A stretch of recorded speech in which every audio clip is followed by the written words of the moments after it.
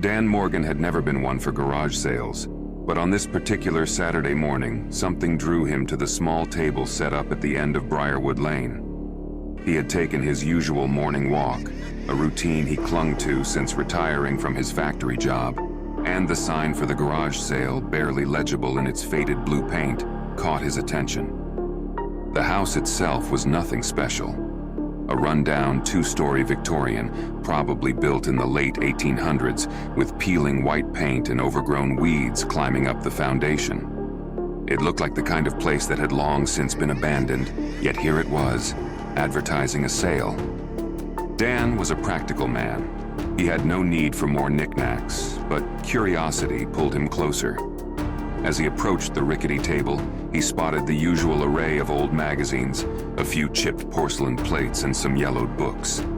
Then he saw the lamp. It was unlike anything he had ever seen. Tall and slender, with a brass base that looked tarnished with age, but somehow still elegant. The lampshade was a deep burgundy, made from a fabric that seemed out of place in today's world, like something that belonged in a different time. Dan couldn't explain why he wanted it. He didn't need another lamp. But this one felt different. It was as if the lamp was staring back at him, drawing him in with its quiet presence. "How much for the lamp?" Dan asked the woman sitting in a creaky lawn chair behind the table. She was elderly, her gray hair tied back in a loose bun, her face lined with the years she'd seen. Her eyes flickered to the lamp, and for a moment Dan thought he saw hesitation. Then she smiled, a slow, weary smile that didn't reach her eyes.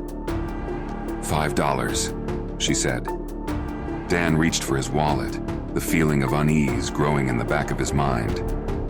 He handed her the money and took the lamp, its weight heavier than he expected.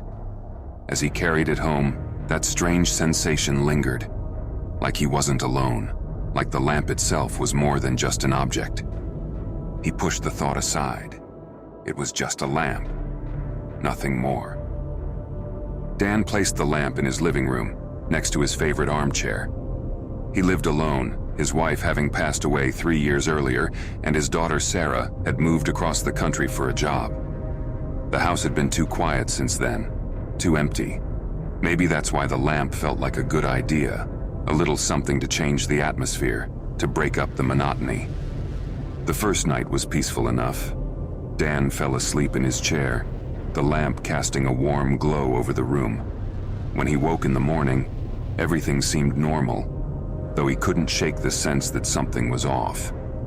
He shrugged it off, chalking it up to old age. But over the next few days, the odd occurrences began. It started small, barely noticeable things. He would set his keys down on the kitchen counter, only to find them later in the living room. His reading glasses, which he always kept on the side table by his chair, would somehow end up in the hallway. At first, Dan figured he was just being forgetful. He was getting older, after all. Then, the noises began. In the middle of the night, Dan would wake up to the sound of footsteps. Soft, deliberate steps, as if someone was walking slowly through the house.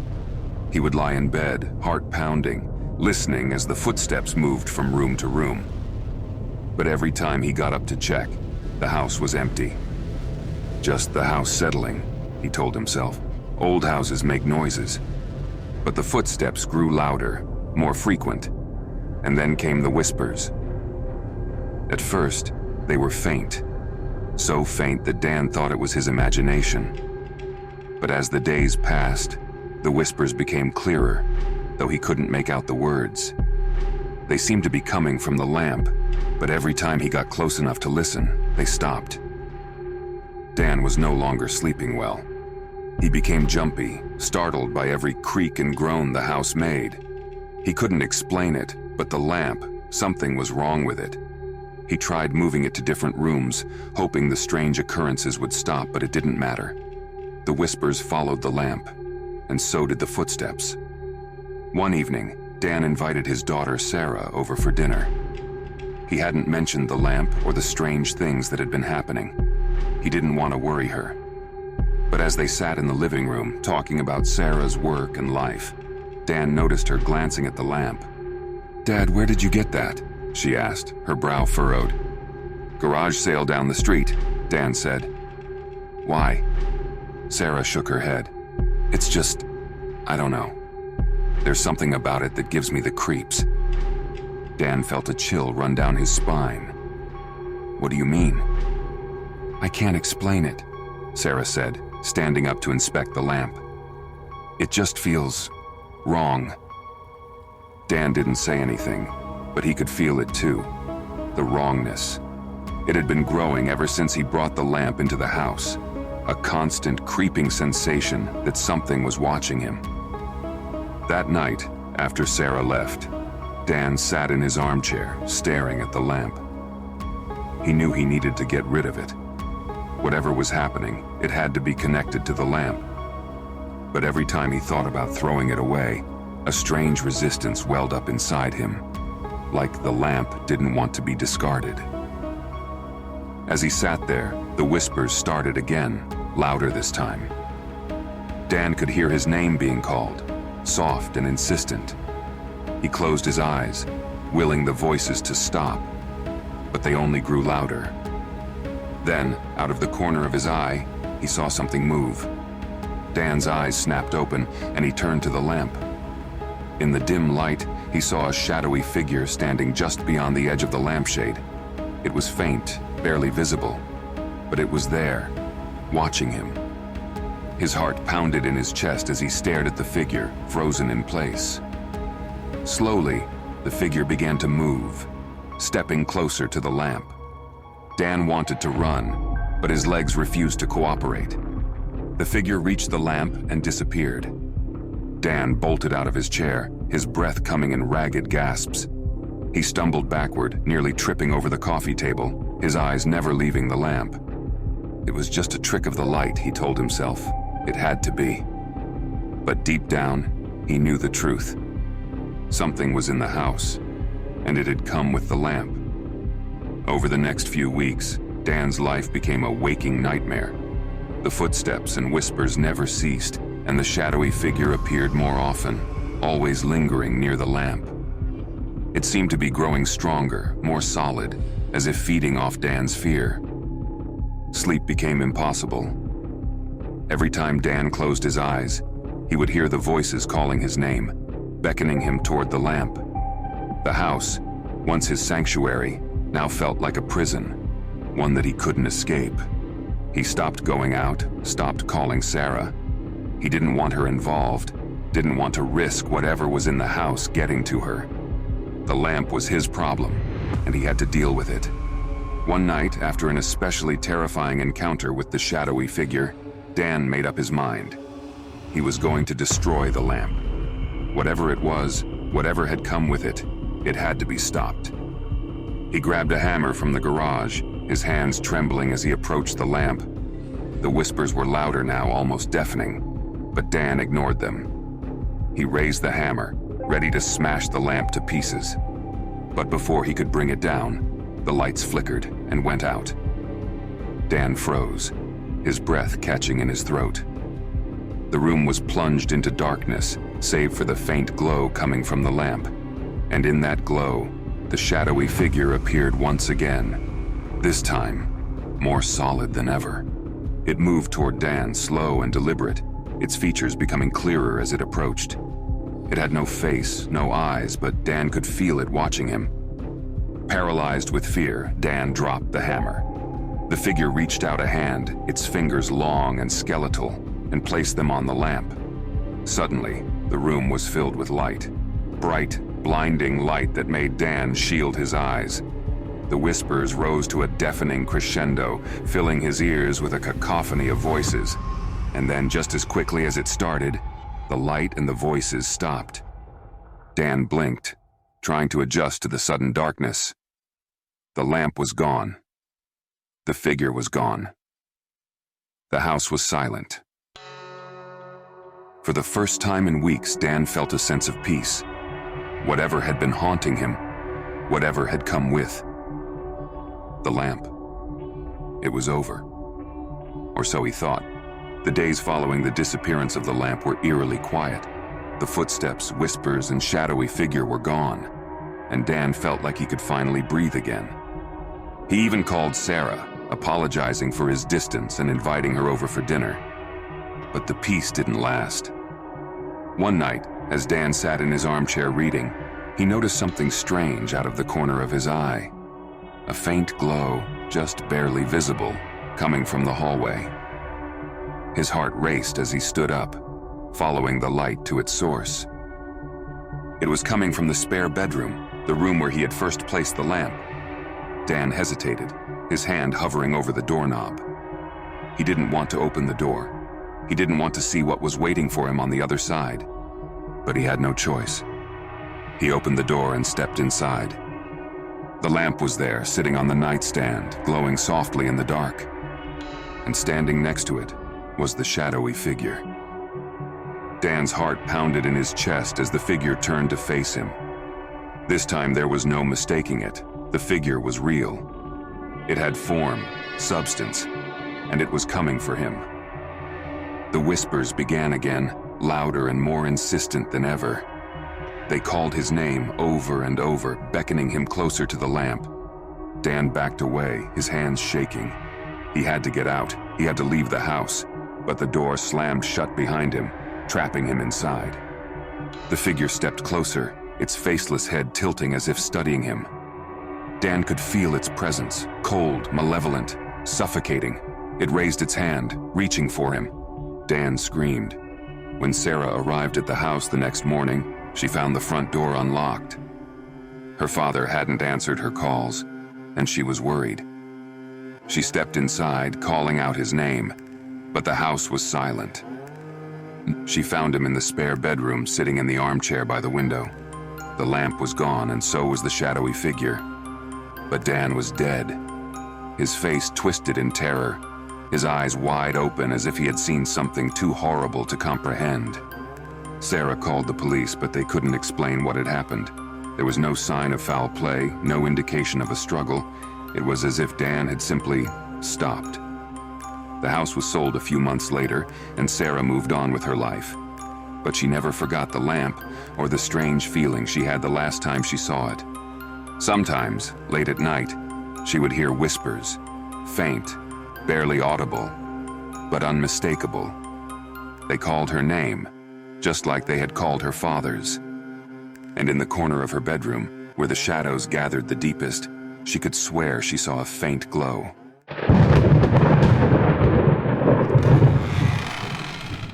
Widow's Peak was a cliff that jutted out over the tumultuous waves of the Atlantic Ocean, a place known for its dramatic views and its tragic history. It was said that in the early 1800s, the wives of sailors who lived in the nearby coastal village would gather there, scanning the horizon for any sign of their husbands' ships. Many of those women waited in vain, as the sea was unforgiving, and not all vessels returned from their perilous journeys. One such woman, Lillian Morris, became a symbol of sorrow and loss. Her husband, Captain William Morris, was a seasoned sailor who promised to return to her after his latest voyage. But days turned into weeks, and weeks into months, and no word came from his ship. Lillian visited the peak every day, no matter the weather, waiting, hoping. Eventually, her hope turned to despair, and one stormy night, she was seen standing at the edge of the cliff, her white nightgown billowing in the wind. The next morning, her body was found on the rocks below. The villagers claimed that her ghost still lingered at Widow's Peak, eternally waiting for her lost love. It became a local legend, a ghost story passed down through generations. Many said they had seen her, a pale figure standing at the cliff's edge, her eyes fixed on the sea. Some even claimed to hear her wailing on stormy nights, her cries carried on the wind. For years, no one ventured to Widow's Peak after dark, until a group of amateur ghost hunters decided to investigate. Among them was Tom, a skeptic who had never believed in ghosts but was intrigued by the stories of Lillian's haunting. The group planned to spend the night at the cliff, hoping to capture evidence of the widow's ghost. They arrived just as the sun was setting, the sky painted in hues of orange and pink, the ocean below crashing against the rocks with a rhythmic, thunderous roar. The cliff itself was eerily quiet, save for the wind that howled through the craggy rocks and the distant calls of seabirds. The group set up their equipment, cameras, voice recorders, and EMF detectors, and settled in for what they assumed would be a long, uneventful night. As darkness fell, the wind picked up, carrying with it the salty scent of the sea. Tom, standing near the edge of the cliff, stared out at the water, wondering what it must have been like for Lillian to wait here night after night, hoping for a ship that would never come. He could almost imagine her standing there, her white nightgown flapping in the wind, her eyes full of sorrow. "I don't get why people think this place is haunted," Tom said, turning to his friends. "It's just a cliff. There's nothing here." But even as he spoke, a chill ran down his spine. The temperature had dropped suddenly, and the wind seemed to take on a new, more ominous tone. The others noticed it too, exchanging uneasy glances. "Do you hear that?" one of them asked. Tom strained his ears, listening. At first, he thought it was just the wind, but then he heard it, faint, almost imperceptible at first, but unmistakable. A soft, mournful wail carried on the breeze.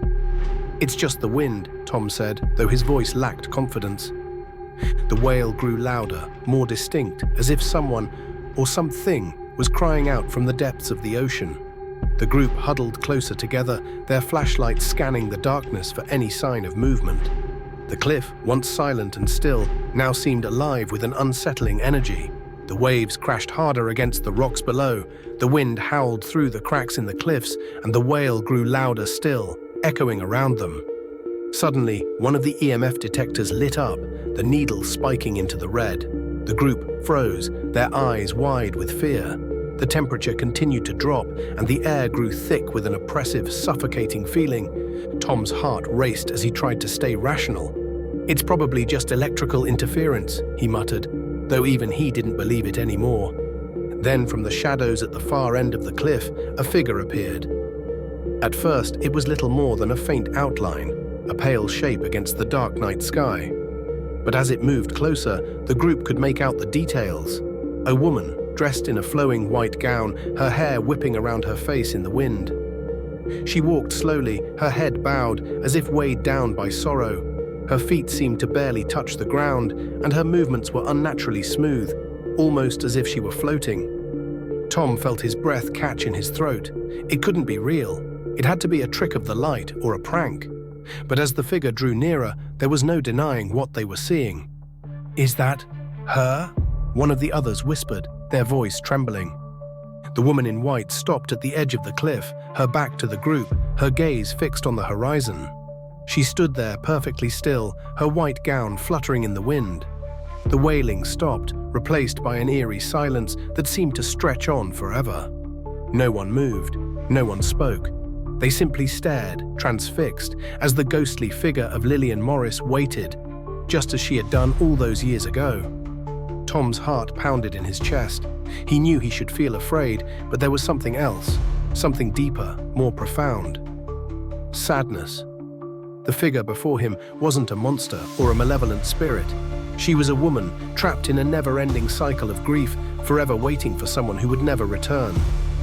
And then, as suddenly as she had appeared, the ghost turned. Her face, pale and gaunt, was streaked with tears, her eyes, hollow and filled with despair, locked onto Tom's. For a brief moment, he felt as though he could see into her soul, into the endless sorrow that had consumed her. The wind picked up again, howling louder than before, and the ghost of Lillian Morris let out one final piercing wail, a cry so filled with anguish that it made Tom's heart ache. The figure stepped forward, as if she were about to walk right off the edge of the cliff. And then she vanished. The group stood in stunned silence, the air around them still vibrating with the energy of what they had just witnessed. Tom's mind raced, trying to make sense of what he had seen, but there was no logical explanation. The ghost of Widow's Peak was real. They packed up their equipment in a daze, too shaken to speak. As they made their way back to the village, the wind began to die down, and the wailing faded into the distance, as if the spirit of Lillian Morris had returned to the sea. Tom never forgot that night. He had gone to Widow's Peak a skeptic, but he left a believer, haunted not by fear, but by the overwhelming sadness of a woman who had waited for her love in life, and now in death. Hawthorne Hollow was once a vibrant town, nestled deep within a forest at the edge of nowhere. But now it lay abandoned, overgrown, and forgotten. The townsfolk had left long ago, driven out by a series of tragic and inexplicable events that no one could explain. But the few that remained behind, the elders of nearby villages, spoke in hushed tones about the children of Hawthorne Hollow, a group of children who had mysteriously vanished one summer evening and were never seen again. It started with the whispers, they said. Children in the town would complain about hearing voices in the woods surrounding the town. The whispers called their names, soft at first, barely noticeable.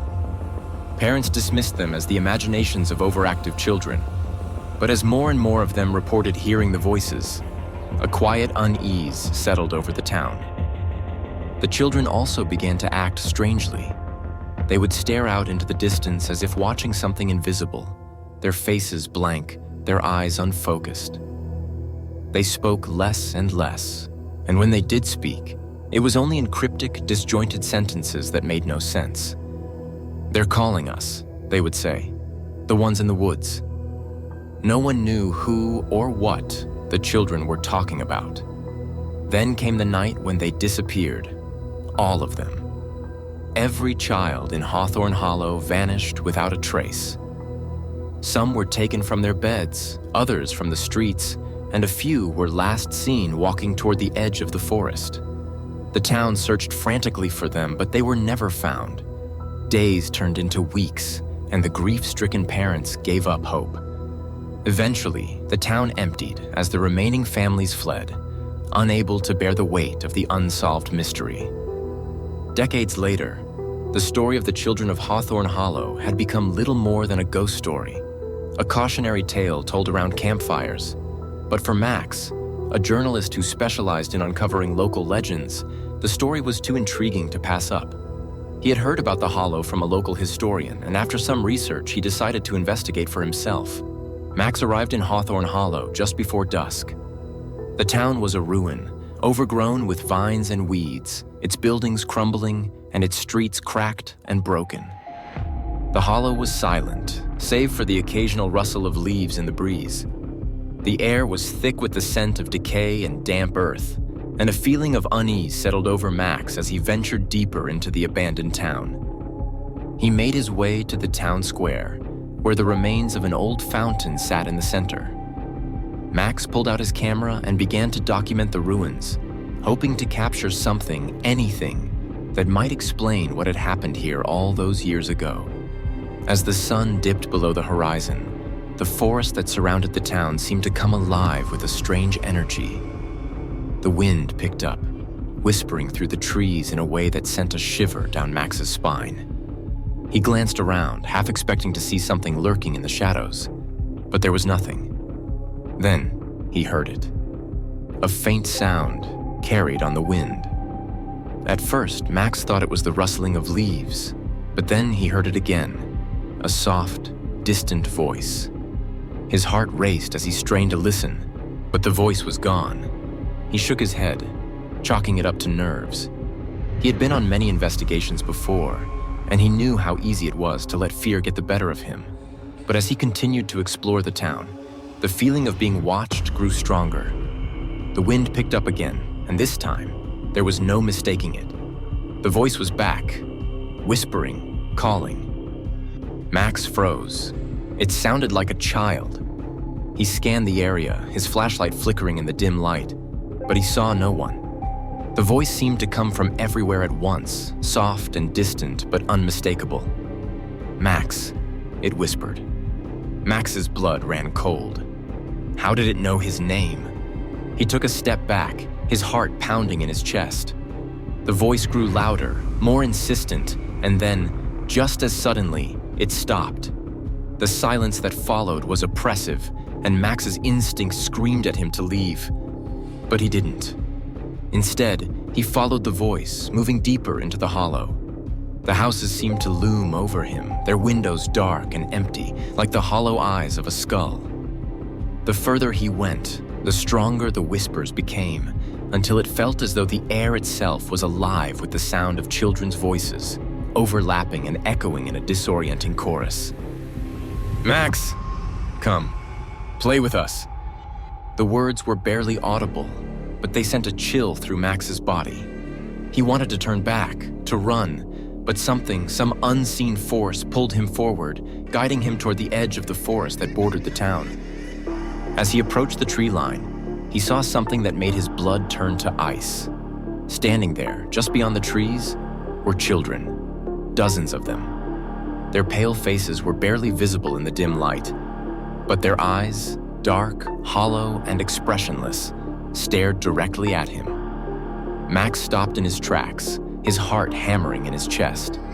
The children stood motionless, their faces blank, their bodies eerily still. And then, as one, they smiled. It was not the innocent smile of a child. It was something else, something darker, twisted. Before Max could react, the children turned and disappeared into the woods, their laughter echoing behind them. Max stood frozen, unsure of what to do. The rational part of his mind told him to leave, to get out of there before it was too late.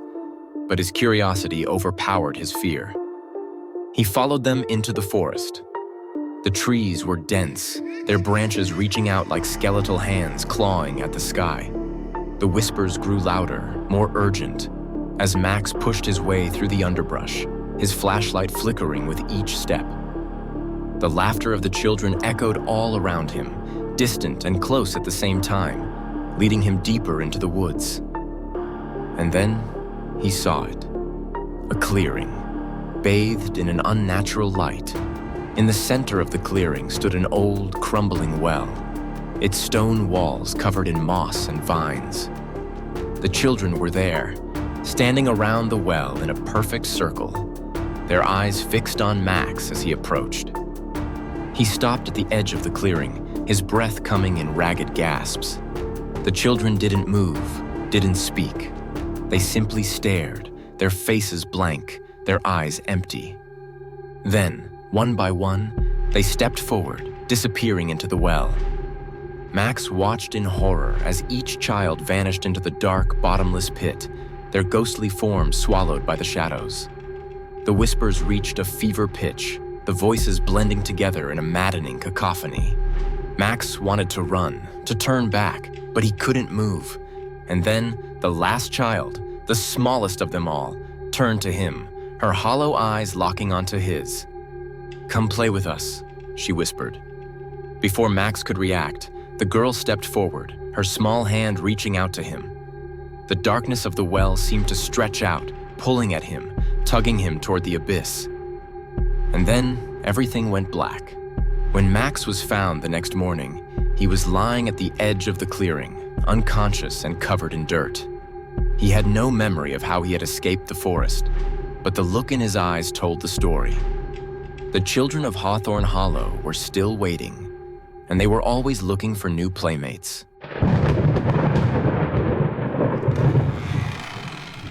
In the quiet town of Pines Grove, there is a forest that no one dares enter. Even in daylight, the woods feel unnerving, with twisted trees that seem to lean closer together, casting long shadows over the path. The locals have a simple name for it, the Whispering Woods. Over the years, there have been stories, tales of hikers who vanished without a trace, strange noises that carried on the wind, and voices that would speak your name, luring you deeper into the trees. The older generations warn the younger ones to stay away, especially on Halloween night, when the forest seemed more alive.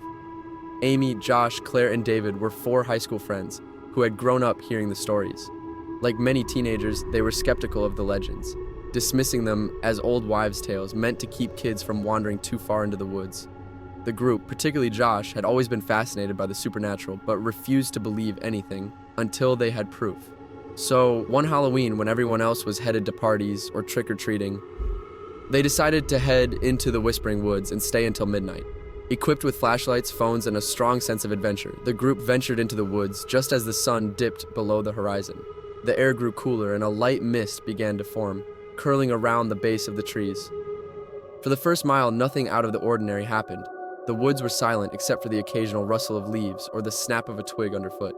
But as they went deeper, something changed. It started as a whisper, so soft that they could have mistaken it for the wind.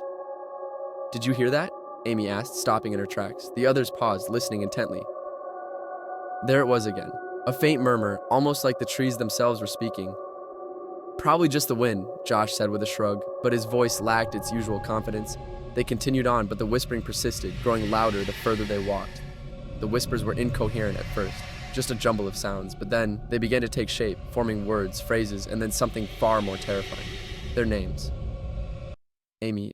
She stopped dead in her tracks. "Did you guys hear that?" "Hear what?" David asked. "My name... It just said my name." Before anyone could respond, another whisper came through the trees. This time it was Claire's name, followed by Josh's. The whispers were coming from all directions, surrounding them, pressing in closer.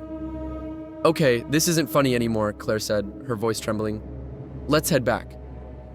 But as they turned to retrace their steps, the path behind them was gone. The trees seemed to have shifted, closing off the trail they had followed. It was as if the forest itself was alive, moving to trap them. "What the hell?" Josh muttered, spinning in circles as he tried to find any recognizable landmark. "We didn't go that far. We should be able to see the edge of the woods, but there was nothing. Just endless trees, their gnarled branches twisting together like skeletal hands." Panic began to set in. The whispers grew louder, more insistent. They no longer sounded distant. They were right there with them, brushing past their ears, filling their minds. Each step they took seemed to bring them deeper into the forest rather than out. Every direction they tried led them back to the same spot, a small clearing with a strange stone altar in the center. The altar was old, covered in moss and engraved with symbols none of them recognized.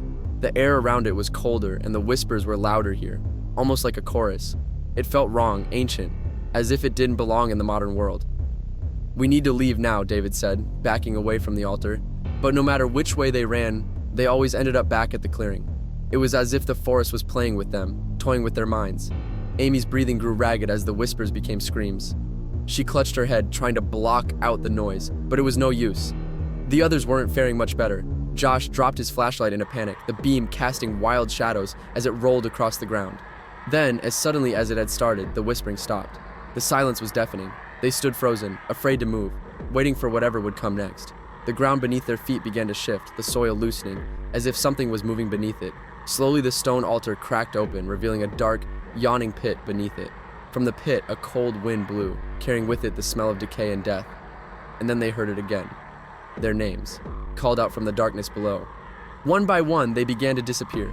First Claire, who was pulled into the pit by invisible hands. She didn't even have time to scream. Then David, whose eyes went wide with terror as he was dragged toward the altar by something unseen. Amy and Josh were the last ones left, standing frozen in fear as the whispers surrounded them once more. Josh tried to run, but the forest wouldn't let him go. The trees seemed to reach out for him, their branches wrapping around his arms and legs, pulling him toward the pit. Amy was alone now, standing at the edge of the clearing, her heart pounding in her chest. The whispers were deafening now, louder than ever before. And then, just as suddenly as it had all started, the forest went silent once again. Amy collapsed to the ground, sobbing as the altar sealed itself shut, trapping her friends inside forever.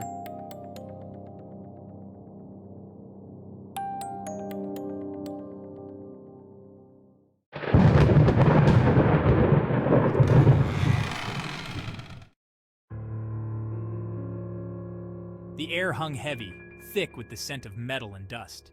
Shadows stretched long and deep inside the factory. Giant machines hulked in the gloom, silent but menacing. This was the night shift at Darrow Industries, F. Manilow Street.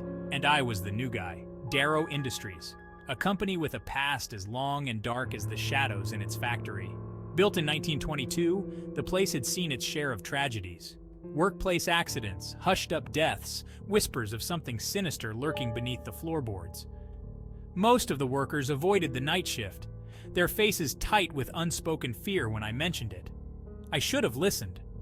My footsteps echoed in the cavernous space, the only sound besides the distant hum of electricity. I shivered, pulling my jacket tighter. Even the stale air seemed to crackle with an unseen energy, a palpable tension that sent goosebumps crawling across my skin. Out of the corner of my eye, I thought I saw something move, a flicker of shadow, gone as quickly as it appeared. I shook my head, trying to dismiss the feeling. It was just the wind, I told myself, or maybe a rat. The place was old after all. But deep down, a primal fear stirred within me, the feeling that I wasn't alone. My name is Jack. 2 weeks ago, I was desperate for work, any work. So, when Darrow Industries offered me a position on the night shift, I jumped at the chance. Now, standing here in the echoing darkness, I wasn't so sure. The foreman, a burly man with a permanent scowl etched onto his face, had shown me the ropes. Or rather, the lack of them. "Just keep an eye on things," he'd grunted, avoiding my gaze. "And don't mind the noises. This place is old, you know." He didn't need to tell me twice. My job was simple enough. Patrol the factory floor, make sure everything was in order. It sounded easy enough, but there was something about the place that set my teeth on edge. The way the shadows seemed to dance, the way the air grew cold in certain spots, and the silence. It wasn't a peaceful silence, but a heavy, expectant one. I continued my rounds, my footsteps echoing in the stillness. The only light came from the dim bulbs hanging overhead, casting long, distorted shadows that seemed to writhe and twist like living things. Every creak of the floorboards, every sigh of the wind through the broken windows, sent a jolt of adrenaline through me. The hours crawled by. Each tick of the clock seemed to amplify the silence, making the hairs on the back of my neck stand on end. I tried to focus on my job, to ignore the feeling of being watched, but it was like trying to outrun my own shadow. I started to notice things, small things at first, tools misplaced, shadows moving in the periphery of my vision. Once, I could have sworn I heard a whisper, a faint, raspy voice that seemed to come from the very walls themselves. I stopped, my heart pounding in my chest, but the sound was gone. I tried to rationalize it, to tell myself it was just my imagination playing tricks on me, but the feeling persisted. It was like something was trying to get my attention, to draw me deeper into the heart of the factory. I stopped by one of the machines, its metal surface cold and damp beneath my touch. It was a hulking monstrosity, a relic from a bygone era. I could almost feel the history radiating from it, the countless hours of work, the sweat, the blood that had gone into its creation. One night, the noises started. They were faint at first, just a series of taps and scrapes. I dismissed them as rats or the building settling, but as the nights went on, they grew louder, more insistent. One night, I heard a crash. It came from the far end of the factory, near the old assembly line. My heart leaped into my throat. I grabbed my flashlight, my hand trembling as I fumbled for the switch. The beam cut through the darkness, illuminating dust motes dancing in the air. But there was nothing there. "Hello!" My voice echoed in the empty space, sounding small and lost. Silence, except for the frantic pounding of my own heart. I waited, listening, but the only sound was the creaking of the old building. I told myself it was probably just a shelf collapsing under its own weight, but the feeling of unease lingered. It was like the factory itself was breathing, its ancient lungs wheezing out a symphony of unsettling sounds. The feeling of being watched intensified. Everywhere I went, it was there. A presence lurking just beyond the edge of my vision, a cold breath on the back of my neck. I started seeing things out of the corner of my eye. Flickers of movement, shadows that seemed to dart behind machinery when I turned my head. One night, I swore I saw a figure standing at the end of one of the aisles, tall and slender, shrouded in shadow. But when I turned my flashlight on it, there was nothing there. I began to dread my shifts. The loneliness of the factory, once merely unsettling, now felt oppressive, suffocating. The silence was no longer empty, but filled with whispers and unseen movements. I was trapped in a nightmare, my senses on high alert, my nerves stretched taut as piano wire. I tried talking to some of the other workers about it, but they just shook their heads, their faces grim. "You get used to it," one old-timer told me, his eyes filled with a strange mixture of fear and resignation, "or you go crazy." One night I saw it clearly, the ghostly figure. I was making my rounds, my flashlight beam cutting through the darkness when I saw it standing at the end of aisle 4. It was the same figure I'd glimpsed before, tall and slender, but this time I could make out more details. It appeared to be a woman. Her form was shrouded in a long, flowing gown that seemed to absorb the light. Her hair was long and dark, cascading down her back like a waterfall of ink. but it was her face that chilled me to the bone. Her features were pale and gaunt, her eyes hollow sockets that seemed to burn with a cold, ethereal fire. Her lips were pulled back in a silent scream, a rictus of pure terror frozen on her face. I froze, my blood turning to ice in my veins. For a moment our eyes met, and in that instant, I felt a surge of pure, primal fear, unlike anything I'd ever experienced before. Then, as quickly as it appeared, the figure was gone, vanished into thin air. I stood there for what felt like an eternity, my heart pounding against my ribs, my breath caught in my throat. The silence was deafening. The whispers started a few nights later. They were faint at first, like the rustling of leaves, but they grew stronger each night. I would be walking my rounds, the silence pressing in on me from all sides, and then I would hear them. Whispers just on the edge of my hearing, murmuring my name. Jack, Jack. The voice was soft, feminine, but with an underlying current of something cold and menacing. It seemed to come from everywhere and nowhere at once, slithering around the machinery, seeping out of the very walls themselves. I tried to ignore it, to convince myself it was just the wind or the old building groaning under its own weight, but the whispers persisted, growing louder, more insistent. Sometimes they would morph into words, phrases that sent chills down my spine. Help me! They won't let me leave! I would spin around, my heart racing, but there was never anything there. Just the endless rows of silent machines and the oppressive darkness. I was starting to lose it.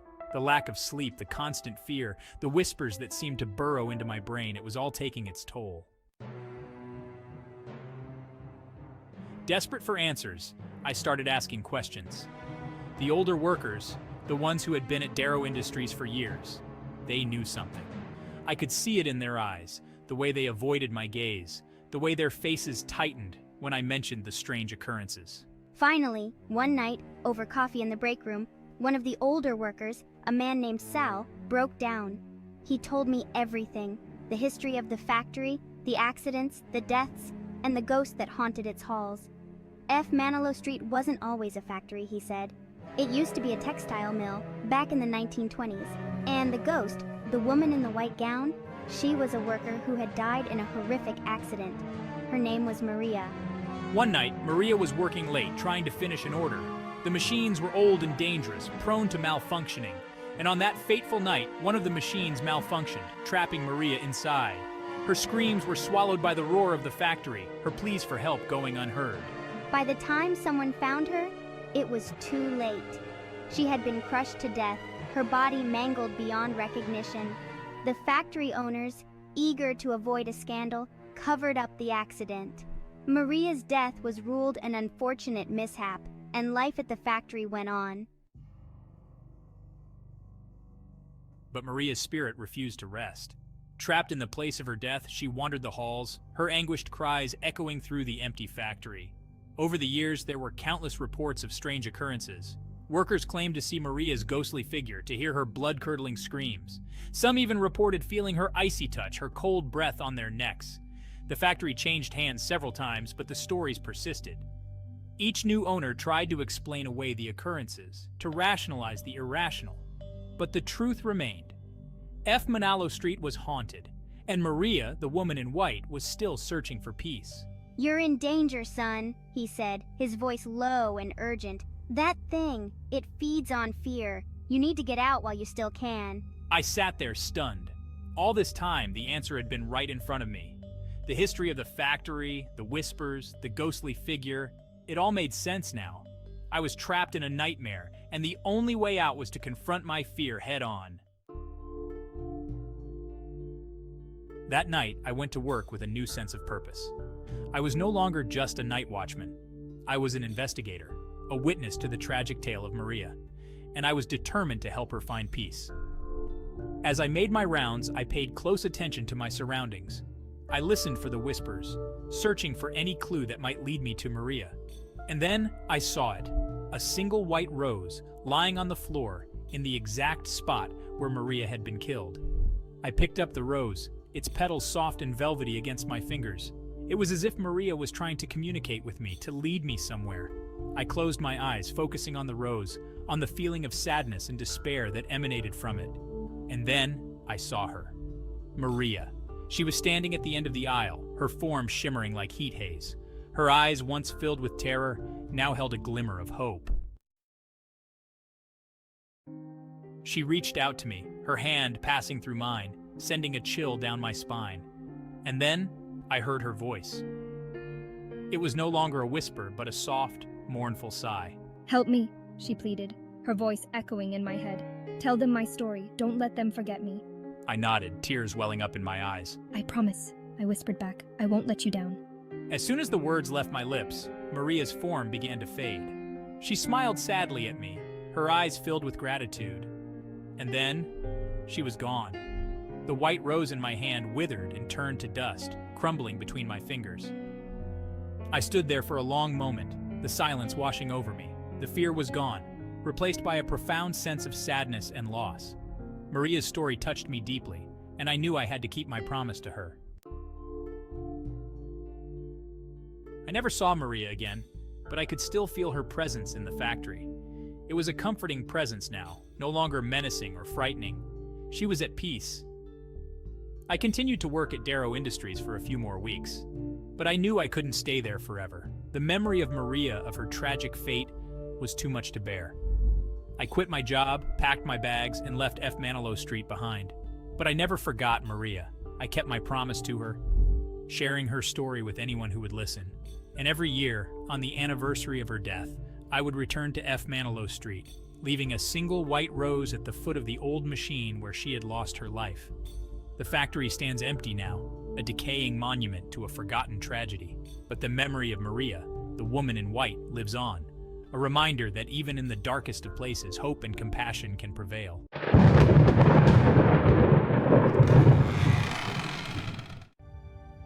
This is my first time to share my scary experience. This is about my uncle. We went on a vacation to Cebu in the Philippines to visit my family. When we got there, we saw our aunts, cousins, my grandmother and grandfather, and also my uncle Dodong. We were having a wonderful time buying food, going to the beach, and going crazy at the disco. I even got to ride a carabao. One evening while we were chilling out on the beach, my cousins told me about the Makukulong. Also known as a Philippine witch, the Makukulong uses black magic and other sorcery such as candle lighting rituals, scrying, reciting spells, and concocting potions. They said that if I bump into someone, especially old people, don't look them in the eyes and just walk straight on.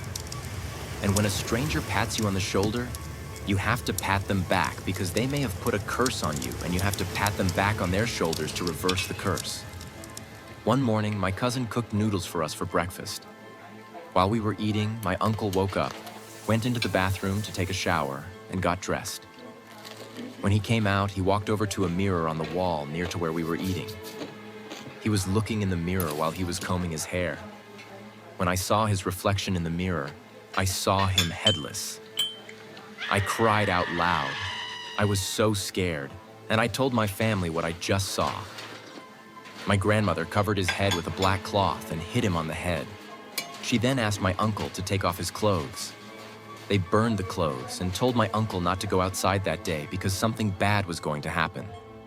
The next day, my uncle woke up early and said that he was going to church to pray for what happened yesterday because he was scared too. He got dressed and left. It was many hours later when our grandfather got a call. It was our neighbor. She said that my uncle is dead. He got hit by a 10-wheeler truck and his head was crushed. It's been 5 months and I still can't get over it. I'm the one who saw him headless. I'm still scared.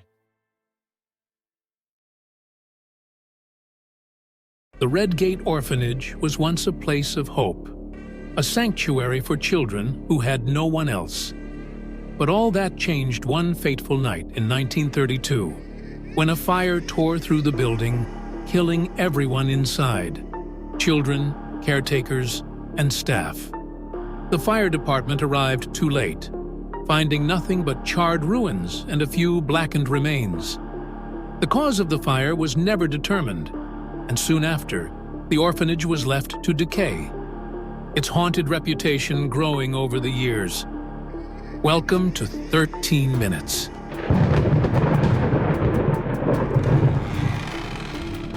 Locals say that on cold, windy nights, especially around Halloween, You can still hear the cries of the children who perished in the fire. Some claim to see faint, ghostly figures in the windows, even though the building has been abandoned for decades. Paranormal investigators, thrill seekers, and curious tourists have all tried to uncover the secrets of Redgate, but few have returned with answers. This Halloween, however, a new group of investigators arrives. Mark, a seasoned paranormal investigator and skeptic, leads the team. His partner, Rachel, is a medium, sensitive to spirits and energies that most people can't perceive. Tom, the tech expert, brings along cameras, EVP recorders, and thermal sensors, eager to catch any sign of the supernatural. They've come to Redgate on a mission to spend the night inside the orphanage and document any paranormal activity they encounter. They arrive at dusk, the sun casting long shadows over the crumbling building. The orphanage looms ahead, its windows shattered, the roof partially collapsed. The air is thick with the scent of mildew and decay. Mark, ever the skeptic, leads the way, determined to prove that the stories about Redgate are nothing more than local folklore. As they step inside, the floorboards creak beneath their weight, and the air grows colder. Rachel immediately feels a presence, something heavy and oppressive. She shivers, her breath visible in the frigid air. "They're still here," she whispers, glancing around the darkened hallways. "The children! They're waiting!" Mark rolls his eyes. "Let's get the equipment set up. We'll see if we can pick up any EVP or temperature changes." Tom sets up his gear, placing cameras in strategic locations throughout the orphanage. They focus on the basement, where most of the activity is said to occur. The fire is believed to have started there, though no one knows how. As the night progresses, strange things begin to happen. First, there's the sound of footsteps, small, light, as if a child is running through the halls. Then, faint cries echo from the basement, growing louder and more desperate. Rachel's heart pounds in her chest. She can feel the children's fear, their confusion.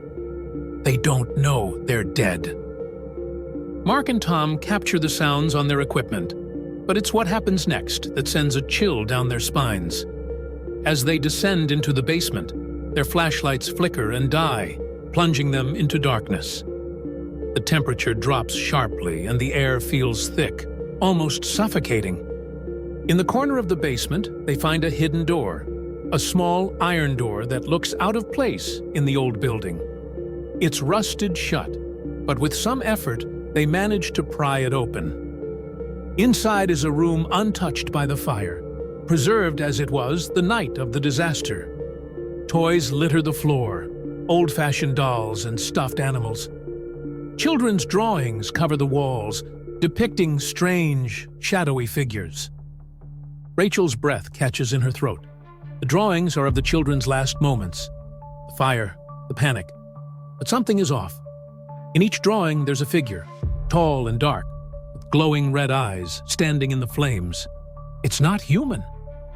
"There was something else here," Rachel whispers, her voice trembling. "It wasn't just a fire. The children, they were afraid of something worse than the flames." As she speaks, the room grows colder, and they hear it, a low, guttural growl from the darkness. The sound isn't human, and it's getting closer. Rachel backs away, her heart racing.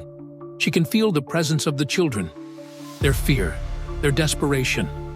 They're trapped, unable to move on because of the malevolent force that claimed them. Suddenly, the door slams shut behind them, trapping them inside the room. Mark and Tom frantically try to force it open, but it won't budge. The growling grows louder, echoing through the basement.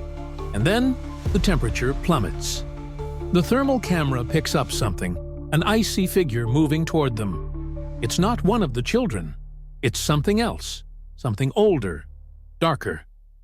The children's spirits begin to manifest, their ghostly figures flickering in and out of view. They're trying to warn them, trying to protect them from whatever lurks in the basement. But it's too late. The dark figure emerges from the shadows, its glowing red eyes fixating on them. Mark and Tom freeze, unable to move as the air grows thick with fear. Rachel reaches out, trying to connect with the children, to help them move on, but the entity won't let them go. With a final desperate scream, the spirits of the children fade, leaving the investigators alone with the dark presence. As the figure moves closer, the last thing they hear is the sound of children crying, their voices fading into the darkness.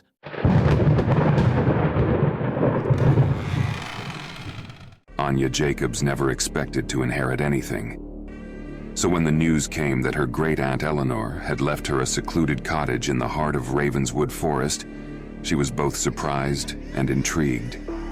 Growing up, she had heard little of her distant relative, and now, with Eleanor's passing, Anya found herself the owner of a property deep in a forgotten woodland. It seemed like the perfect place to escape her stressful city life and find some solitude. Driving through the winding, overgrown roads leading to the cottage, Anya couldn't shake the feeling of isolation. The towering trees seemed to block out the sun, casting long, eerie shadows that made the journey unsettling. Eventually, the cottage appeared, a quaint, ivy-covered house surrounded by untamed nature. It was charming, yet there was something oddly melancholic about the place. As she stood at the threshold, keys in hand, a chill breeze swept past her, carrying with it the faint scent of damp earth and something else she couldn't quite place. The moment she stepped inside, a sense of unease washed over her. The air was heavy, and despite the sunlight filtering through the windows, the house felt strangely dim. The floors creaked under her feet, and dust particles danced in the light. Yet the cottage had a peculiar allure, and Anya was eager to settle in. Little did she know, her life was about to take a terrifying turn. As the days passed, Anya explored the cottage, familiarizing herself with its old-fashioned layout and unique charm. In the evenings, she would sit by the fire, listening to the distant howling of wolves in the forest, their calls echoing through the trees.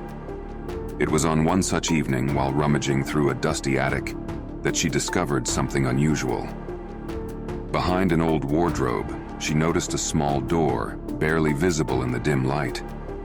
Pushing the wardrobe aside, she hesitated for a moment before opening it.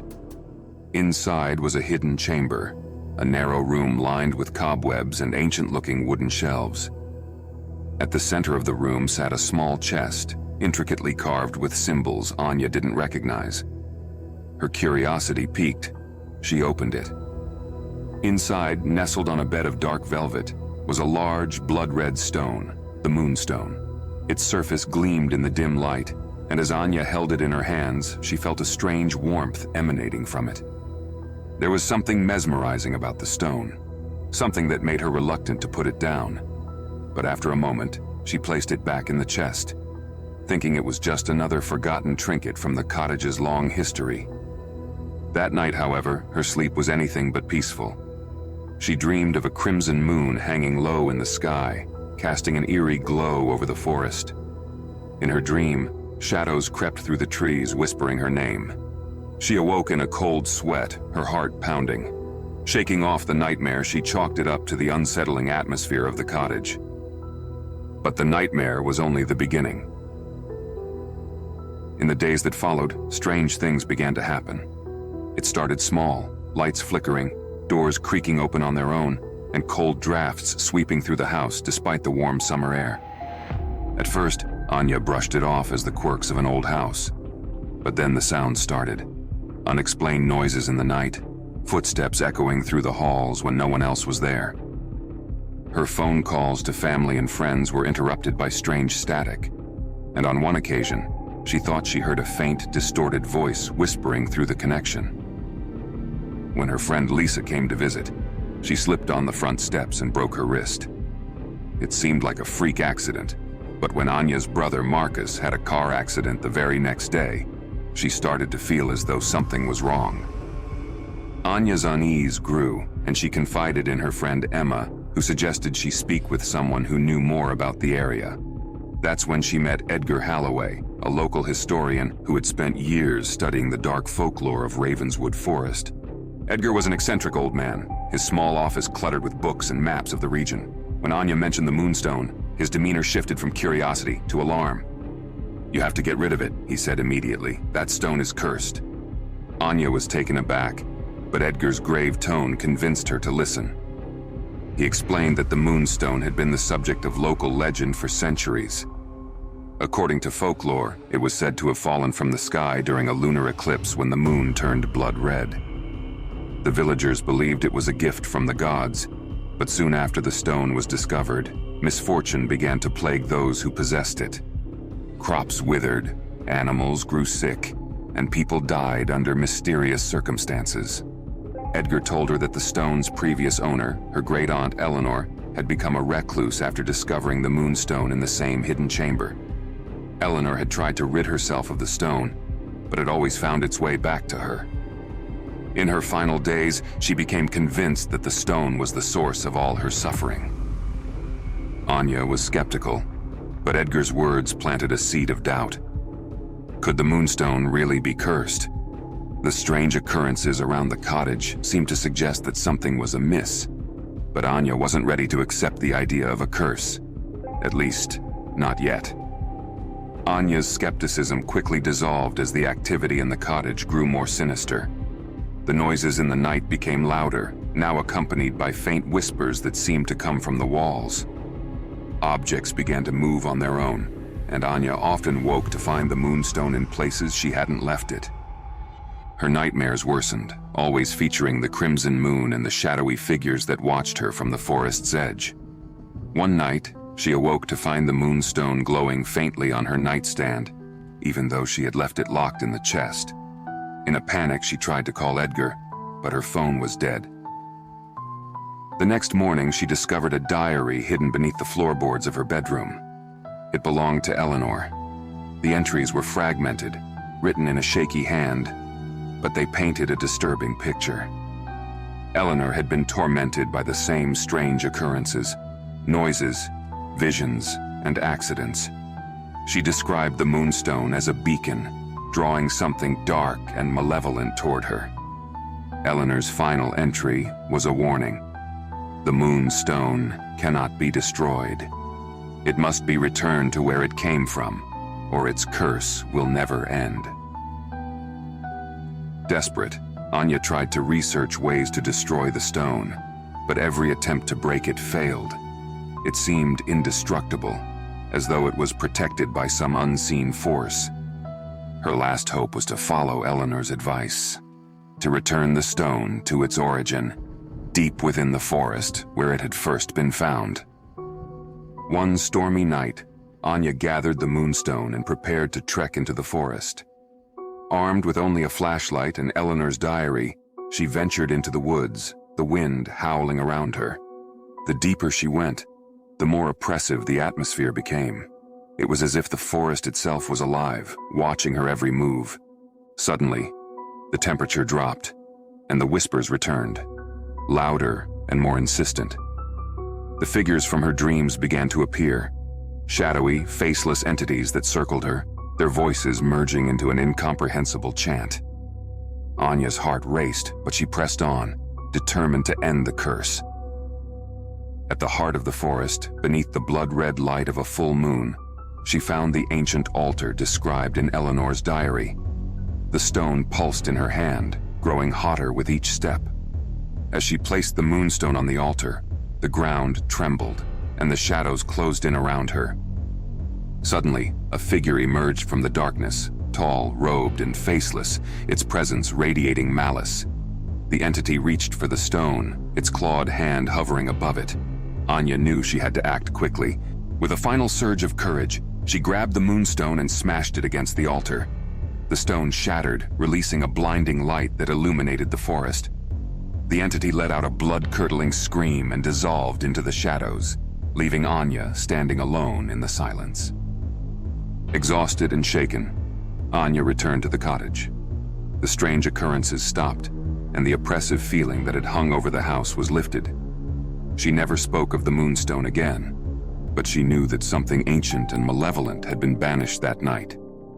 Though the curse had been broken, Anya could never fully shake the feeling that the forest was watching her, waiting for another to claim the crimson moon.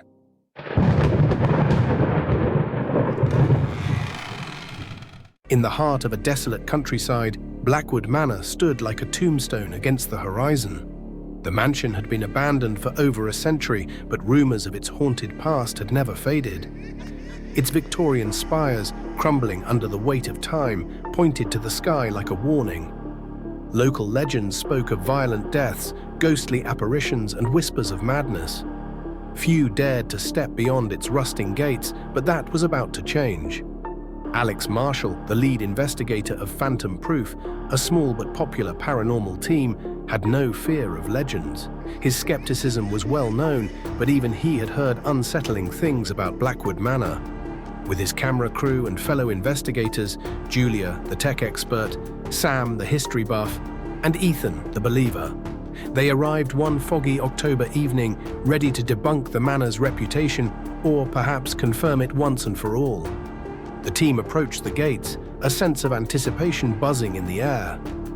Alex, always the charismatic leader, joked about the dilapidated state of the mansion, trying to lighten the mood, but even he felt the weight of unseen eyes watching them. The iron gates groaned open, revealing the overgrown path that led to the front doors. The house loomed before them, an unsettling silence enveloping the grounds.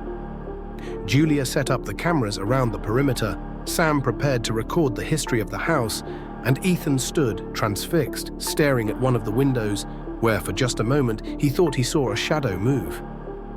"Did you see that?" Ethan whispered, but Alex dismissed it as a trick of the light. They entered the mansion. Inside, the air was thick, almost suffocating. Dust coated every surface, and cobwebs clung to the chandeliers. Sam explained that Blackwood Manor had been built in the late 1800s by William Blackwood, a reclusive industrialist. His wife, Catherine, had died mysteriously, and rumors suggested that her spirit never left the house. Over the decades, several people had lived and died within these walls, each under suspicious or tragic circumstances. As they moved through the entry hall, the temperature dropped noticeably. Julia, ever the techie, checked her thermal cameras. "Cold spot," she muttered, her voice tinged with excitement. It was the first of many strange occurrences. They set up their equipment in the grand parlor, a room that seemed frozen in time.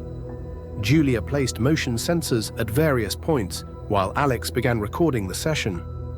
The silence was broken only by the creaking of the old house and the occasional drip of water from the leaky roof. Then it started. At first, it was subtle, a low whisper that seemed to come from nowhere. Ethan, whose belief in the paranormal was unwavering, felt a chill run down his spine. "Did anyone hear that?" he asked. No one had heard it. They continued, and then a loud bang echoed from upstairs. The sound was unmistakable, a door slamming shut with force.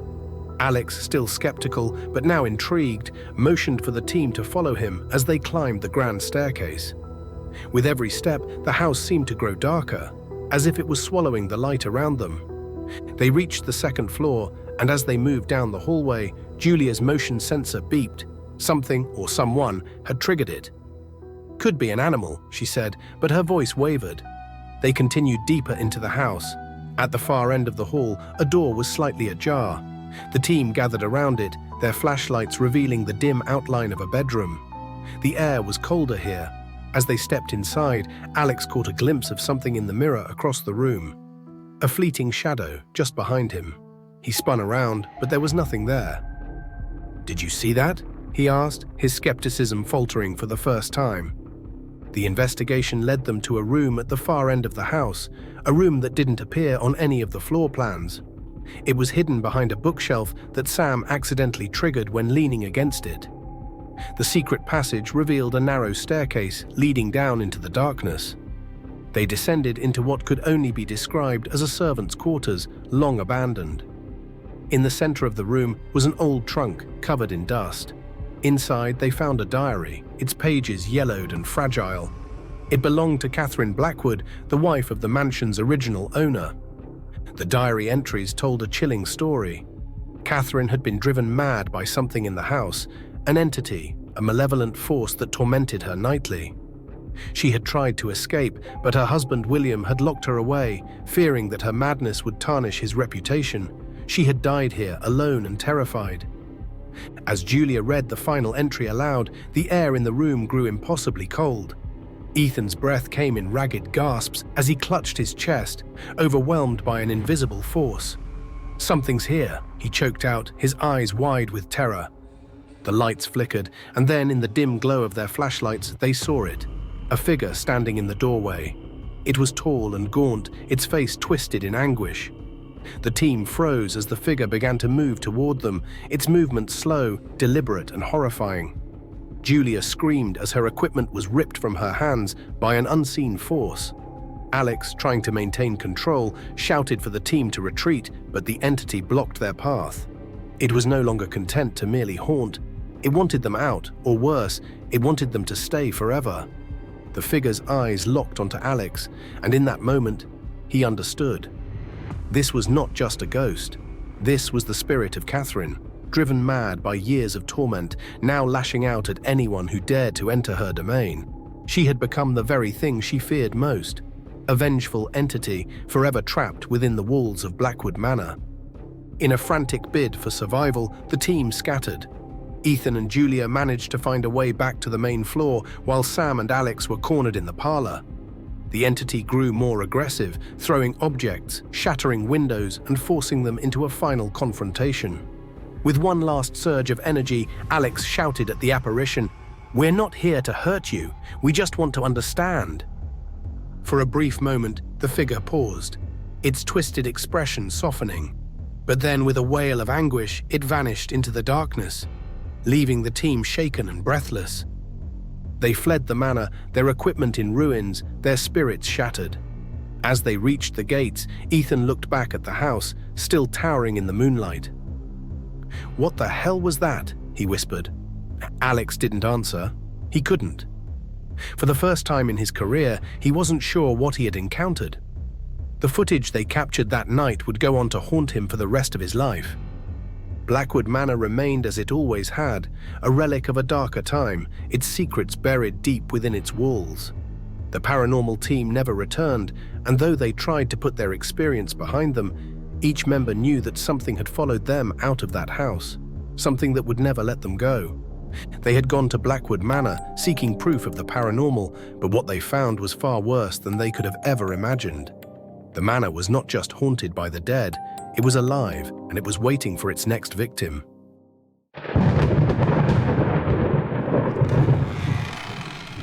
It was the fall of 1994 when Ellen moved into her new apartment. It wasn't anything fancy, just a small one-bedroom unit in a quiet neighborhood. The rent was cheap, and the place was close to her work. Ellen had always been independent, and living alone didn't bother her until the phone calls started. At first, it was nothing out of the ordinary. A wrong number here, a telemarketer there. But one night, around midnight, the phone rang. Groggy, Ellen picked up the receiver and answered with a tired, "Hello?" Silence. She repeated herself, thinking maybe the caller hadn't heard her. Still nothing. Then, just as she was about to hang up, she heard it. A faint breathing on the other end of the line. It was slow and deliberate, almost as if someone was listening to her but didn't want to speak. Ellen hung up, unsettled but not overly concerned. Prank calls happened all the time, especially to women living alone. She dismissed it and went back to bed. The next night, the phone rang again, at midnight, just like before. Ellen hesitated, her hand hovering over the receiver. She answered, and once again, there was silence. She could feel the hairs on the back of her neck stand up. This time she stayed on the line longer, listening intently. The breathing returned, but this time it was closer, more distinct. She slammed the phone down, her heart pounding in her chest. For the next few nights, the calls continued, always at midnight, always the same heavy breathing on the other end. Ellen tried blocking the number, but it always came through as unknown. She even contacted the phone company, but they couldn't trace the calls without more information. Desperate, she confided in her friend Lucy, who suggested getting a new phone number. But Ellen had a feeling that the calls weren't just random. It was as if the caller knew her, as if they were watching her. That night, she stayed up late, determined to confront the mysterious caller if they rang again. Midnight came, and right on cue, the phone rang. Ellen's heart raced as she picked up the receiver. "Who is this?" she demanded. "Why are you doing this?" For a long moment, there was silence. Then finally a voice spoke, hoarse and whispery, barely above a breath. "I'm watching you!" Ellen's blood turned to ice. She dropped the phone and backed away, her hands trembling. She checked all the locks on her doors and windows, her mind racing. Who was this person? How did they know where she lived? The calls became more frequent after that. Every night, without fail, the phone would ring at midnight, and the voice on the other end would whisper terrible things. They described what she was wearing, what she had been doing, where she had gone that day. The more Ellen tried to ignore it, the more detailed the calls became, as if the caller was following her every move. She stopped sleeping, her nerves frayed to the breaking point. She was always looking over her shoulder, feeling as if someone was lurking in the shadows, just out of sight. She tried going to the police, but without any concrete evidence, they couldn't do much. One evening, Lucy offered to stay the night. Ellen agreed, grateful for the company. Midnight came, and just like clockwork, the phone rang. Ellen stared at it, paralyzed with fear. "I'll answer it," Lucy said, picking up the receiver. "Hello?" For the first time in weeks, the line was silent. No breathing, no voice, nothing. "Hello?" Lucy repeated, but there was still no response. She hung up and shrugged. Maybe they gave up. Ellen wanted to believe that, but deep down she knew better. Sure enough, the calls resumed the next night, this time with an even more sinister message. "I'm coming inside." The words echoed in her mind, and Ellen felt a cold sweat break out across her skin. She ran to the front door, checking the locks again, making sure everything was secure, but the feeling of dread was unbearable. She couldn't shake the sensation that she wasn't alone. That night she barely slept, jumping at every sound, every creak of the floorboards. As dawn broke, she decided she couldn't take it anymore. She packed a bag, planning to stay at a hotel for a few nights while she figured out what to do next. As she was leaving, the phone rang again, at midnight as usual. Ellen hesitated, her hand on the doorknob ready to flee, but something compelled her to answer one last time. She picked up the phone and heard the familiar heavy breathing. Then the voice spoke again, but this time it was different. It was no longer a whisper. It was closer, more distinct. "I'm already inside." Ellen dropped the phone, her heart pounding in her ears. She turned slowly, her eyes scanning the room. The house was silent, but the feeling of being watched was overwhelming. Her breath hitched in her throat as she noticed something out of place. Her bedroom window was open, the curtain gently swaying in the breeze. She hadn't opened that window.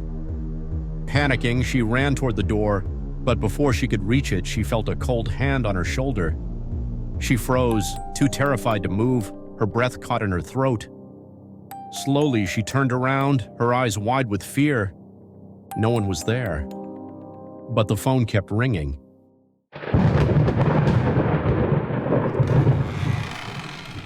Lily was never a believer in the supernatural.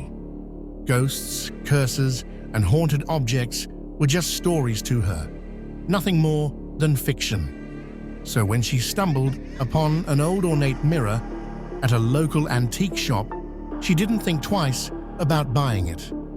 The mirror was beautiful, with intricate carvings along the frame and a glass surface that seemed almost too pristine for its age. It was the perfect piece to complete her newly decorated living room. The shopkeeper had warned her, though.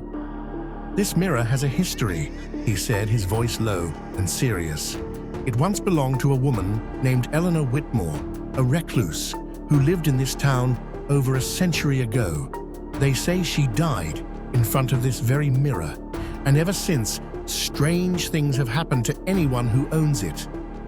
Lily had chuckled at the time, thinking the man was trying to add some drama to sell his wares. She bought the mirror anyway, dismissing his warning as nonsense. That night, Lily hung the mirror on the wall above her fireplace. She admired it for a moment, pleased with how it looked. But as she stood there, her reflection staring back at her, she noticed something strange. For just a split second, it seemed like her reflection moved on its own, out of sync with her movements. She blinked and shook her head, telling herself it was just her imagination. Over the next few days, odd things began to happen. Objects would go missing, only to turn up in strange places. Her keys, her phone, even her jewelry, all would disappear from where she had left them and reappear somewhere else entirely. At first, she chalked it up to forgetfulness, but the incidents became more frequent and more unsettling. One evening, as she was brushing her hair in front of the mirror, she saw something that made her heart skip a beat. In the reflection, behind her, was a figure, a woman, dressed in old-fashioned clothing, her face pale and expressionless. Lily spun around, but no one was there. The room was empty. Her hands trembled as she turned back to the mirror, but the figure was gone. Lily tried to tell herself it was a trick of the light, a figment of her imagination. But deep down, she knew something was wrong. The mirror had brought something with it, something that wasn't meant to be in her home. That night, Lily was awoken by a soft whisper. At first, she thought it was the wind, but as the whispers grew louder, she realized they were coming from the mirror. She sat up in bed, her heart pounding, and stared across the room. The mirror was reflecting her empty bedroom, but there was something off about the reflection. The room in the mirror wasn't exactly the same. The shadows were darker, the air colder. Then she saw her reflection. It was standing in the mirror, staring back at her, but it wasn't moving. Lily's breath caught in her throat as she watched her own reflection remain perfectly still, even as she shifted nervously in bed. Her reflection's eyes were wrong, dull, lifeless, and cold. And then slowly, it smiled. Lily screamed and threw the covers over her head, too terrified to look again. The whispers grew louder, filling the room, until they were a cacophony of voices all speaking at once. They called her name, beckoning her to look, to come closer to the mirror. "Lily, come closer, come closer." She squeezed her eyes shut, her heart hammering in her chest. She didn't know how long she stayed like that, trembling beneath the covers, but when she finally worked up the courage to peek out, the room was quiet. The mirror was still. The reflection, normal, once again. But Lily knew something had changed. She could feel it. The mirror wasn't just a reflection anymore. It was a window, an open door. In the days that followed, the disturbances grew worse. Lily couldn't escape the feeling of being watched. Every time she passed by the mirror, her reflection would seem to linger just a fraction longer than it should, her eyes staring back at her with a strange intensity. At night, she would hear the whispers again, soft, persistent, calling her name from the depths of the glass. She tried to avoid the mirror as much as possible, but the strange occurrences continued. Her apartment felt colder, darker, as if the air had thickened with a presence she couldn't explain. Lights would flicker, and she often felt a cold breath on the back of her neck when no one was there. The woman she had seen in the mirror appeared more frequently, her ghostly figure standing just behind Lily's reflection, watching her with empty, hollow eyes. One night, after an especially unsettling day, filled with unexplained noises and objects moving on their own, Lily decided she had had enough. She was going to get rid of the mirror once and for all. She couldn't take the growing terror any longer. The whispers, The strange reflections, the sense that something was waiting for her on the other side. Determined, she grabbed the mirror off the wall, intending to take it outside and smash it. But as soon as her hands touched the frame, she felt an icy coldness seep into her skin. The mirror seemed heavier than it should have been, as if something was anchoring it in place. Her reflection in the glass twisted, warping into a grotesque version of herself, her eyes wide and bloodshot, her mouth stretched into a menacing grin. Lily gasped and stumbled back, dropping the mirror. It didn't shatter, though. Instead, it stood upright, as if held in place by invisible hands. The reflection of her distorted self leered at her, and for a moment, Lily could have sworn she saw something crawling behind the glass, long skeletal fingers pressing against the inside of the mirror, trying to break free. Panicking, she grabbed a nearby chair and swung it at the mirror, determined to shatter the cursed object. But the chair bounced off, as if the glass were made of something much stronger. The whispers began again, louder now, insistent, filling her ears with a chorus of voices telling her to look into the mirror. "Come closer." "No!" Lily screamed, backing away toward the door, but the mirror's pull was undeniable. As she reached for the doorknob, she felt an invisible force drag her back toward the mirror. She fought against it, but her body wasn't her own anymore. She was being pulled toward the glass, her reflection growing darker and more sinister with each step she took. The woman in the mirror, Eleanor Whitmore, Lily realized, stood behind her reflection, her face contorted into a wicked grin. The whispers grew louder until they were a deafening roar, and before Lily could react, she felt herself being yanked forward, her body slamming into the mirror. For a moment, everything went black. When Lily opened her eyes, she was standing in her living room, but something was wrong. The room looked the same, but the colors were muted, the light dim. She turned around and saw the mirror hanging on the wall, but this time it was different. Her reflection wasn't in the glass. Instead, she saw her living room, her real living room, on the other side of the mirror, and standing in it was her reflection, grinning back at her with that same malicious smile. Lily realized, with dawning horror, that she was trapped inside the mirror. She screamed, pounding on the glass, but no sound escaped.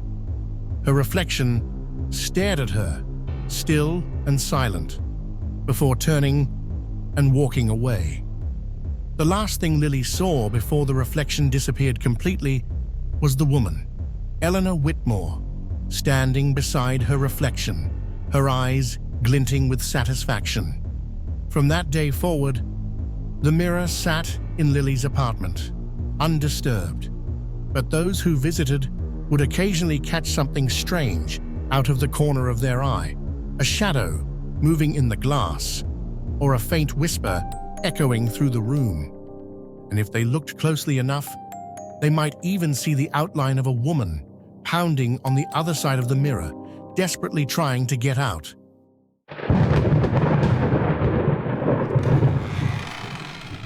The Wilson family had high hopes for their new home. Nestled in a quiet suburban neighborhood, the two-story house on Maple Street seemed like the perfect place to start fresh. After years of cramped city living, Dan and Claire Wilson, along with their two children, 10-year-old Emily and 13-year-old Max, were eager to settle into their spacious new home. The house itself was charming, with its large backyard, modern kitchen, and 4 bedrooms. It had been on the market for months, and the price had been unusually low, but neither Dan nor Claire gave much thought to the reason why. The house was beautiful, the neighborhood friendly, and they were ready for a new chapter. On their first day, as boxes were unpacked and rooms were claimed, Emily wandered off to explore the house on her own. She had always been curious, often more interested in what lurked in hidden corners than what was right in front of her. Her exploration took her to the upstairs hallway, where a narrow staircase led to a small, dusty attic. The door was old, the paint peeling, and the handle cold to the touch. When Emily reached for it, she hesitated, feeling a strange sense of unease. Something about the attic felt off. A creaking noise from the other side of the door startled her. She backed away and ran downstairs, convinced that it was just her imagination. But the attic would soon become the center of her world. The first few days in the new house passed uneventfully. The family busied themselves with unpacking and decorating, eager to make the house feel like home. Dan took on some minor repairs, while Claire focused on making the kitchen her own. Max spent his time glued to his video games, while Emily roamed the house, still fascinated by the nooks and crannies she hadn't yet discovered. It was on the third night that things began to change. As the family slept, a soft, thudding noise echoed through the house, as if something was moving around upstairs. Dan, thinking it was just the house settling, ignored it. But the noises continued the next night, and the night after that. They became louder, footsteps, dragging sounds, the faint scratching of something against the walls. Dan and Claire brushed it off as the house adjusting, but the unease was beginning to creep in. Emily, however, was the first to sense something was wrong. She became quieter, spending more time alone in her room, staring out her window at the attic above. One afternoon, Claire found her standing in the hallway, gazing up at the attic door. "What are you doing, sweetie?" Claire asked, her voice light but concerned. Emily didn't answer right away. She kept her eyes fixed on the door. Finally, in a whisper, she said, "There's someone up there." Claire's heart skipped a beat. "No, honey, there's no one up there. It's just the attic." But Emily shook her head. "I saw him. He watches me from the window." Claire knelt beside her daughter, brushing her hand against Emily's cheek. "There's nothing up there, Em. It's just your imagination." But Emily was insistent. She pointed toward the attic window, her eyes wide with fear. "He's there. I see him at night." Claire did her best to soothe Emily, but the seed of fear had been planted. That night, as she lay in bed, Claire couldn't shake the image of Emily standing in the hallway, staring at the attic door. She told herself it was just a phase, a result of the move and the new house. But deep down, she knew something wasn't right. Over the next week, the strange occurrences in the house intensified. Items went missing, keys, books, small toys, all vanishing without explanation, only to reappear in random places days later. Doors would slam shut on their own, lights flickered, and cold drafts swept through the house even when the windows were closed. Emily's behavior grew more erratic. Once a cheerful and imaginative girl, she became withdrawn and moody, her eyes shadowed by sleepless nights. Claire found her wandering the house in the early hours of the morning, her movements slow and stiff, as though she were in a trance. At first, they assumed she was sleepwalking, but even during the day, Emily seemed distant, as if she were being drawn somewhere they couldn't follow. The most unsettling change was her growing fixation on the attic. Every night, she would stand at the base of the narrow staircase, staring up at the door. Sometimes she would whisper under her breath, her words too soft to make out, and when Claire asked her what she was doing, Emily would only say, "He's waiting." It was around this time that Claire decided to call a local psychic. The psychic's name was Vivian Gray, a woman in her 50s with a reputation for sensing things others couldn't. Claire had never believed in such things before, but desperation had pushed her to seek out help. She invited Vivian to the house one afternoon while Dan was at work and the children were at school. Vivian entered the house with an air of calm, her eyes scanning the rooms as though she could see the unseen. She moved slowly, pausing in the living room, the kitchen, and finally the upstairs hallway. When she reached the base of the attic stairs, she stopped, her expression darkening. "There's something here," she said, her voice low. "Something old. It's been waiting." Claire's stomach twisted. "What is it?" Vivian turned to her, her eyes filled with concern. It's not a spirit, not in the way most people think. It's something darker, something that feeds on fear. It's been here for a long time, trapped in the attic. But now that your family has moved in, it's becoming stronger. Claire felt a chill run down her spine. What do we do? Vivian shook her head. It won't leave on its own. It's attached itself to your daughter. Claire's breath caught in her throat. Emily? Why? She's sensitive, Vivian explained. Children are more open to these things. It's drawn to her energy, her fear. The more afraid she becomes, the stronger it will get.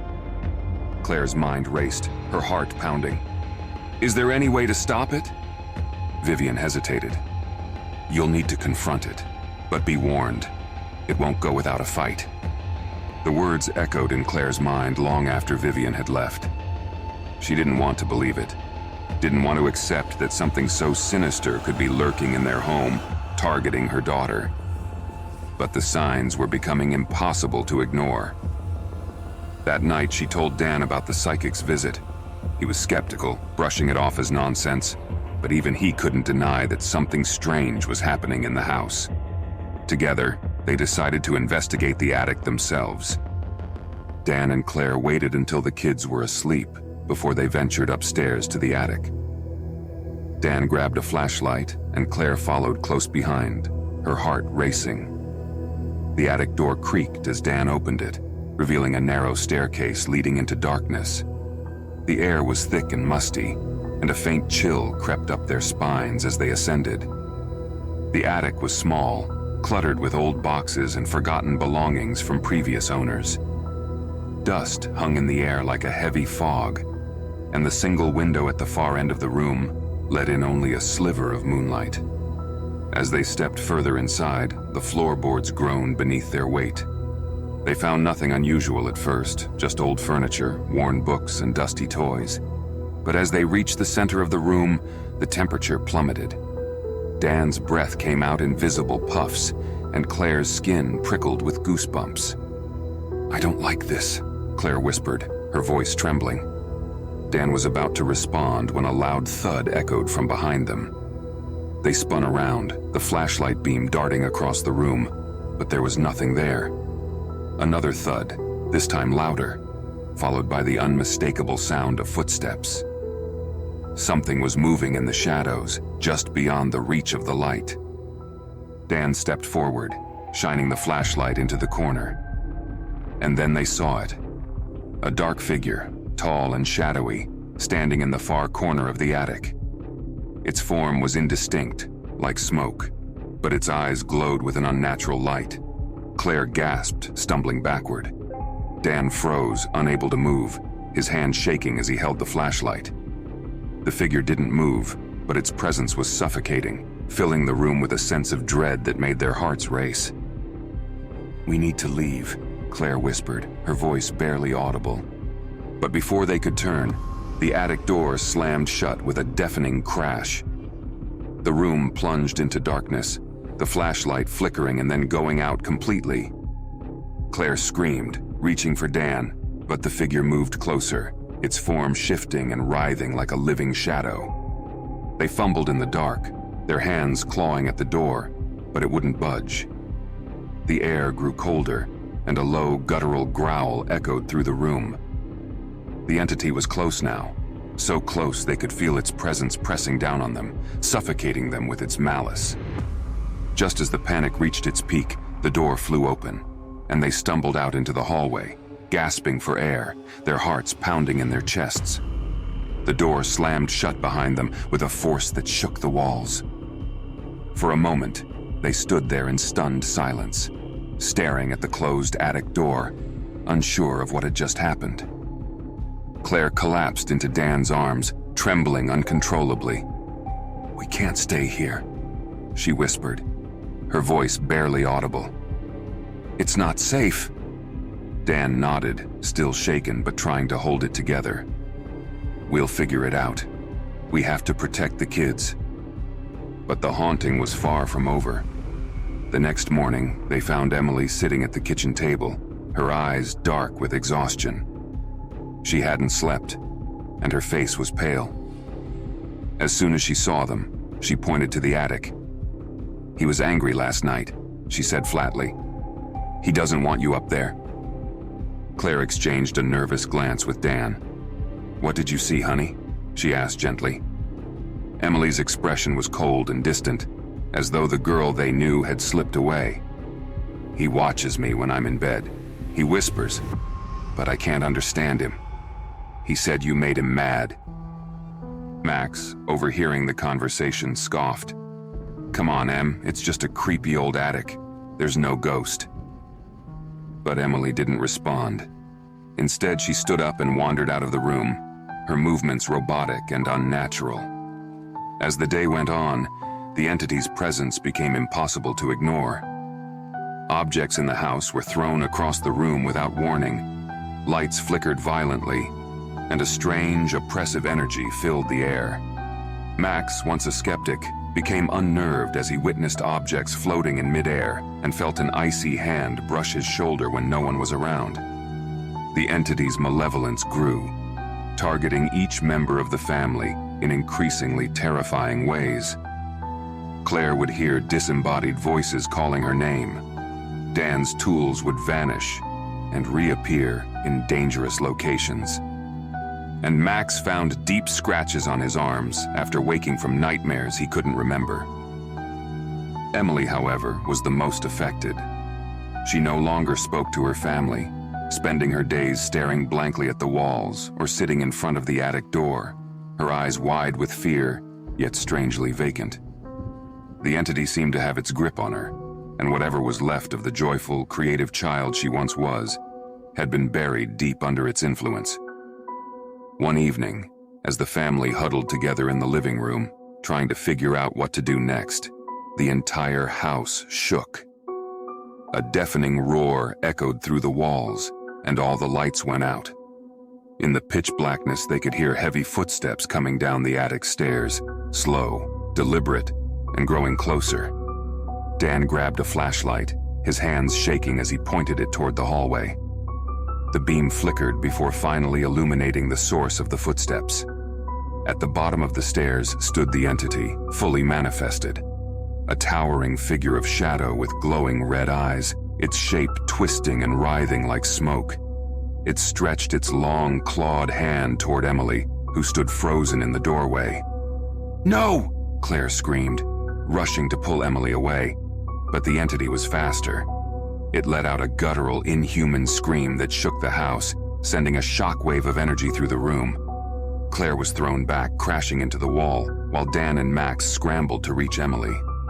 But before they could get to her, the entity vanished, leaving only the sound of Emily's sobbing in the dark. That night, Dan and Claire made a decision. They couldn't wait any longer. The psychic had warned them, but now it was clear. They needed to confront the entity head-on, or they would lose Emily forever. They prepared for what felt like a battle, gathering sage, salt, and candles, anything they thought might ward off the malevolent spirit. Vivian had told them that the entity fed on fear, and if they could face it without succumbing to that fear, they might be able to drive it out. As midnight approached, the family gathered at the foot of the attic stairs. Emily stood in front of them, her face expressionless. She hadn't spoken a word since the encounter, and her eyes were glazed over, as if she was already lost to the entity. Dan took a deep breath and led the way up the stairs, Claire close behind, holding Emily's hand. Max, though terrified, followed, determined to help his family. The attic was colder than ever, the air thick with malice. The entity waited for them, a dark presence that filled the room with dread. It stood in the center, its red eyes glowing with rage, and as they entered, the door slammed shut behind them. Dan held the flashlight steady, shining it directly at the entity. "We're not afraid of you," he said, his voice trembling slightly but resolute. "We're taking back our daughter." The entity let out a low growl, and the temperature in the room dropped even further. The windows rattled and the floorboards creaked under the pressure of the entity's power. Claire began to chant, repeating a protective prayer she had found in her frantic research. She lit the sage, the smoke swirling through the air as she walked around the room, creating a barrier between them and the entity. Max poured a circle of salt around his family, his hands shaking but determined. The entity howled in fury, its form growing larger, more menacing. It lunged toward Emily, its claws outstretched, but Claire threw the sage directly into its path. The smoke erupted into the air, surrounding the entity and forcing it back. For a moment, the room was silent, the air still. But then the entity screeched, its voice filled with pure hatred. It twisted and writhed, fighting against the barrier Claire had created, its form dissolving into smoke and shadow. Emily, who had been standing motionless the entire time, suddenly collapsed to the floor, gasping for breath. The entity let out one final deafening scream before vanishing into the darkness, leaving behind only an eerie silence. The family fled the house that night, leaving everything behind. They couldn't risk staying, not after what had happened. Though the entity was gone, the memory of it still lingered in the walls, in the dark corners of the attic, and in their minds. They moved to a new town, far away from the house on Maple Street, hoping to start fresh once again. Emily slowly recovered, though the trauma of what she had experienced would stay with her for years. The shadows of the past lingered, but the Wilsons were determined to leave them behind.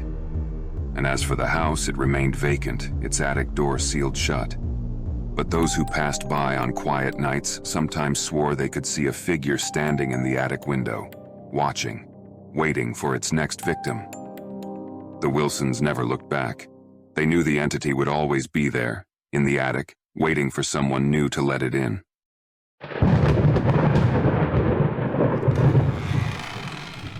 The small town of Red Hollow had its fair share of eerie tales, but none were as infamous as the story of the old dollmaker, Mr. Winters. His shop, located on the outskirts of town, had been closed for decades. Despite its dilapidated exterior, rumors persisted that something, or someone, still lingered inside.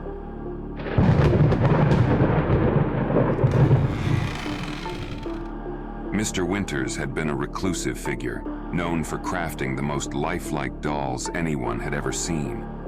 Children would beg their parents to buy one, enchanted by their glassy eyes, delicate porcelain faces, and hand-sewn clothes. But over the years, a dark rumor began to spread. People said the dolls were too lifelike, that they seemed to follow you with their eyes, that sometimes, at night, they whispered. After Mr. Winters vanished without a trace, the shop was boarded up and left to decay. The townsfolk whispered that he had gone mad, driven insane by the very creations he had so lovingly crafted. Years passed, and the legend of the Dollmakers Curse faded into local folklore, until one evening, a group of teenagers, led by Anna and her friends, decided to break into the old shop on a dare. "It's just an old building," Anna scoffed, brushing off the warnings. "There's no such thing as a cursed doll maker."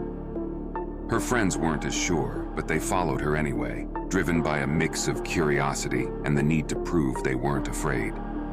Armed with flashlights and their phones, they pried open one of the boarded windows and climbed inside.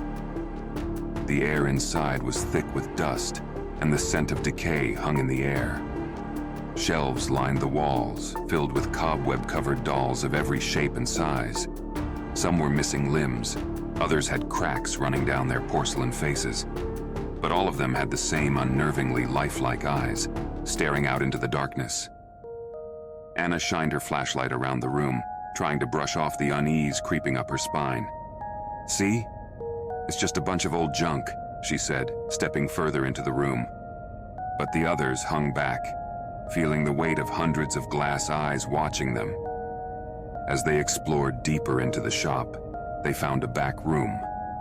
The door creaked open, revealing a workshop that looked as though it had been frozen in time.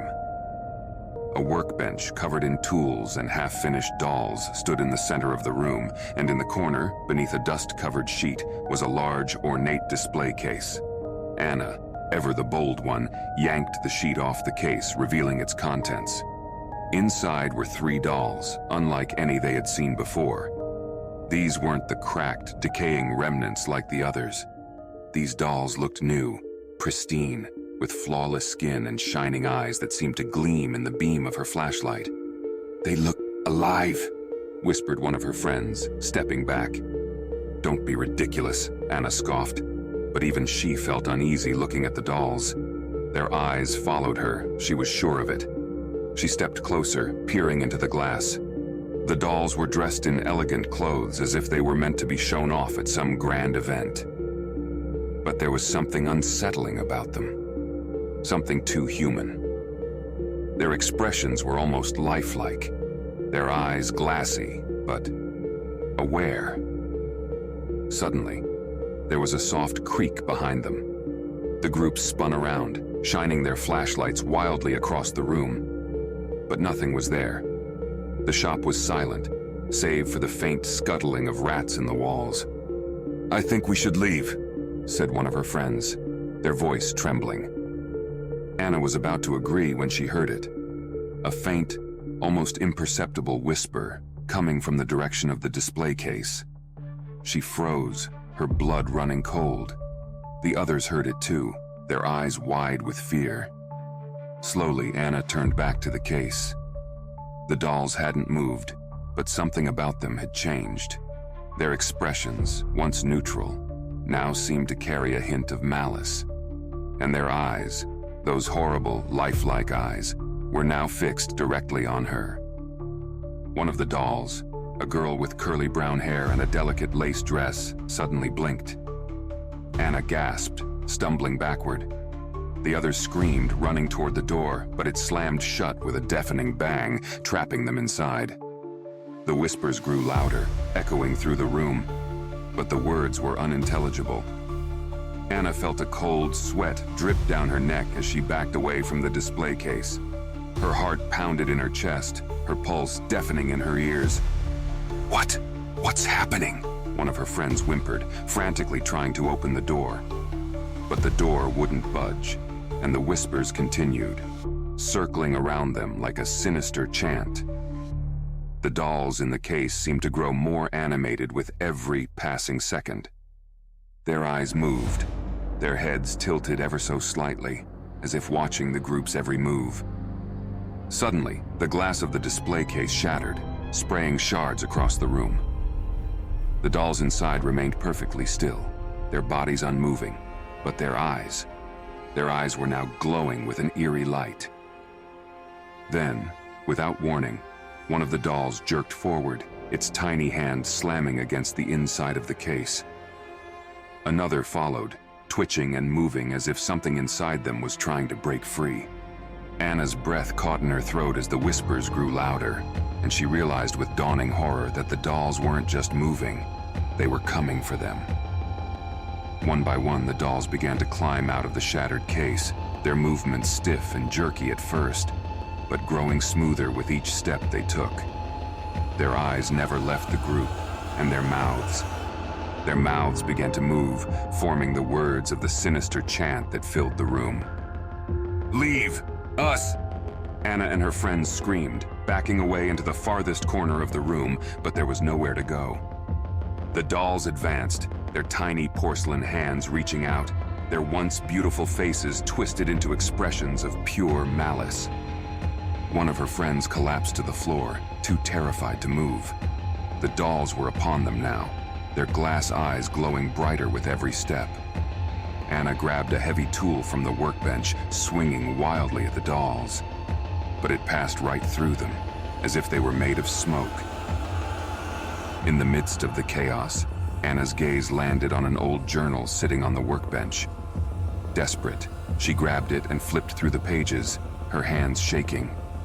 It was filled with notes, Mr. Winter's notes, detailing his final twisted work.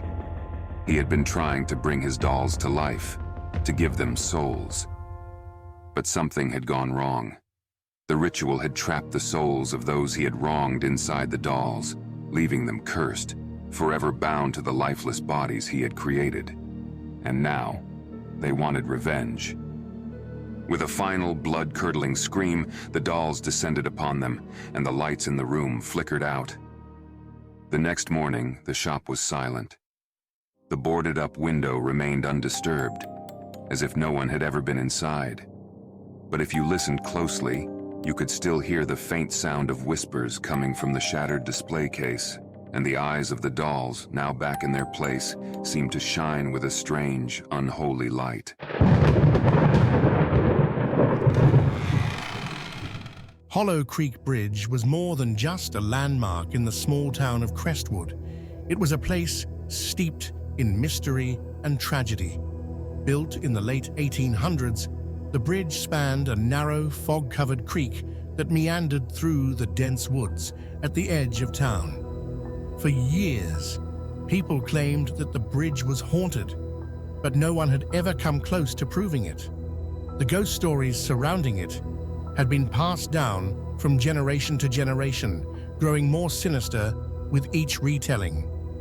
The most well-known legend was that of Elizabeth Darrow, a young woman who had tragically drowned in the creek nearly a century ago. According to the tale, Elizabeth had been on her way to elope with her lover, but her carriage crashed as it crossed the bridge during a violent storm. Her body was never recovered, and it was said that her spirit now lingered, forever searching for her lost love.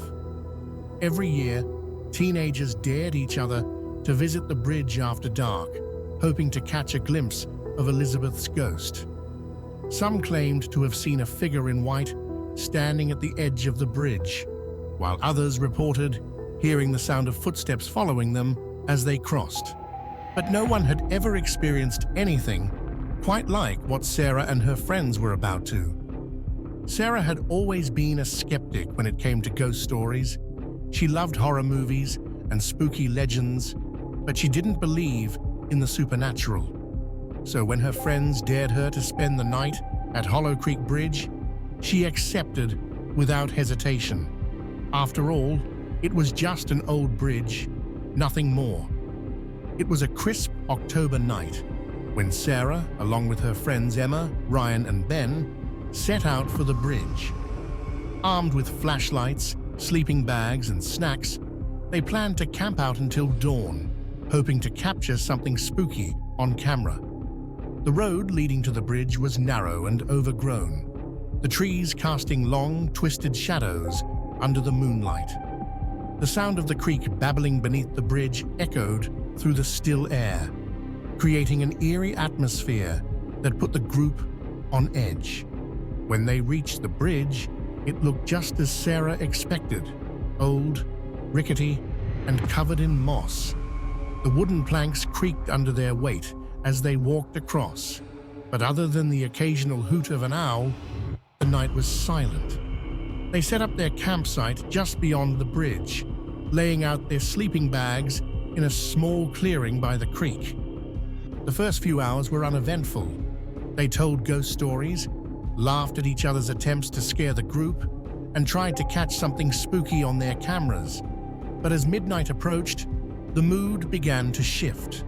The air grew colder, and a thick fog rolled in, obscuring the bridge from view. "Do you feel that?" Emma asked, hugging herself against the chill. Sarah nodded. There was something strange about the sudden drop in temperature, and the fog seemed unnaturally thick, like it was alive, creeping toward them from all sides. "Maybe it's just the weather," Ryan said, but his voice lacked confidence.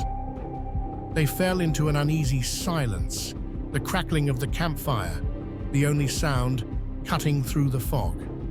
Then, without warning, the temperature plummeted even further, and the fire began to flicker, as if a gust of wind had passed through the clearing. But there was no wind. Suddenly, Ben's flashlight flickered on, casting a beam of light toward the bridge. "Did you see that?" he asked, his voice barely above a whisper. Sarah turned. her heart skipping a beat. For a brief moment, she thought she saw something, someone, standing at the edge of the bridge. A figure dressed in white, their face obscured by the fog. "No way," Emma breathed, her eyes wide with fear. Before anyone could respond, a soft sound reached their ears, a faint, melodic hum, like someone singing from a distance. The group exchanged nervous glances. The sound grew louder, more distinct, and with it came the unmistakable echo of footsteps on the wooden planks of the bridge. "Is someone out there?" Ryan asked, his voice trembling. Sarah's skepticism wavered as the footsteps grew closer, echoing through the fog.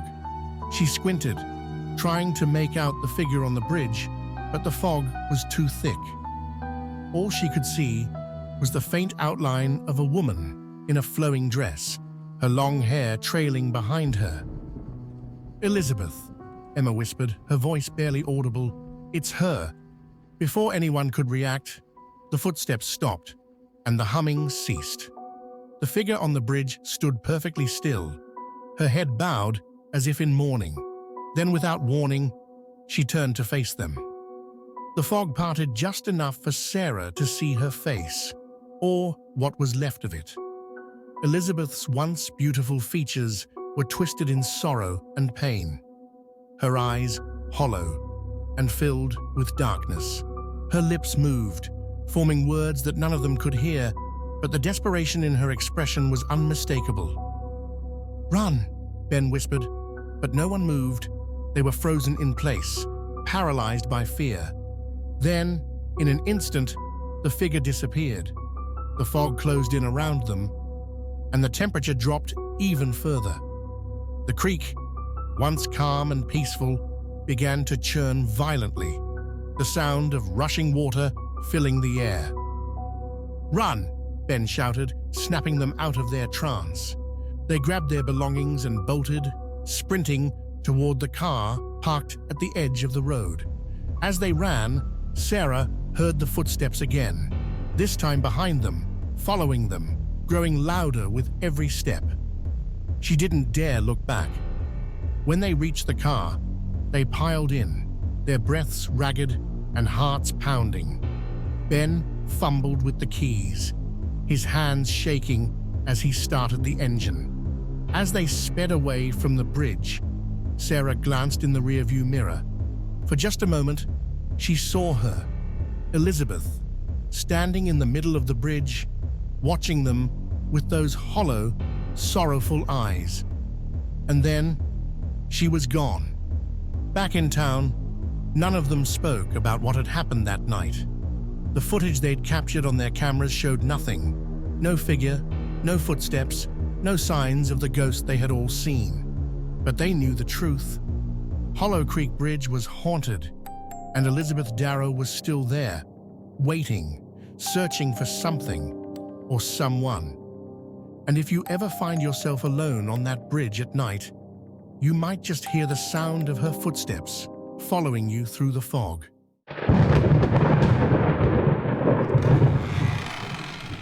Blackthorn Manor had stood for over 2 centuries, its towering Gothic spires looming over the small village below. It was once the pride of the wealthy Wentworth family, but now it was a place of dread. The manor had been abandoned for decades after the mysterious disappearance of its last inhabitants, but rumors of strange happenings within its walls persisted. The villagers claimed the house was cursed, and none dared to venture too close, especially after nightfall. The legend went that Blackthorn Manor was alive in some unnatural way.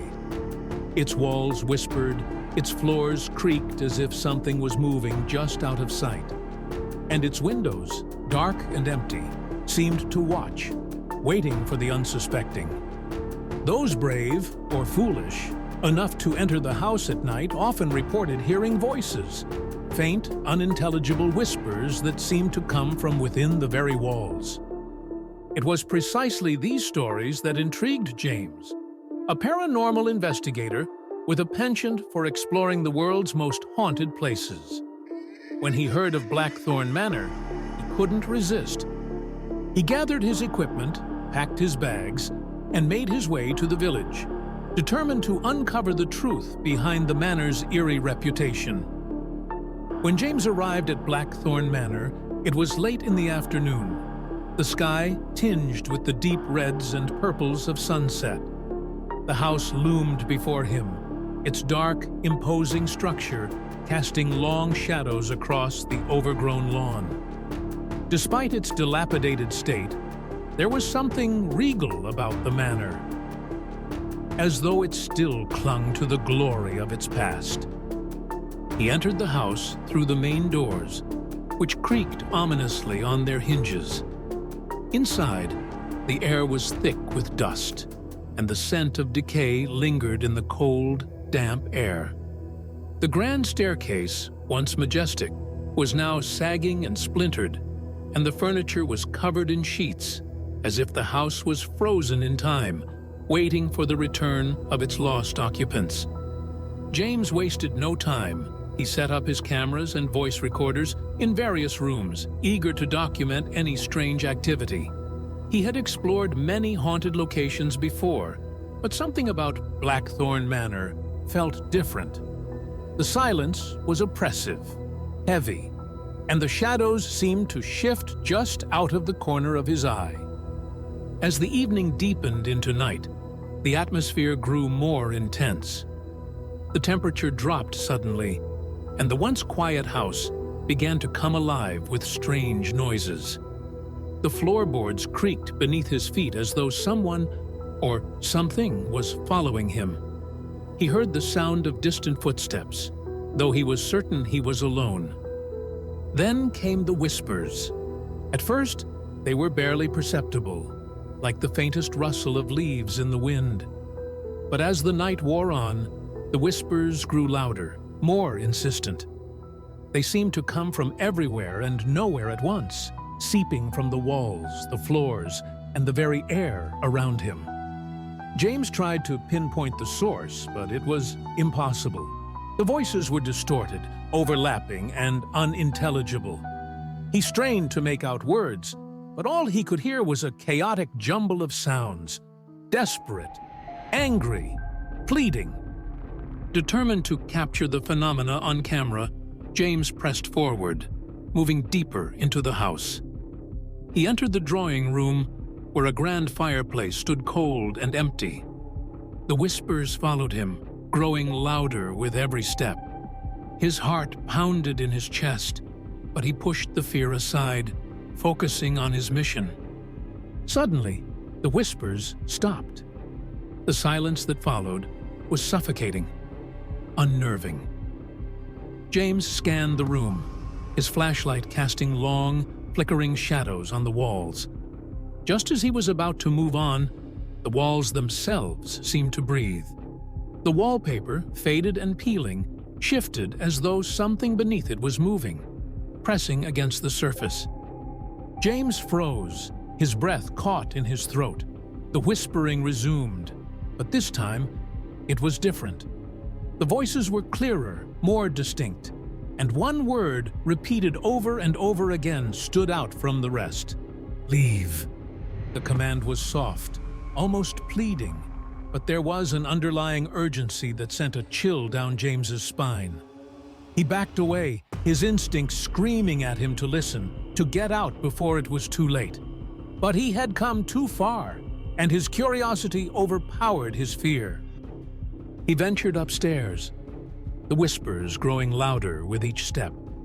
The hallway was narrow and dark, the doors lining it closed and covered in dust. As he reached the landing, he heard something else. Laughter. It was faint, barely audible, but unmistakable. A child's laughter. Echoing from one of the rooms ahead, James approached the source of the sound, his heart pounding. He pushed open the door to the nursery, a room that had remained untouched for decades. Inside, everything was covered in a thick layer of dust. The toys were old, the bed still made, as if the child who had once slept there had simply vanished. The laughter stopped abruptly, and then the door slammed shut behind him. Panic surged through James as he rushed to the door, pulling at the handle, but it wouldn't budge. The temperature in the room plummeted, his breath visible in the cold air. The whispers returned, louder now, almost deafening. They surrounded him, closing in, as the walls seemed to pulse with life. "Leave," the voices repeated, their tone more urgent, more demanding. James fumbled for his camera, desperate to capture something, anything, that would explain what was happening. But before he could press record, the room seemed to shift. The walls warped, the ceiling creaked, and the floor beneath him began to vibrate. The air grew thick with the scent of rot and decay. And then, from the shadows, they appeared. Figures, pale, translucent, emerged from the walls, their faces twisted in anguish. Men, women, children, all of them reaching out toward him, their mouths moving in silent screams. The whispers had turned into a cacophony of voices, each one crying out in despair. James stumbled backward, terror overwhelming him. He knew he had to get out, but the figures blocked his path, their hollow eyes fixed on him. The walls closed in, the air grew colder, and the voices became unbearable. With a surge of adrenaline, James rushed toward the door, throwing his full weight against it. It flew open, and he stumbled into the hallway, gasping for breath. The whispers followed him as he fled down the stairs, their desperate pleas echoing in his ears. "Leave, leave, leave." He didn't stop running until he was outside, the cold night air hitting him like a slap. He glanced back at the manor, its dark silhouette looming against the sky. The windows, once empty and lifeless, now glowed with an eerie light. And from within, he could still hear the whispers calling to him, beckoning him to return. James never spoke about what happened that night. He left Blackthorn Manor and the village behind, but the experience stayed with him. No matter how far he went, he could never escape the whispers, always faintly echoing in the back of his mind, reminding him that some places are never truly abandoned.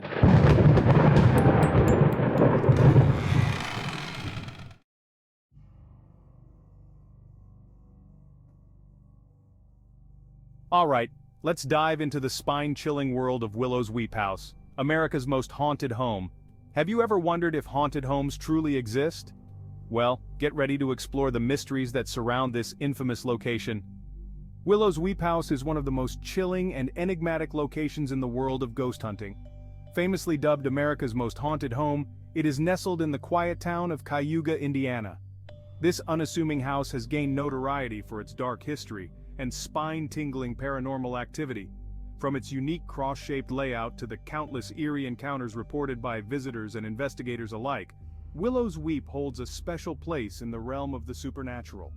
Join us as we explore the mysteries, the legends, and the ghostly inhabitants that make this house a true cornerstone in the world of paranormal investigations. Prepare yourselves for a journey into the unknown.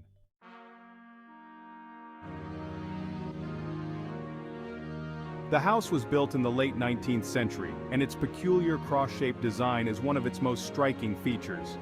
This layout has led some to speculate about its original purpose, with theories that range from having a religious significance to a more sinister intent. The home has seen 7 deaths, including 3 suicides. The original owner, John Henry Sykes, was found dead in the bathtub. Since then, there have been a number of deaths under mysterious circumstances, family tragedies, and some occupants have met untimely or violent ends, but more on those later. Previous owner Brenda Johnson abandoned the home after a series of violent attacks and mysterious accidents. She later sold the house to paranormal investigator Dave Spinks, who wrote a book about the Willows Weep House.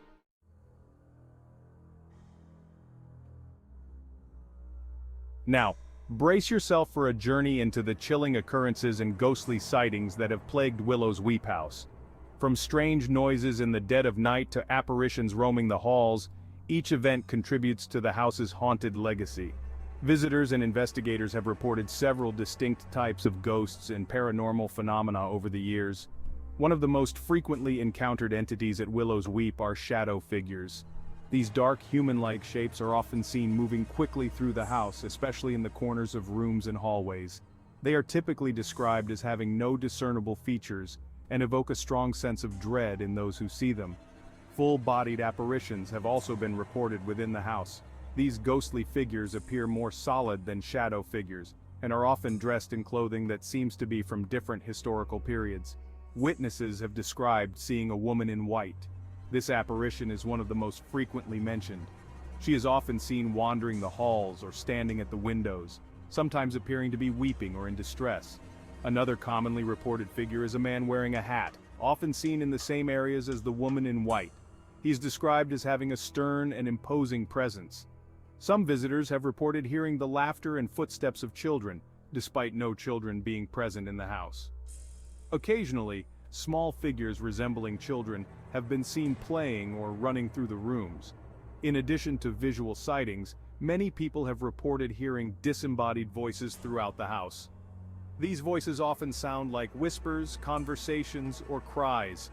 Some have also heard inexplicable sounds such as knocking, banging, and the sound of furniture moving. There have been accounts of poltergeist activity, including objects moving on their own, doors opening and closing, and items being thrown across rooms. This type of activity adds to the house's reputation for being intensely haunted. Some of the phenomena at Willows Weep are thought to be residual hauntings, where the energy of past events replays like a loop. For example, some witnesses have reported hearing repetitive sounds or seeing the same apparitions perform the same actions repeatedly. Visitors often describe experiencing sudden drops in temperature, feelings of being watched, or an overwhelming sense of sadness or fear in certain areas of the house. Some have even reported being touched, pushed, or scratched by unseen forces.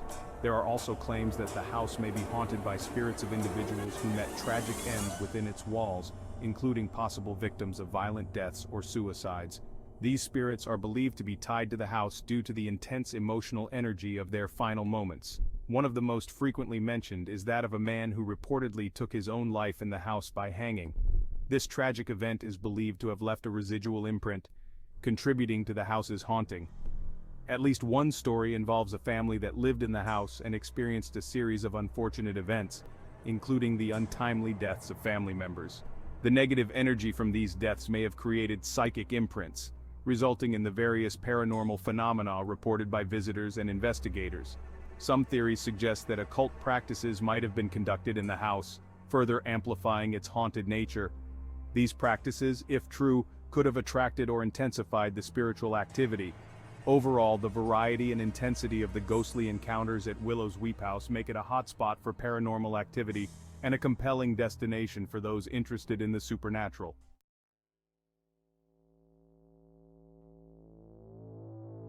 But what about the investigations? Did the investigators run into any ghostly apparitions? Investigating Willows Weep House has not been without its challenges. Paranormal investigators and visitors have reported a range of obstacles and conflicts during their explorations of this famously haunted location. The very nature of Willows Weep's haunting often interferes with investigations. Paranormal teams frequently report that their electronic equipment, such as cameras, audio recorders, and EMF meters, malfunctions or drains rapidly without explanation. This can make it difficult to capture and document evidence of paranormal activity. Some investigators have experienced physical interactions such as being pushed, scratched, or having their hair pulled. Technical issues are a common occurrence during investigations at Willows Weep. Cameras, flashlights, and other battery-operated devices often experience sudden and unexplained battery drain, even when freshly charged. Investigators have reported that their devices, including audio recorders and video cameras, sometimes malfunction or fail to work properly while inside the house. This phenomenon is frequently reported in locations with high paranormal activity and can hinder the documentation process. The intense and often disturbing atmosphere of Willows Weep can have significant psychological impacts on investigators. Many investigators report an overwhelming sense of fear or anxiety while inside the house. This can be due to the oppressive atmosphere, sudden temperature drops, or the feeling of being watched. some individuals have experienced sudden and intense emotions, such as sadness or anger, without any apparent cause. This emotional influence can be attributed to the residual energy within the house and can make it challenging for investigators to remain focused and composed. After leaving Willows Weep, some investigators have reported experiencing nightmares or feeling a lingering sense of unease. These after effects suggest that the house's influence can extend beyond its physical boundaries. The physical condition of Willows Weep House can pose additional challenges. As an old building, the house has areas that are structurally unstable or unsafe, such as the attic door, which refuses to open, and the only way to access it is by using a ladder from outside. Despite these challenges, the enduring allure of Willows Weep House continues to draw paranormal investigators who are determined to uncover its secrets and document its paranormal activity. The obstacles faced only add to the house's mystique and the determination of those who seek to understand the supernatural phenomena within its walls.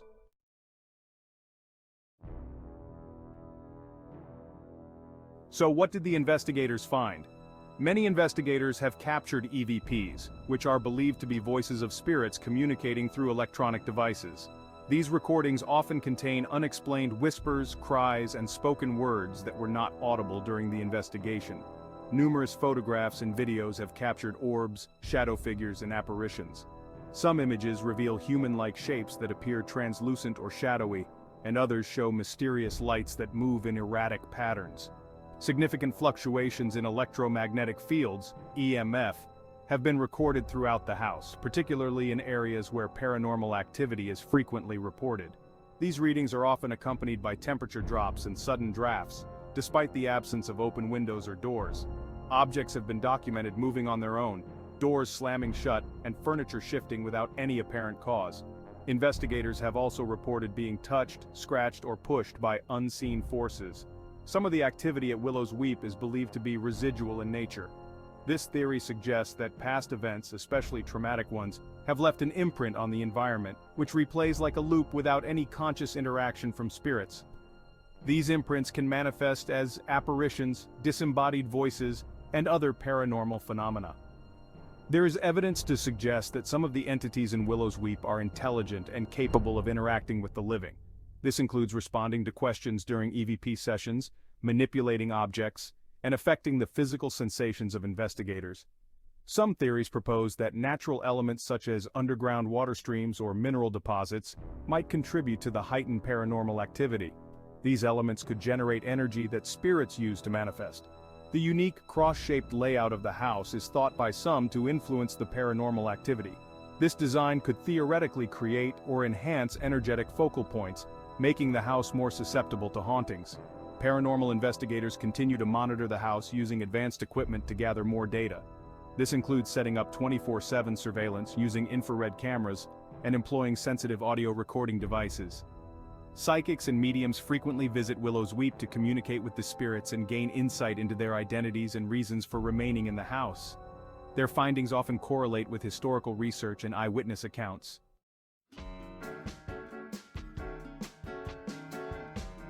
Efforts to uncover the full history of the house and its occupants are ongoing. This includes searching for records of previous owners, investigating reported deaths or violent events, and exploring any connections to occult practices. Willows Weep House has become a site of public interest, with tours and events being held to allow the public to experience the hauntings firsthand. This engagement not only helps fund continued research, but also brings in new eyewitness accounts and evidence. Some explanations consider the power of suggestion and the psychological impact of visiting a famously haunted location. The anticipation and fear of experiencing something paranormal can heighten the senses and lead to misinterpretations of natural phenomena. Factors such as carbon monoxide, mold, and other environmental contaminants can cause symptoms that mimic paranormal experiences, including hallucinations, dizziness, and a sense of being watched. High levels of EMF can affect the human brain, leading to experiences often interpreted as paranormal. The house's structural elements or electrical wiring might contribute to these elevated EMF levels. Despite these various findings and theories, the hauntings at Willows Weep House remain a mystery. Dave Spinks, current owner and paranormal investigator, recently announced in May of this year that after a series of spiritual attacks by some malicious force, he decided to have the house destroyed and the land cleared and blessed to rid the world of this negative location. The Willows Weep house is now permanently gone. Dave has promised to release more findings from his investigations of Willows Weep house in the near future, but for now he is focusing his attention on investigating another ghostly house he has recently purchased. We wish Dave all the best with his new property, and we look forward to more accounts of chilling encounters.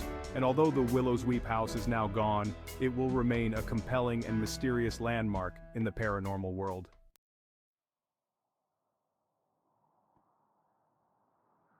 If you've been captivated by the chilling mysteries of Willows Weep house, we encourage you to delve even deeper into the world of paranormal investigations. This house is just one of many locations with rich histories and unexplained phenomena waiting to be explored. Here are a few ways you can continue your journey into the supernatural. Look up detailed articles, documentaries, and books that dive into the history and hauntings of Willows Weep house. The more you learn, the more you'll appreciate the complexity and depth of its mysteries, or why not join online communities where you can share your thoughts, ask questions, and read about others' experiences with Willows Weep and other haunted locations. Share your thoughts and experience in the comment below. Hit that subscribe button and ring the bell to stay updated on our latest videos. We'll be bringing you more deep dives into haunted locations, ghost hunting tips, and interviews with experts in the field. By diving deeper into the world of paranormal investigations, you're not just exploring ghost stories. You're joining a community of curious minds dedicated to uncovering the truth behind the unknown. So what are you waiting for? Start your journey today and let the adventure into the supernatural begin.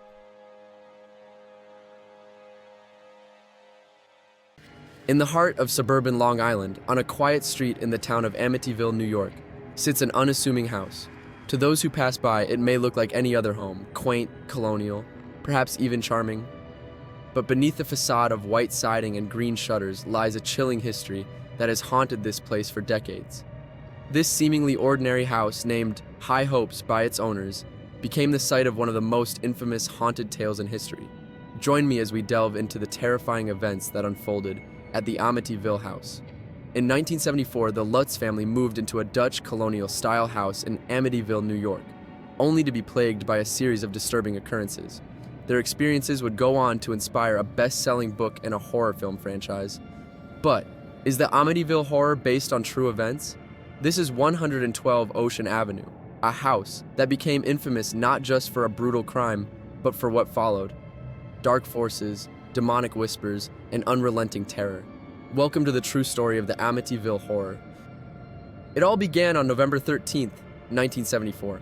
Ronald DeFeo Jr., a troubled 23-year-old, calmly walked into a local bar in Amityville and declared, "You gotta help me. I think my mother and father are shot."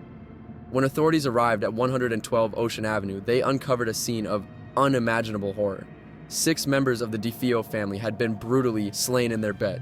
The Suffolk County Police identified the dead persons as Ronald DeFeo Sr., 43, his wife Louise, 42, his daughters Dawn, 18, and Allison, 13, and sons Mark, age 12, and John Matthew, aged only 7 years old. All were shot at close range with a .355 caliber rifle. The police said that their bodies were discovered in their home at 112 Ocean Avenue by the oldest son, Ronald Jr., at about 6:15 p.m. He had just returned home from business, the police said. Strangely, there were no signs of a struggle. Each family member had been shot as they slept, undisturbed. Even more baffling, neighbors heard no gunshots. The rifle used had no silencer. Yet the night remained eerily silent. Once I started, I just couldn't stop. The words of Ronald DeFeo Jr., who eventually confessed to the murders, claiming that voices in the house commanded him to kill his family. Voices that he believed weren't entirely human. DeFeo was reportedly a known LSD and heroin user with a history of making threats towards his father. Ronald DeFeo went on trial for the murders on October 14, 1975. His attorney argued for an insanity defense, but DeFeo was convicted on 6 counts of second-degree murder after he confessed to using a rifle to shoot and kill his mother and father, his 2 sisters and his 2 brothers, and was sentenced to 6 consecutive sentences of 25 years to life in prison. Ronald DeFeo died in March 2021 at age 69, while serving a life sentence His site sheet's at the maximum security Sullivan Correctional Facility in Fallsburg, New York. He had made multiple appeals to the parole board throughout his prison term, but all were denied. Little did the new owners, George and Kathy Lutz, know, but just 1 year after the murders, they would become the subjects of one of the most famous hauntings in American history. In December 1975, the Lutz family moved into 112 Ocean Avenue, hoping to start a new chapter in their lives. But within 28 days, they would flee the house in terror, leaving behind all of their belongings. According to the Lutzes, strange phenomena began almost immediately. George would wake up at exactly 3:15 a.m. each morning, the same time the DeFeo murders had taken place. He became obsessed with the house's furnace, constantly stoking it, as if some unseen force was compelling him to do so. The family experienced unexplainable cold spots, foul odors that seemed to come from nowhere, and walls that oozed a strange green slime. Kathy Lutz claimed she was physically attacked by unseen forces, and on one occasion, she witnessed her face briefly transformed into that of an old hag in the bathroom mirror.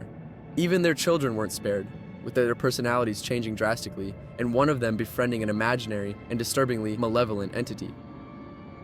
But the most disturbing presence was one that George described as a dark figure, half man, half pig, with glowing red eyes that watched them from the shadows. He called it Jody. After just 28 days, the Lutz family fled their dream home, leaving behind everything they owned.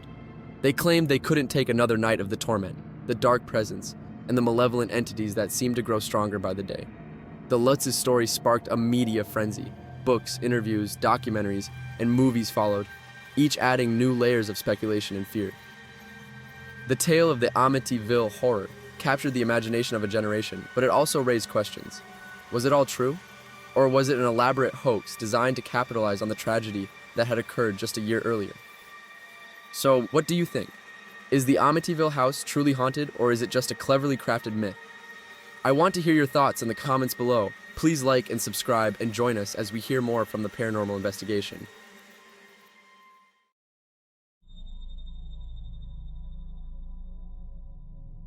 The air in Adams, Tennessee was thick with fear. It clung to the town like cobwebs, catching on every whispered word and shared glance. Something wicked had taken root in their midst, something that defied explanation and chilled them to the bone. The stories spread like wildfire, leaping from farmhouse to general store, each telling more terrifying than the last. It was the tale of Kate Batts, a woman scorned, and the vengeance she wrought upon the Bell family.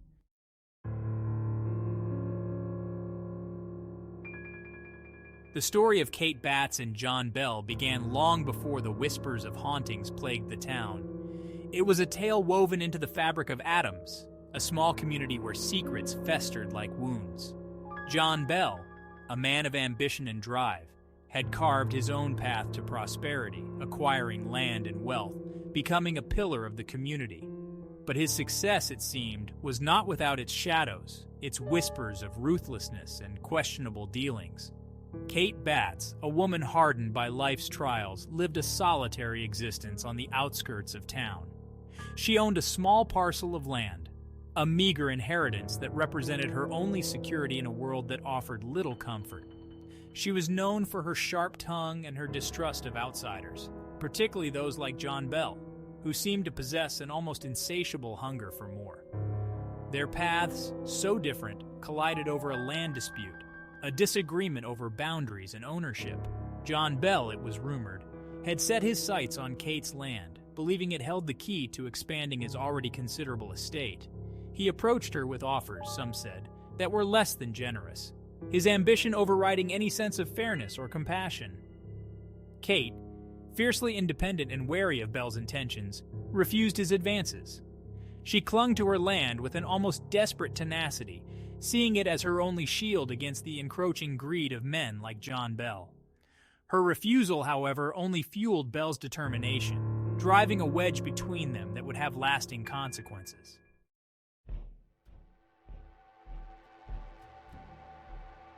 The dispute between John Bell and Kate Batts escalated, becoming a bitter feud that divided the town. Whispers followed John Bell, accusing him of using his influence to pressure and manipulate the elderly woman. Kate, in turn, became increasingly isolated. her distrust of Belle hardening into an all-consuming resentment. As tensions mounted, a darkness seemed to settle over the Belle farm. Animals fell ill, crops withered, and a palpable sense of unease permeated the air. Some whispered that Kate, driven to desperation, had turned to dark forces, calling upon ancient curses to exact revenge on the man who had wronged her. John Bell, however, dismissed these rumors as superstitious nonsense. He refused to believe that an old woman's curses could hold any real power. He continued to pursue his claim on Kate's land, confident that his will, backed by his wealth and influence, would ultimately prevail. But there was a shift in the atmosphere, a palpable tension that seemed to emanate from Kate Batts herself. Her eyes, once filled with a weary sadness, now burned with a cold fire, a look that sent shivers down the spines of those who crossed her path. The townsfolk, sensing a malevolence they couldn't quite comprehend, began to avoid the Bell farm, fearing that something wicked this way was coming.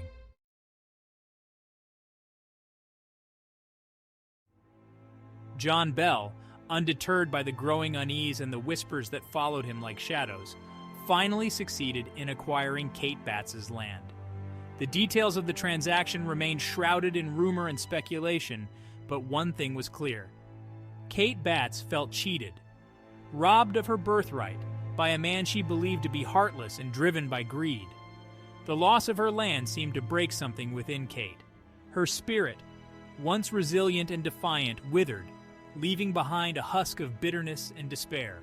She became a recluse, withdrawing further into herself, her silence more menacing than her former outbursts of anger. John Bell, seemingly triumphant, returned to his life of prosperity, seemingly unburdened by the plight of the old woman he had dispossessed. He dismissed the whispers of curses and ill omens as the idle chatter of superstitious minds, confident that his fortune was secure. But a darkness had settled over the Bell farm, a palpable chill that permeated the very walls of their home. The animals grew restless, their once placid demeanor replaced by an unnerving agitation. Objects began to move inexplicably, doors creaked open and slammed shut, and strange, disembodied whispers seemed to emanate from the shadows. John Bell, however, remained oblivious, blinded by his own ambition, and dismissive of the growing sense of dread that had enveloped his family.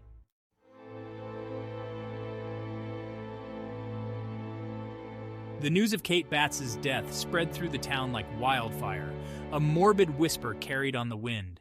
She was found in her dilapidated shack, her body frail and lifeless, her eyes fixed in a chilling stare. Some whispered that she died cursing John Bell's name, her final breath a venomous promise of retribution that would echo through the ages. The townsfolk, though relieved by the passing of the woman who had become a symbol of misfortune and unease, couldn't shake the feeling that something was amiss. There was an unsettling stillness to the air, a pregnant silence that seemed to hum with unspoken menace. It was as if the very fabric of reality had thinned, allowing something dark and vengeful to seep through. John Bell, however, remained unmoved by the news of Kate's demise.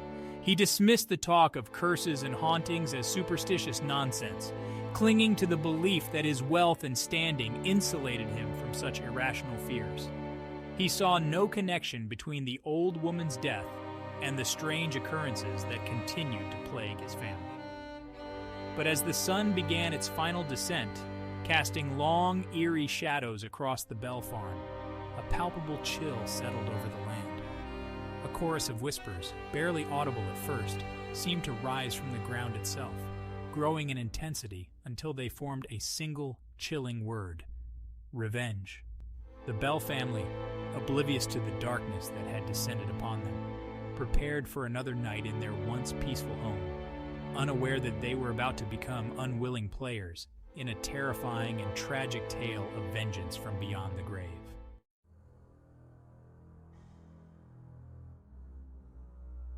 The silence of the night was shattered.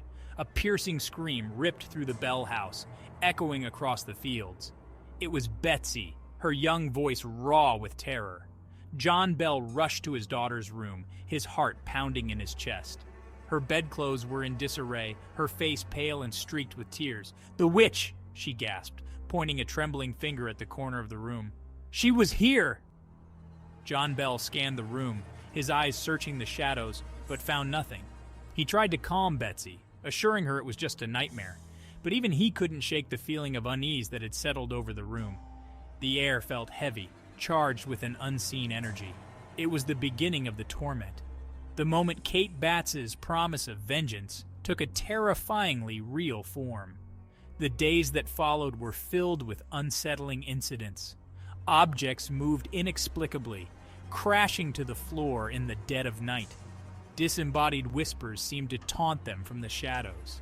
The Bell family lived in a constant state of fear, never knowing when or where the witch would strike next. It was a slow, insidious torture, designed to break their spirits and claim their sanity. John Bell, once a man of unwavering resolve, found himself doubting his own senses. He tried to rationalize the events, to find logical explanations for the unexplainable, but deep down a seed of doubt had been planted. Could Kate Batts in death be exacting her revenge? The very thought sent shivers down his spine, a chilling premonition of the horrors to come.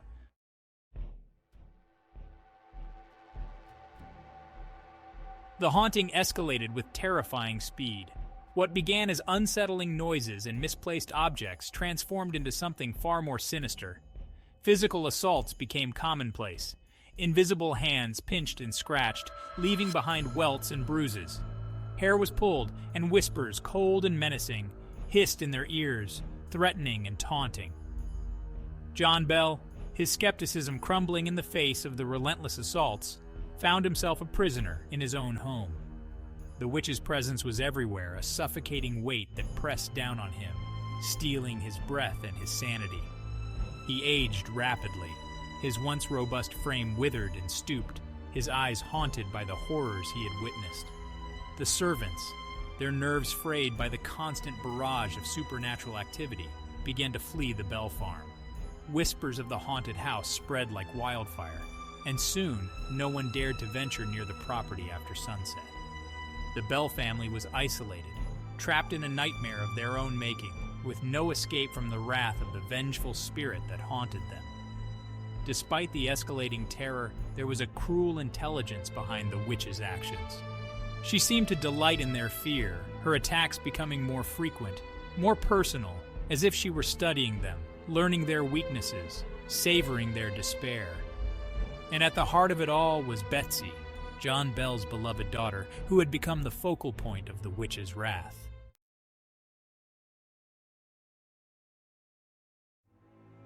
The Bell family lived in a perpetual state of terror. Sleep offered no respite, haunted by nightmares and the constant fear of waking to another terrifying encounter. Meals were taken in tense silence, the clatter of cutlery echoing in the otherwise silent house. The once warmth and laughter had been replaced by an oppressive silence, punctuated only by the sounds of their tormentor. The children, their innocence shattered by the horrors they had witnessed, clung to their mother, seeking solace in her embrace. But even her love and reassurance couldn't penetrate the darkness that had enveloped their lives. The witch's presence was a constant threat, a shadow that followed them everywhere, whispering their names, reminding them that they were not safe, not even within the supposed sanctuary of their own home. John Bell, his strength failing, desperately sought a way to break the curse. He consulted with ministers and spiritualists, hoping to find a way to appease the vengeful spirit. But their prayers and rituals seemed only to enrage the witch further, her attacks growing more violent, her laughter more menacing. The once proud patriarch had become a shell of his former self. His spirit, broken by the relentless torment, could find no solace in religion or reason. He was trapped in a waking nightmare, forced to watch helplessly as his family was systematically terrorized by a force he could neither understand nor control. And as the days turned into weeks, and the weeks into months, a chilling realization dawned on John Bell Kate Batts was not merely content with tormenting them. She wanted something far more sinister. She wanted to destroy them utterly and completely.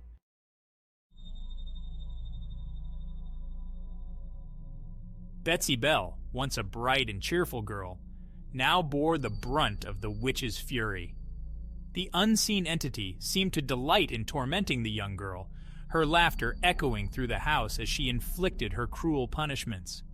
Betsy's once lively eyes were now clouded with fear, her laughter silenced by the constant threat that lurked around every corner. Invisible hands yanked at her hair, leaving painful knots. Scratches appeared on her arms as if raked by unseen claws.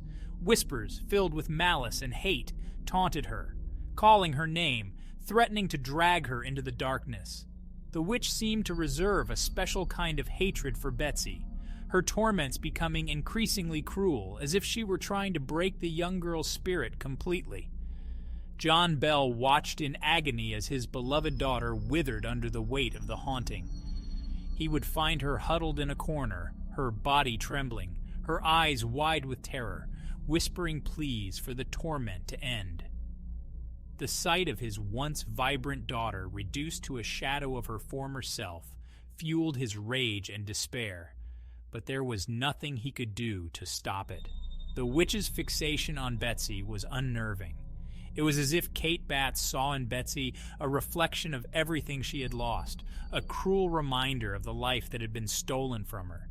Betsy became a pawn in the witch's twisted game of revenge, a symbol of John Bell's vulnerability, a target for her unyielding rage. And as the haunting intensified, it became horrifyingly clear that Betsy was not merely being tormented. She was being groomed, prepared for something far more sinister, something that chilled John Bell to the very core of his being.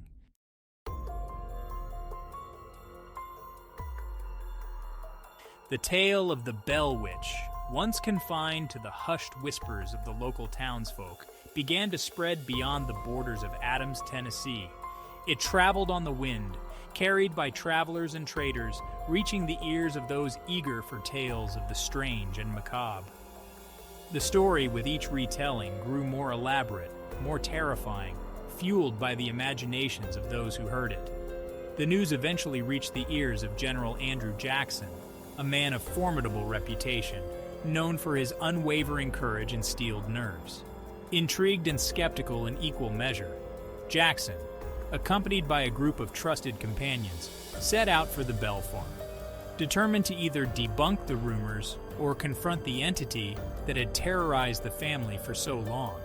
As Jackson and his men approached the Bell property, they felt a palpable shift in the atmosphere. The air grew heavy, charged with an unseen energy. The laughter of children, usually a comforting sound, was noticeably absent, replaced by an unnerving silence that seemed to emanate from the house itself. John Bell, his face etched with years of fear and torment, greeted Jackson with a mixture of hope and resignation. He had heard tales of Jackson's bravery, his ability to command respect, even from the most formidable of foes. Perhaps this man, with his unwavering spirit, could succeed where others had failed. Perhaps he could rid the Bell family of the curse that had haunted them for so long.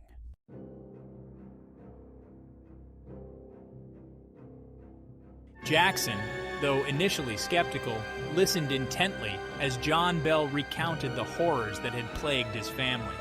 He examined the scratches on Betsy's arms, the bruises on Lucy's neck, the fear that seemed to cling to them like a shroud. He heard the tales of objects moving on their own, of disembodied voices, of the relentless torment that had driven some to the brink of madness. Despite the chilling accounts, a part of Jackson remained unconvinced. He had faced down armies, stared death in the face, and emerged victorious.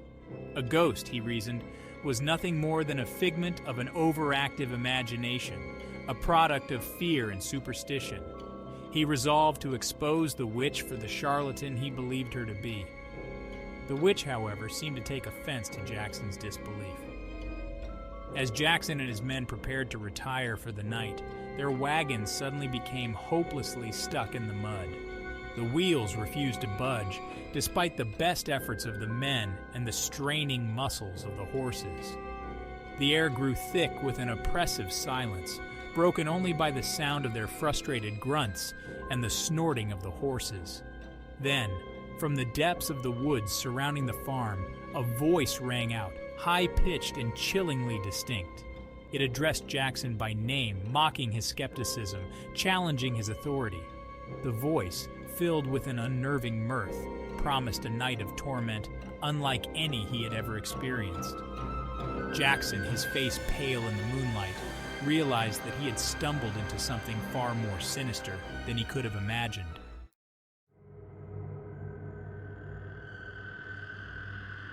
True to her word, the witch wasted no time in asserting her dominance over the unwelcome guests. Invisible hands tugged at their blankets, pulling them from their sleep. Objects flew across the room, smashing against the walls, the sound echoing through the house like gunshots. Whispers, cold and menacing, taunted them, their words laced with threats and promises of unimaginable suffering. Jackson, his initial skepticism replaced by a growing sense of dread, found himself battling an unseen force that defied logic and reason. Every attempt to rationalize the events was met with a terrifying display of the witch's power. He realized, with a chilling certainty, that he had underestimated his adversary. As dawn broke, casting a pale light on the chaos that had unfolded during the night, Jackson and his men emerged from the house, their faces etched with exhaustion and fear. Gone was their earlier bravado, replaced by a newfound respect for the unseen entity that held them captive.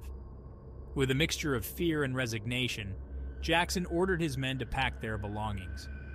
As their wagons rolled away from the Bell farm, the witch's laughter echoed behind them, a chilling reminder of her power and their helplessness.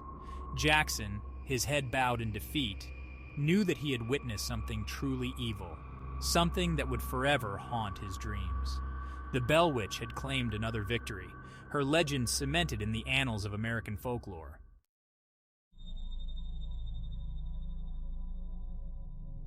Years went by, years etched with fear and punctuated by the witch's escalating torments.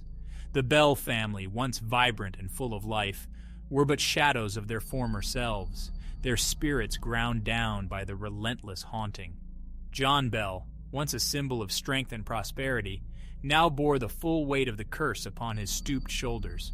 His hair, once thick and dark, had turned a ghostly white, his face a canvas of worry lines, his eyes reflecting the terror that had become his constant companion. The witch seemed to delight in his decline, her laughter echoing through the halls of the Bell house whenever John stumbled or showed signs of weakness.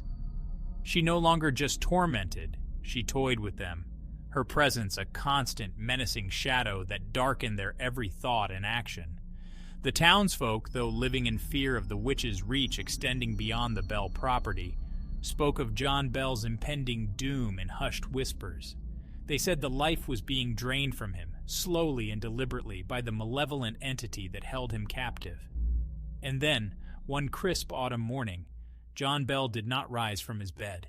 His family found him still, his eyes staring blankly at the ceiling, his face pale and lifeless.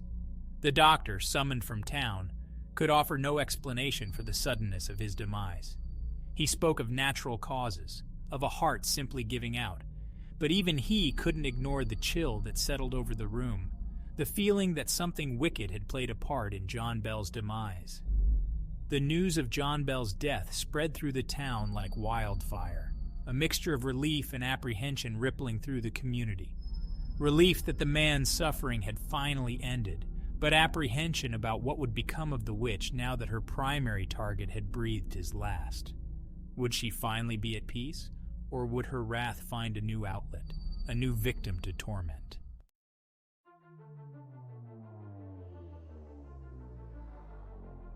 While the townsfolk mourned John Bell's passing with a mixture of sorrow and fear, a dark truth unraveled within the walls of the Bell house. John Bell Jr., while tending to his father's belongings, discovered a small, unlabeled vial hidden beneath the old man's bed.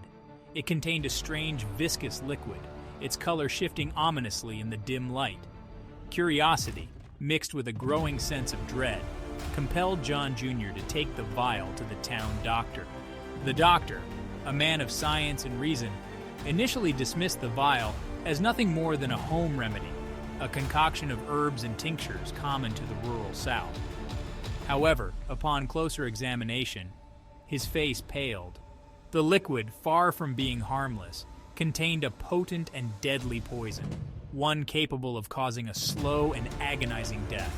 The realization sent a chill down his spine, confirming the whispers that had haunted the town for so long. John Bell had not died of natural causes. He had been murdered. As the doctor shared his findings with the Bell family, a wave of grief and horror washed over them. The realization that their father, their tormentor, had met his end at the hands of the witch, the very entity they had feared for so long, was almost too much to bear. It was a cruel and twisted irony, a final act of vengeance that left them both terrified and strangely vindicated. The witch, it seemed, had saved her most devastating blow for last. She had not been content with merely tormenting John Bell in life. She had orchestrated his demise, slowly poisoning him, savoring his decline, turning his own home into his tomb. It was a masterpiece of malice, a testament to her power and her unyielding thirst for revenge.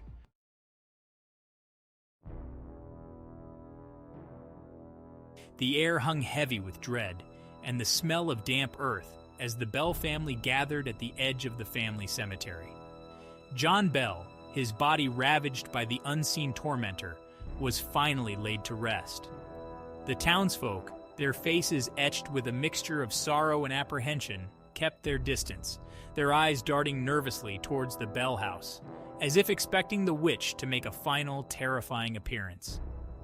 As the minister finished his somber eulogy, and the first clods of earth hit the wooden coffin, a strange sound cut through the silence. It started as a low hum, barely audible at first, then grew in intensity, morphing into a high-pitched wail that seemed to come from everywhere and nowhere at once. It was the witch, her voice filled with a mixture of triumph and mockery, as if celebrating her victory over the man who had wronged her in life. The townsfolk, their faces pale with terror, wasted no time in fleeing the cemetery, their fear overriding any sense of decorum or respect for the dead. They scrambled over headstones, their cries of terror mingling with the witch's chilling laughter. The Bell family, however, remained rooted to the spot, their grief and fear paralyzing them. As suddenly as it began, the laughter ceased.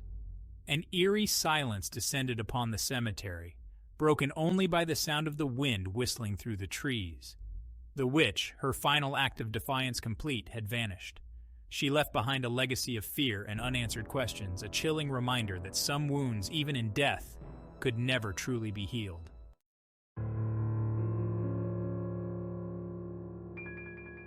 With John Bell laid to rest, a palpable sense of relief settled over the community of Adams. The haunting, however, did not cease entirely. The Bell house stood silent, a stark reminder of the horrors that had transpired within its walls. Whispers lingered, carried on the wind, of objects moving on their own, of disembodied laughter echoing through the empty rooms. Some spoke of seeing flickering lights in the windows at night, a sign that the witch, though subdued, was not yet finished with the Bell family. Betsy Bell, forever marked by the ordeal, eventually left the family home, seeking solace in a new life far from the town that held so many painful memories. But even distance could not erase the scars left by the witch's torment. The whispers, the laughter, the chilling touch of unseen hands, these were memories that haunted her dreams, a constant reminder of the darkness that had once consumed her life. The townsfolk, though eager to move on, remained forever changed by the haunting of the Bell family. The story of Kate Batts, the vengeful witch, became a cautionary tale whispered around campfires, a reminder that some transgressions could have consequences that echoed through generations. The Bell Witch, once a local legend, had secured her place in the annals of American folklore. And so, Adams, Tennessee, bore the weight of its haunted history, a town forever linked to the tale of the Bell Witch. The land, once a symbol of prosperity and promise, now held a chilling secret, a reminder that some wounds, even in death, could never truly be healed. And as the years turned into decades, the legend of the Bell Witch lived on, a chilling testament to the power of vengeance and the enduring darkness that can haunt a place and its people.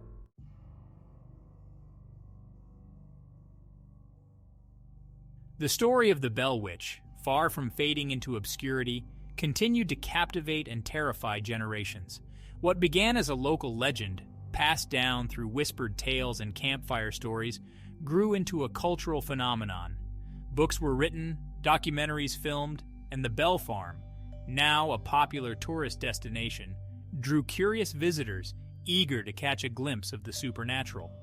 The legend even found its way into the realm of popular culture, inspiring countless books, movies, and television shows that explored the themes of revenge, hauntings, and the thin veil that separates the living from the dead. The Blair Witch Project, with its shaky camera work and found footage style, drew direct inspiration from the Bell Witch legend, tapping into the primal fear of the unknown and the unseen. The haunting of the Bell family served as a chilling reminder that some stories, no matter how fantastical or terrifying, refuse to be forgotten. They linger in our collective consciousness, fueled by our fascination with the unexplained and the human desire to make sense of the world around us. And so, the legend of the Bell Witch lives on, a testament to the power of storytelling and the enduring fascination with the unknown. It serves as a reminder that some secrets, buried deep within the earth or locked away in the darkest corners of our minds, have a way of resurfacing, their power undiminished by the passage of time. Please like and subscribe and leave a comment below. Those things really help our channel bring you more creepy content, and we appreciate everything you do to support us. Is the Amityville horror based on true events? Over the years, skeptics and paranormal investigators have debated the legitimacy of the Lutz's claims. Some argue that the story was exaggerated or fabricated entirely, while others believe that the Lutz family truly experienced something beyond our understanding. Joe Nickell is a renowned American skeptic, paranormal investigator, and author who has extensively researched and debunked various claims of paranormal activity. Nickell is a senior research fellow at the Committee for Skeptical Inquiry, where he applies scientific methods and investigative techniques to examine reports of supernatural phenomena. Joe has been highly critical of the paranormal claims related to the Amityville horror case. His investigation into the supposed hauntings at 112 Ocean Avenue focused on uncovering inconsistencies, contradictions, and possible motives behind the Lutz family's sensational story. Joe argued that many elements of the Lutz family's account of paranormal experiences were exaggerated, fabricated, or inspired by other horror stories and folklore. He pointed out that the Lutz family lived in the house for only 28 days, and that their claims were not independently corroborated by other witnesses, including subsequent owners of the house who reported no unusual activity. Joe highlighted the Lutz family's financial troubles at the time, suggesting that their story could have been motivated by the potential for profit. This theory was bolstered by the fact that they collaborated with author Jay Anson to write The Amityville Horror, a book that became a bestseller and spawned a successful film franchise. Joe identified numerous inconsistencies in the Lutz family's narrative. For example, the family claimed to have experienced extreme cold spots in the house, despite the home having a functioning heating system that would make such phenomena unlikely. He also pointed out discrepancies in the descriptions of events. We also had hordes of flies that would appear within 2 rooms, and no matter how many times we would kill them, they would reappear. Right, now flies can be a real problem in this part of the country in the summer, Sure. in any house, you know. But if you have 2 or 3 or 4 within 1 room, that could be commonplace. But when you're talking over 100... Well, this was the winter. Yes. And you're talking about how many? Over 100 flies Over 100 at flies. one time. And then you'd go around and kill them. They'd be lying on the floor. You'd come back an hour later and they would be there more. Whoa, that is a fucking lie! George Lutz claimed to have seen a pig-like creature with glowing red eyes, while other accounts varied or contradicted this claim. Nickell noted that many of the incidents described in the book were not reported by the Lutz family until after they had left the house and entered into a book deal. Joe has offered natural explanations for many of the reported phenomena. For example, he suggested that the green slime reportedly oozing from the walls could have been due to common mold or algae, while the mysterious noises could have been caused by mundane sources like wind, creaking floorboards or small animals. He also proposed that psychological factors such as stress, suggestibility, or sleep deprivation could have contributed to the family's perception of supernatural events. The influence of popular culture and horror stories might have further shaped their narrative.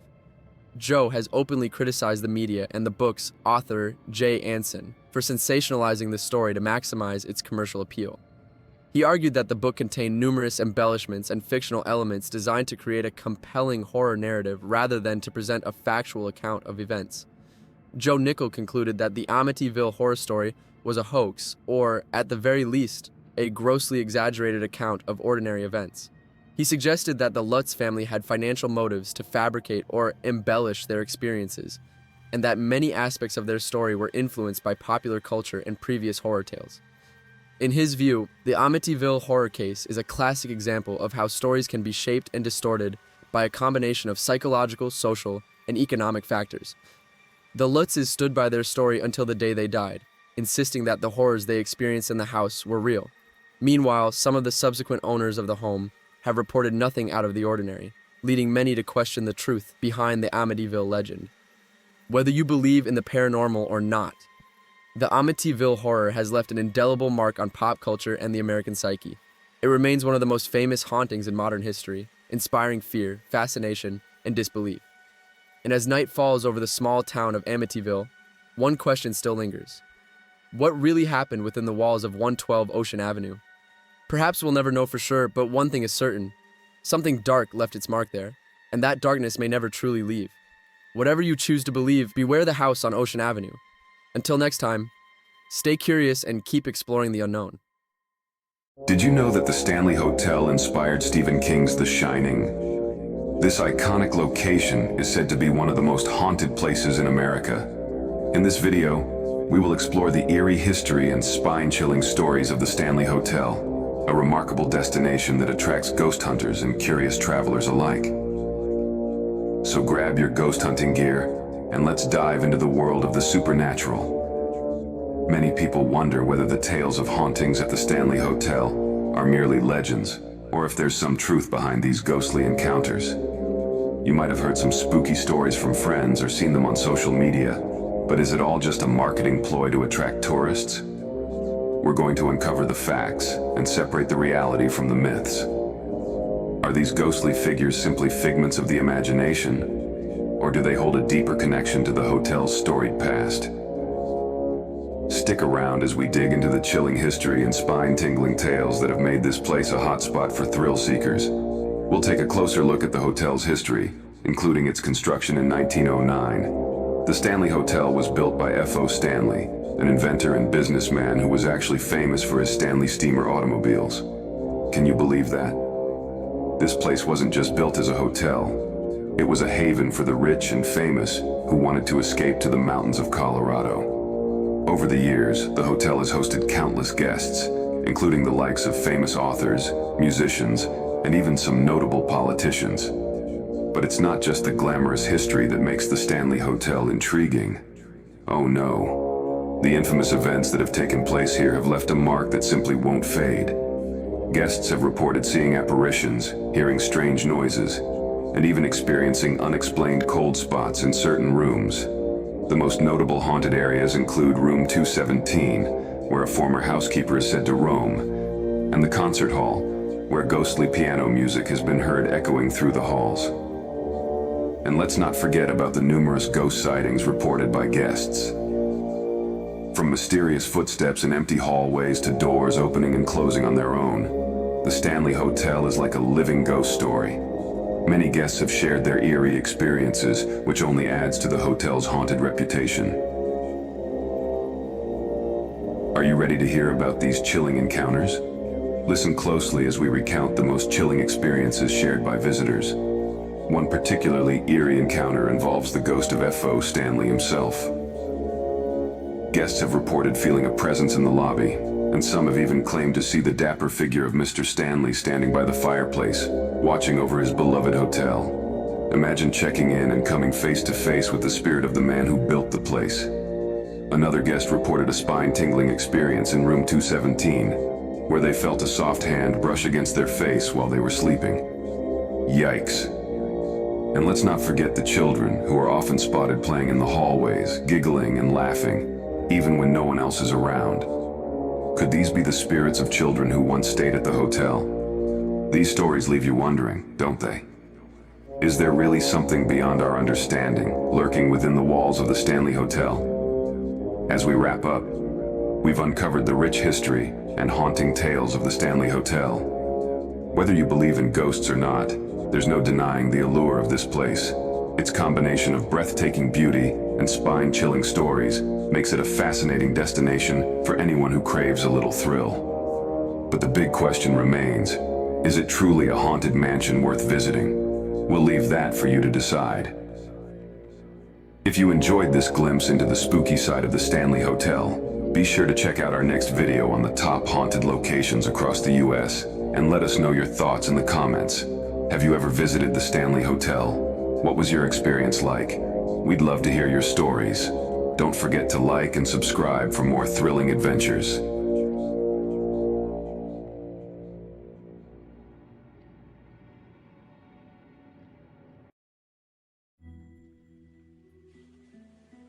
It began with a simple wine cabinet, a wooden box, unassuming in its appearance. It looked like any other antique, perhaps a relic from a bygone era, a piece of history that had been forgotten over time. But within its unpolished exterior resided a darkness that defied explanation. It was as if the box itself was a portal to another realm, a place where shadows danced and secrets of the past lingered. This was no ordinary container. It was a vessel, a prison designed to hold something far more sinister than anyone could imagine. It was a prison, a vessel for something ancient and evil. The very air around it seemed to thicken with a malevolent presence, a sense of dread that was palpable to anyone who came near. It was known as the Dybbuk Box, and its story was one of tragedy, terror, and the haunting power of the unknown. The name itself sent shivers down the spines of those who heard it, a reminder of the dark forces that lurk just beyond the veil of our understanding. In Jewish folklore, a Dybbuk is a restless spirit, a malevolent entity that seeks refuge in the physical world by possessing the living. These spirits were said to be the souls of the dead who had not found peace, driven by a need for revenge or a desire to complete unfinished business. The Dybbuk Box, it was said, housed such a spirit, trapped within its wooden confines, desperate to break free. The spirit within was not just any Dybbuk, but one of immense power and malevolence, a force that had been contained for generations. The box's journey across continents and through time remained shrouded in mystery, its path marked by rumors of misfortune. It had passed through many hands, each owner experiencing a series of inexplicable events, a trail of bad luck that seemed to follow the box wherever it went. But its legend grew with each passing year, attracting the attention of those who sought to unravel its secrets, those who dared to confront the darkness that lay dormant within. Paranormal investigators, historians, and thrill-seekers alike were drawn to the box, each hoping to unlock its mysteries and perhaps gain some insight into the nature of the supernatural. Little did they know, the Dybbuk Box was waiting, its power coiled like a serpent, ready to strike at any who dared to disturb its slumber. The spirit within was patient, biding its time, waiting for the right moment to unleash its fury upon the world once more. Those who sought to understand the box often found themselves ensnared by its dark allure, unable to escape the grip of the malevolent force that lay within. Researchers and scholars who studied the box often reported strange occurrences, from inexplicable cold spots to the feeling of being watched. Some even claimed to have seen shadowy figures lurking in the corners of their vision, always just out of sight. Paranormal investigators who dared to interact with the box often found themselves plagued by nightmares, visions of a dark and twisted world where the boundaries between the living and the dead were blurred. They spoke of hearing voices in the night, voices that seemed to come from the very walls of their homes. In modern times, the Dybbuk Box continues to captivate and terrify those who encounter it. It serves as a reminder of the thin veil that separates our world from the unknown, a testament to the enduring power of the supernatural. The box remains a symbol of the darkness that can reside within even the most unassuming of objects, a chilling reminder that some mysteries are best left unsolved. Kevin Manus, an antique dealer with a penchant for the peculiar, first encountered the Dybbuk Box at an estate sale in Portland, Oregon. Kevin had always been drawn to items with a story, objects that seemed to carry a piece of history within them. His shop was filled with such treasures, each with its own unique tale, but nothing had ever intrigued him quite like this box.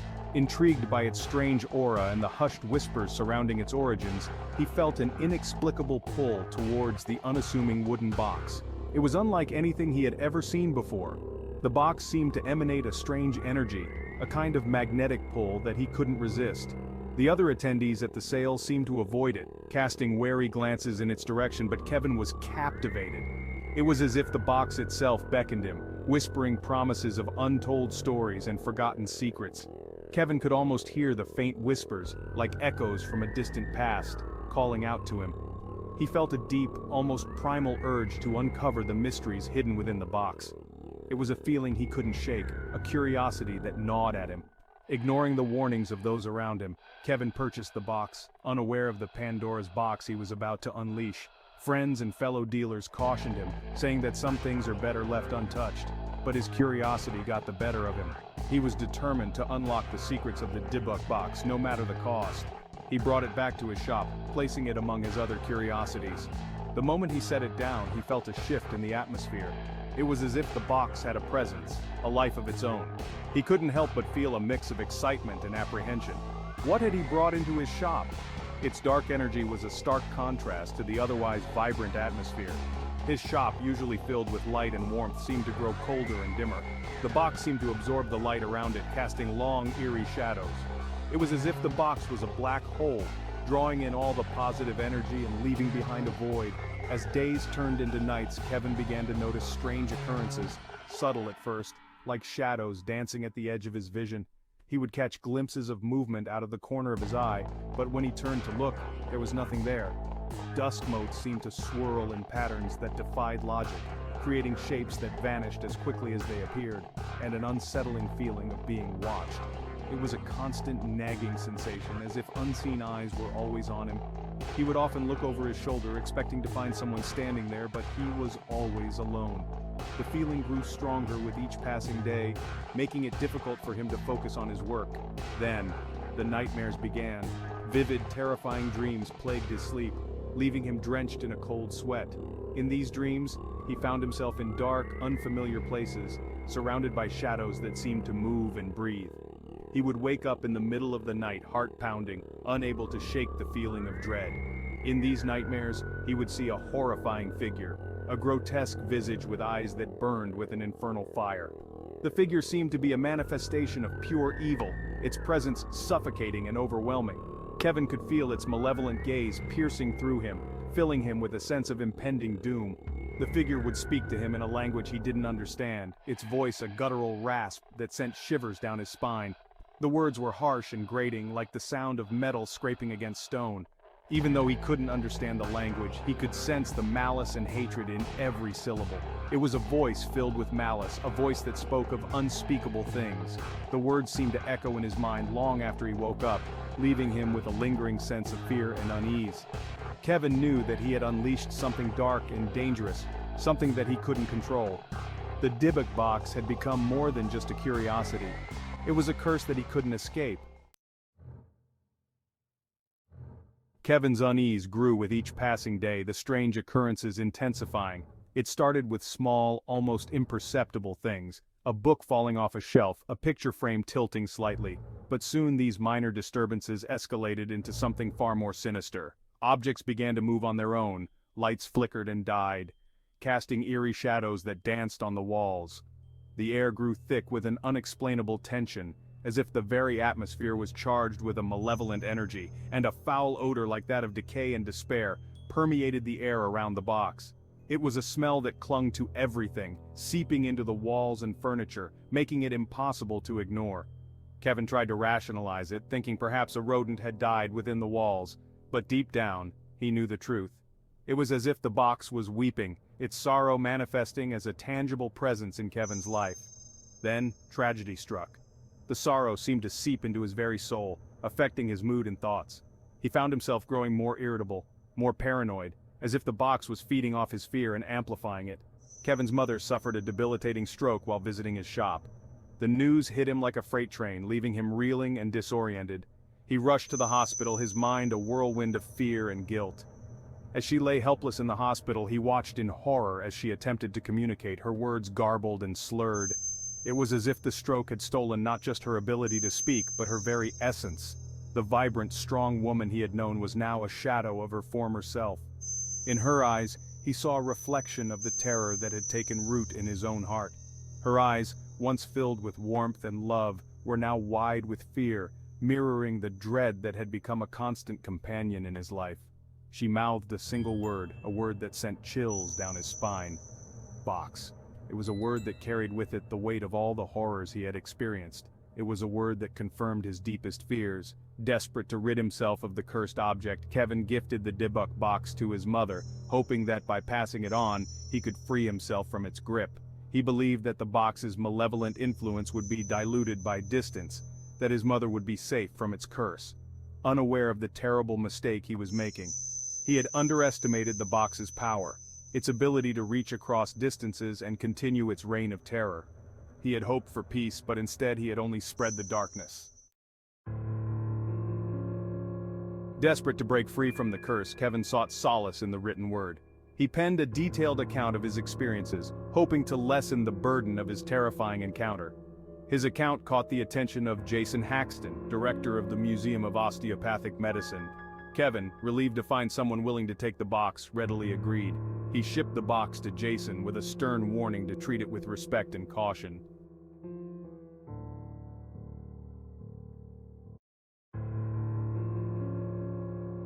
Sleep paralysis is a fascinating and mysterious phenomenon. It sits at the intersection of science and the supernatural.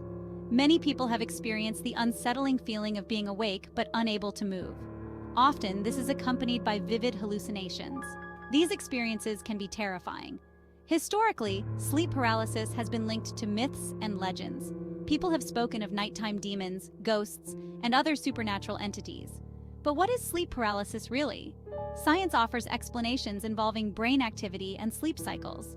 Yet, the mystery remains. This essay will explore sleep paralysis from multiple angles. We will look at historical accounts, scientific research, and cultural interpretations. By the end, you may find that the line between science and the supernatural is not as clear-cut as it seems. Ancient cultures often viewed sleep paralysis as supernatural. In medieval Europe, it was known as Old Hag Syndrome. People believed a witch or demon sat on their chest, causing paralysis. This interpretation was common due to a lack of scientific understanding. In Japan, sleep paralysis is called kanashibari, which translates to bound in metal. Ancient Japanese folklore attributes this to vengeful spirits. These spirits, known as yokai, would pin their victims down while they slept. This belief persists in some rural areas even today. The Egyptians had their own take on sleep paralysis. They believed it was caused by a jinn, a type of spirit. These jinn were thought to be malevolent and would attack during sleep. Ancient texts describe elaborate rituals to ward off these spirits. These historical interpretations show a common theme. Sleep paralysis was often seen as a supernatural attack. Without scientific methods, ancient people turned to myths to explain their experiences. Different cultures have unique stories about sleep paralysis.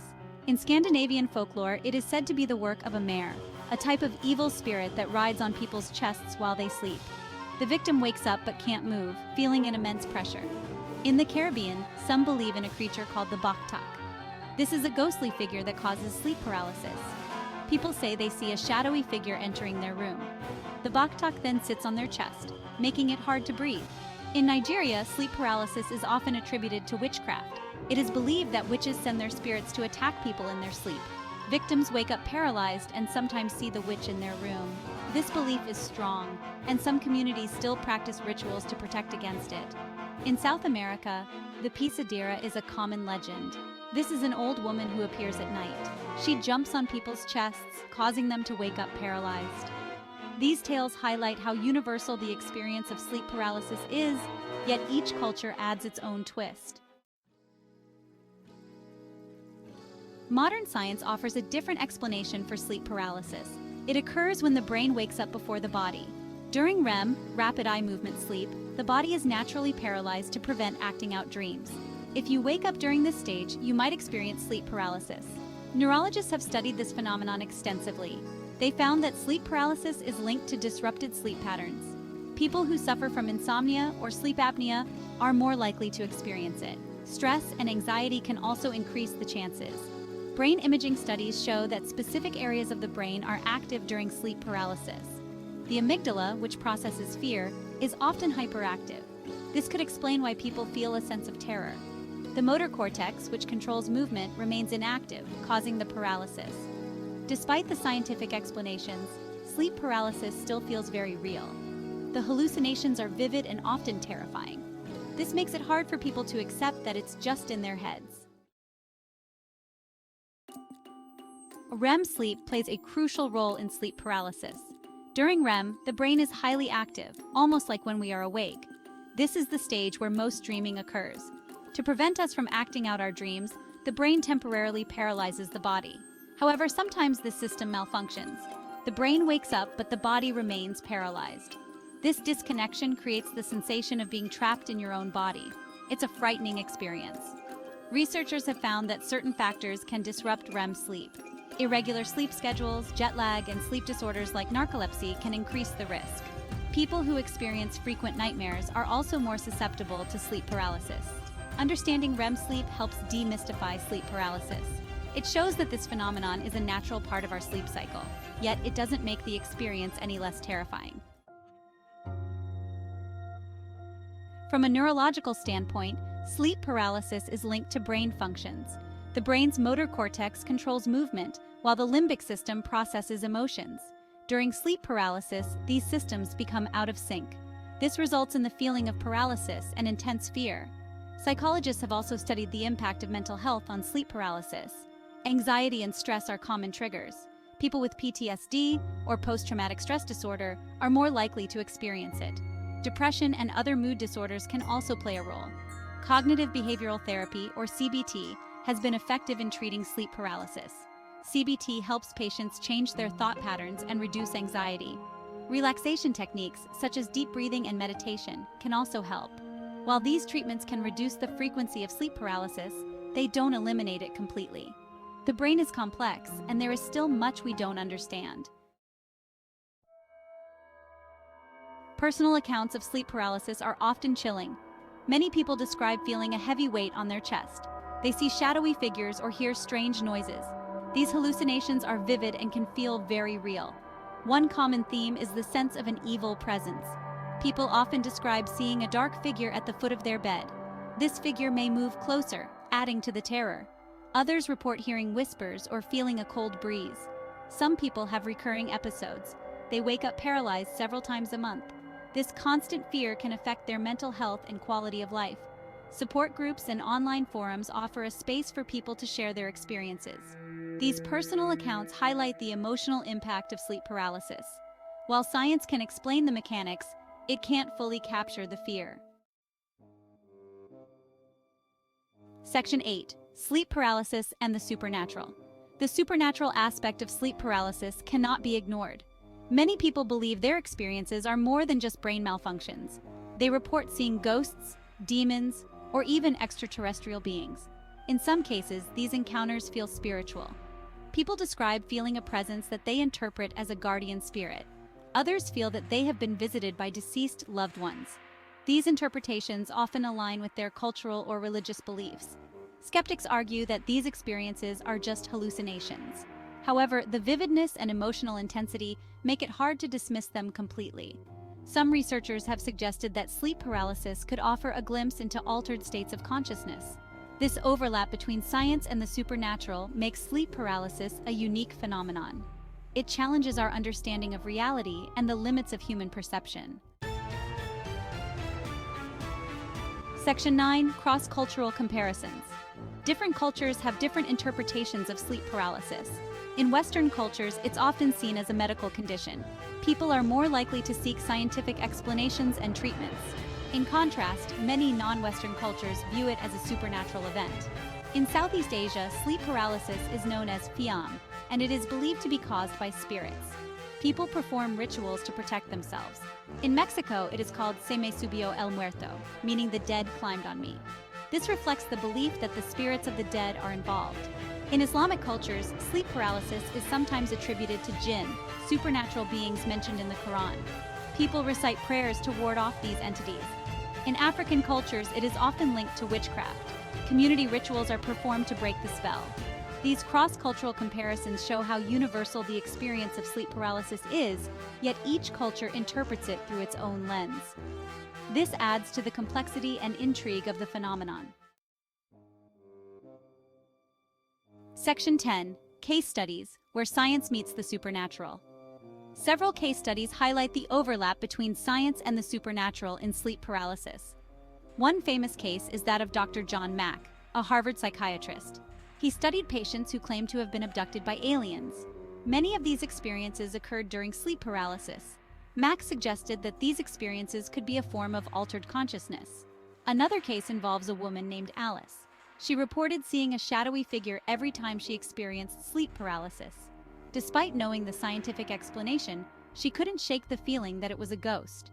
This dual belief highlights the tension between rationality and fear. A study conducted in Canada found that people who believe in the supernatural are more likely to have intense sleep paralysis experiences.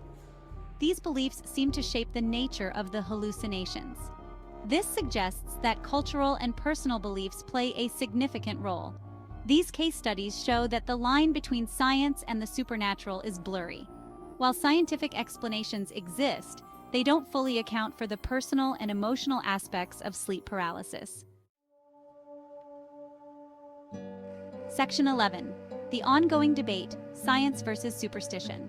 The debate between scientific and supernatural explanations of sleep paralysis continues. Scientists argue that it's a natural phenomenon linked to sleep cycles. They point to brain activity and psychological factors as evidence. Treatments like CBT and lifestyle changes can reduce episodes. However, many people remain convinced of a supernatural element.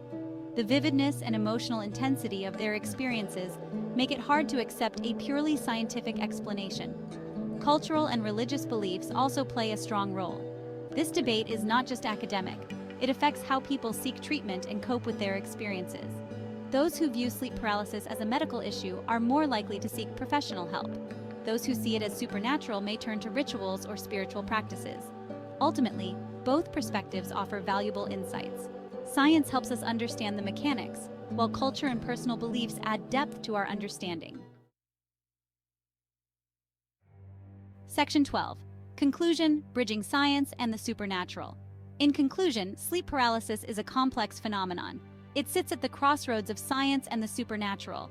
Historical and cultural interpretations add layers of meaning. Modern science offers explanations involving brain activity and sleep cycles. Yet, the emotional and personal impact remains profound. This essay has explored various perspectives on sleep paralysis. From ancient myths to modern research, the phenomenon challenges our understanding. It shows that the line between the mundane and the supernatural is not always clear. Perhaps sleep paralysis is a reminder of the mysteries that still exist. It encourages us to keep exploring, questioning, and seeking answers. Whether through science or spirituality, the quest for understanding continues. By examining both rational explanations and legendary beliefs, we can appreciate the richness of human experience. Sleep paralysis is more than just a medical condition. It's a window into the complexities of the human mind and spirit. In this video, you'll explore the RMS Queen Mary, a former ocean liner that now serves as a hotel and museum, and its reputation as one of the most haunted ships in the world. But is it all true? Welcome aboard the RMS Queen Mary, one of the most luxurious ocean liners of its time, and now one of the most haunted locations in the world. Docked permanently in Long Beach, California, the Queen Mary has earned a reputation as a paranormal hotspot, drawing ghost hunters, thrill seekers, and the curious from around the globe. But what is it about this majestic ship that draws so many spirits? The Queen Mary was launched in 1936, a marvel of Art Deco, design, and luxury, carrying the rich and famous across the Atlantic. However, her service took a dark turn during World War II, when she was transformed into the Grey Ghost, a troop transport ship. Now for the first pictures to be released showing that great ship, the Queen Mary, on war work. As a giant troop transport, she took the first contingent of the AIF to go overseas. She took men of the 8th Division to Singapore, and later she brought American troops to Australia. With over 800,000 military personnel carried and stories of untimely deaths, it's no wonder that some believe the ship's troubled past has left a lingering presence. But even in retirement, the ship's history of paranormal activity continued to grow, as strange occurrences and sightings were reported by both staff and visitors.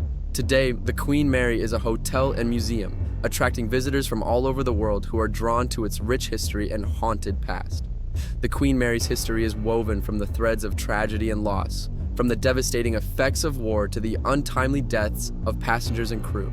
It's little wonder, then, that the ship is said to be haunted by so many restless spirits. From the engine room to the grand staterooms, almost every area of the ship has its own unique paranormal tale to tell. And yet, despite the many ghost stories and legends surrounding the ship, the Queen Mary remains a beloved and iconic landmark, attracting visitors from all over the world. So what's behind the Queen Mary's enduring appeal? Is it the chance to catch a glimpse of the paranormal, or is it the ship's rich history and cultural significance? One of the ship's most notorious spirits is that of John Petter, a young crewman who met a tragic end in the engine room. Crushed by the notorious Door 13 during a routine drill in 1966, Petter's spirit is said to still roam the area. Visitors and staff have reported seeing a shadowy figure in blue coveralls, sometimes accompanied by the sound of footsteps echoing through the otherwise silent space. Stateroom B340 is perhaps the most infamous location on the Queen Mary. The room was closed for decades due to an overwhelming number of reports of paranormal activity, including unexplained voices, lights flickering, and guests being violently shaken awake. For years, this room was off limits, but it has recently reopened for those daring enough to spend a night. Another notorious hotspot is the first-class swimming pool. Though it's been empty for years, guests report sightings of spectral women in vintage swimsuits and hearing the distinct sounds of splashing. One spirit frequently seen here is that of a little girl named Jackie, whose playful laughter and cries have been caught on tape. Paranormal investigators have captured eerie EVPs and shadow figures near the pool, further cementing its haunted reputation. Perhaps the most famous ghost story associated with the Queen Mary is that of the Lady in White, a misty apparition that's said to haunt the ship's first-class lounge. According to legend, the Lady in White was a young passenger who died under tragic circumstances, and her spirit has been trapped on the ship ever since. Many have reported seeing her ghostly figure, often accompanied by an icy cold breeze or the faint scent of perfume. Then there's the engine room hauntings, where visitors have reported strange noises, unexplained movements, and even full-blown apparitions. Some claim to have seen the ghost of a young engineer who died in the engine room, while others have reported being touched or pushed by unseen forces. In the decades since its retirement, the Queen Mary has become a hotbed of paranormal activity, with reports of ghostly encounters and unexplained events flooding in from all over the world. From doors that slam shut of their own accord to apparitions that appear in photographs, the Queen Mary seems to be a hub of supernatural activity.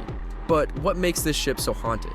Is it the lingering energy of the countless passengers and crew who've passed through its doors? Or is it something more sinister? Whatever the reason, the Queen Mary remains one of the most haunted places on Earth, a must-visit destination for anyone drawn to the supernatural and the unknown. The Queen Mary has been investigated by countless paranormal teams, including the likes of Ghost Hunters and Most Haunted. Using equipment like EMF detectors, thermal cameras, and audio recorders, investigators have documented numerous instances of paranormal phenomena, disembodied voices, unexplained noises, and sudden drops in temperature that defy rational explanation. The RMS Queen Mary is more than just a haunted ship. It's a piece of living history, a tangible link to the past. If you enjoyed this visit into the supernatural, why not check out this next video?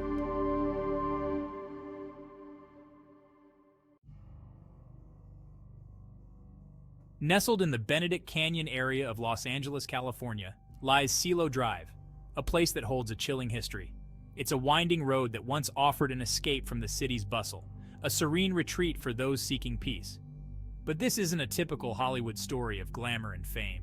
Instead, it's a tale shrouded in darkness and mystery. Cielo Drive is synonymous with a darkness that chilled the world, a place where the shadows seem to whisper secrets. On August 9th, 1969, this secluded haven became a scene of unimaginable horror, forever altering its legacy. The Manson family, a cult led by the infamous Charles Manson, committed a series of brutal murders that shocked the nation to its core. Their reign of terror forever stained Cielo Drive, leaving behind a legacy of fear and fascination that continues to haunt the public imagination. Before the horrors of 1969, Cielo Drive was home to the rich and famous. Among them was actress Sharon Tate, wife of famed director Roman Polanski. The couple's sprawling home, 10050 Cielo Drive, was a haven of creativity and joy. It was a stark contrast to the darkness that Charles Manson and his followers embodied. Manson, a charismatic and deeply disturbed individual, assembled a group of lost souls. He manipulated them with his twisted philosophies and promises of a race war. After the murders at 10050 Cielo Drive, the property was demolished. A new home, known as the Omen House, was built in its place, but the darkness lingered. Whispers of strange and unsettling occurrences have plagued the Omen House for years. Some believe the residual energy of the horrific events continues to resonate within the property's very foundation. From unexplained noises to chilling apparitions, the Omen House has become a focal point for paranormal investigators and curiosity seekers. Casting a dark shadow over Hollywood. The events of August 9, 1969, unfolded with chilling precision, leaving an indelible mark on history. Manson's followers, under his direct orders, descended upon 10050 Cielo Drive with sinister intent. Sharon Tate, 8.5 months pregnant, was hosting a small gathering of close friends. Also present were her friend's hairstylist Jay Sebring, coffee heiress Abigail Folger, and Folger's lover, writer Wojciech Frykowski, all enjoying a quiet evening. The evening was supposed to be filled with laughter and friendship, a respite from their busy lives. Instead, it became a scene of unimaginable violence, forever altering the lives of those involved. Manson's followers, armed with knives and a gun, stormed the property, leaving a trail of horror in their wake.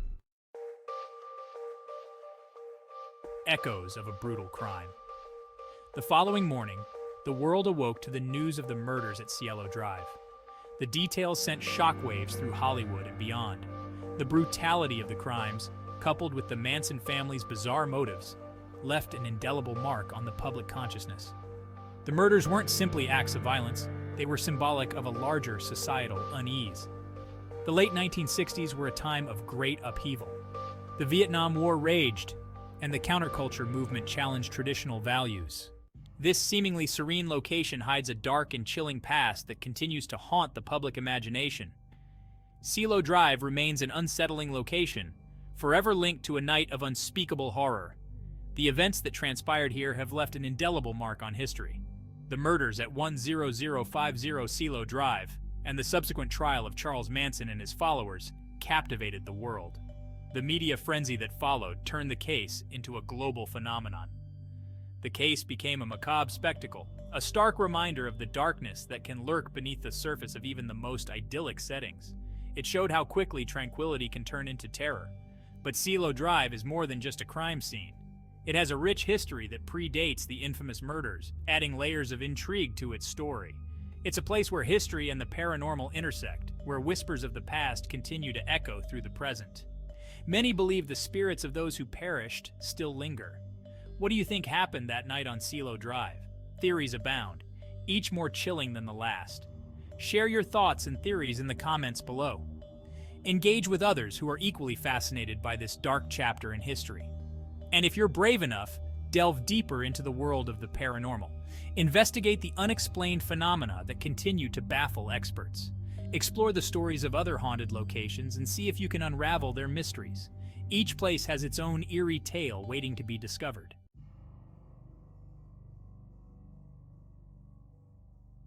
Section 1. The legend begins.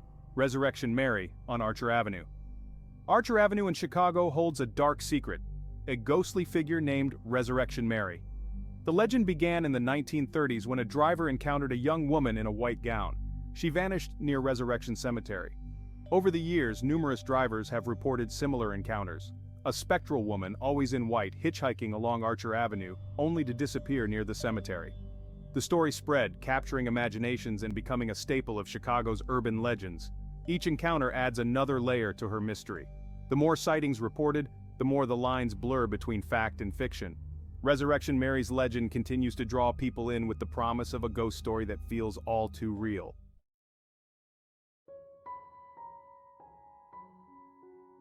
Section 2. Unveiling the ghost early sightings and historical context. Archer Avenue, with its roots tracing back to the 19th century, has always been steeped in local lore. Resurrection Cemetery, one of the largest in North America, sets the stage for Mary's ghostly tale. Early sightings described Mary as a young woman in vintage clothing, a white dress. Speculations arose that she might have been a victim of a tragic accident. Theories suggest she was a young woman who died in a car crash after a night of dancing in the 1920s. Despite extensive research, her true identity remains a mystery. The 1930s were a time of great change and turmoil, and stories of restless spirits resonated with the public. The ghost of a young woman symbolized the era's collective grief and longing. Mary's story is about the people who have seen her, the history that surrounds her, and the enduring power of a legend that refuses to fade away.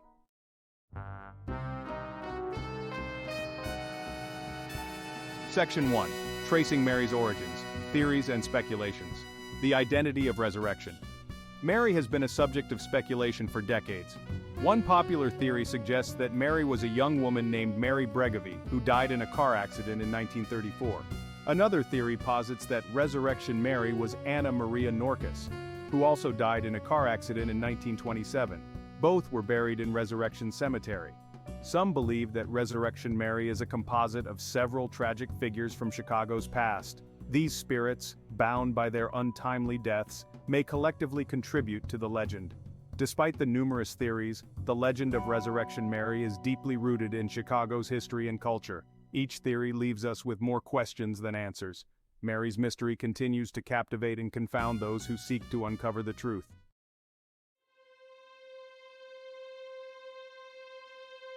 Section 2. The tragic backstory, piecing together Mary's life and death. To understand resurrection.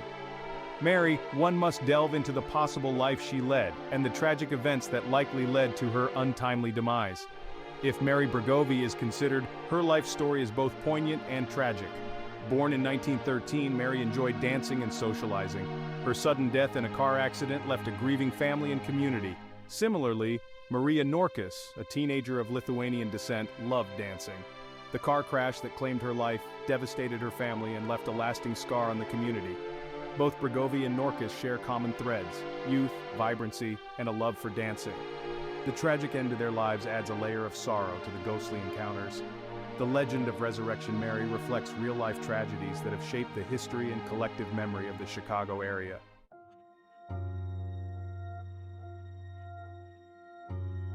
Section 3. Echoes of the past, historical events tied to the legend. The legend of Resurrection Mary is intertwined with the historical events and cultural shifts that have shaped Chicago.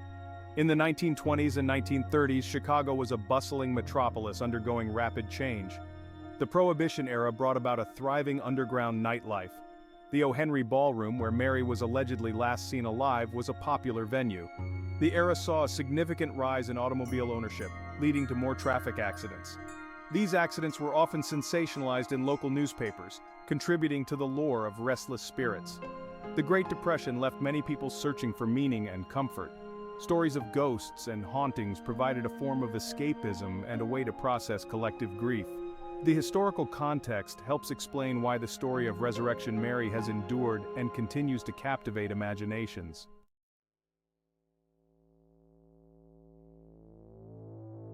Section 1. Documented sightings, eyewitness accounts. The legend of Resurrection Mary is built on numerous eyewitness accounts that span decades. One of the earliest documented encounters dates back to the 1930s. A young driver picked up a hitchhiker, a young woman in a white dress, who vanished near Resurrection Cemetery.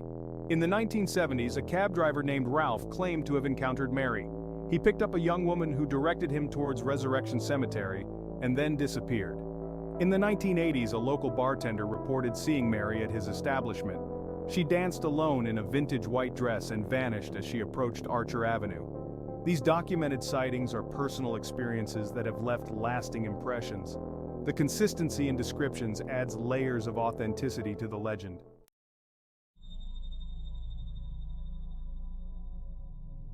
Section 2, Supernatural Phenomena, the Unexplainable Encounters, the Legend of Resurrection.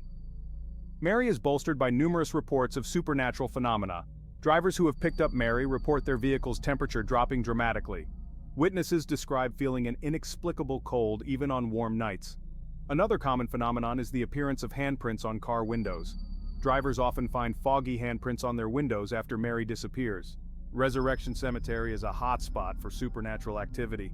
Visitors have reported seeing gates that appear bent or twisted. One famous incident involved wrought iron gates bearing the impression of handprints. These supernatural phenomena contribute to the enduring fascination with Resurrection Mary. Resurrection. Mary is more than just a ghost story. She is a cultural icon in Chicago folklore. Her tale has permeated local culture, influencing literature, music, and tourism. This cultural impact ensures that Mary's story remains alive, captivating new generations. The legend has inspired numerous books and articles. Local bands have written songs about her, capturing her haunting beauty. Ghost tours frequently include stops along Archer Avenue and Resurrection Cemetery. Resurrection Mary serves as a symbol of local heritage, shared among residents. Her story is a reflection of Chicago's collective imagination and history.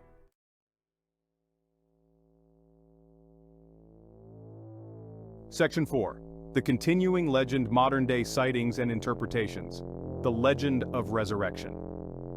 Mary is not confined to the past. Modern-day sightings keep her story fresh and relevant.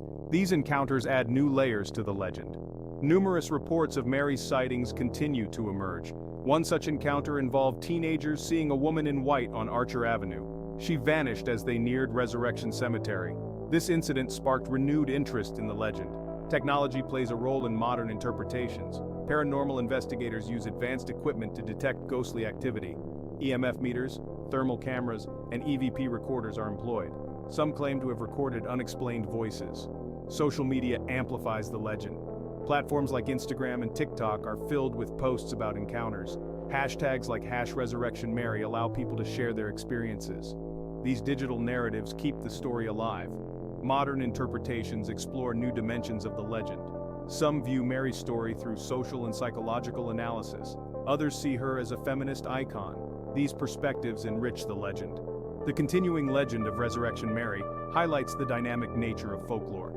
The story adapts, reflecting the changing cultural and technological landscape.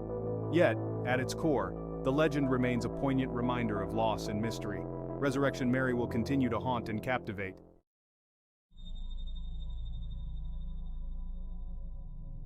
Chilling encounters, personal stories from witnesses. Personal stories of encounters with Resurrection Mary are compelling. Jerry encountered Mary in the late 1950s. He saw a young woman in a white dress walking along the road. Jerry pulled over and offered her a ride. As they approached Resurrection Cemetery, she vanished. Julie had a similar encounter in the 1970s. The woman faded and disappeared near the cemetery. In the early 2000s, a couple saw Mary on the road. They swerved to avoid her, but she was gone. These stories are the backbone of the Resurrection Mary legend.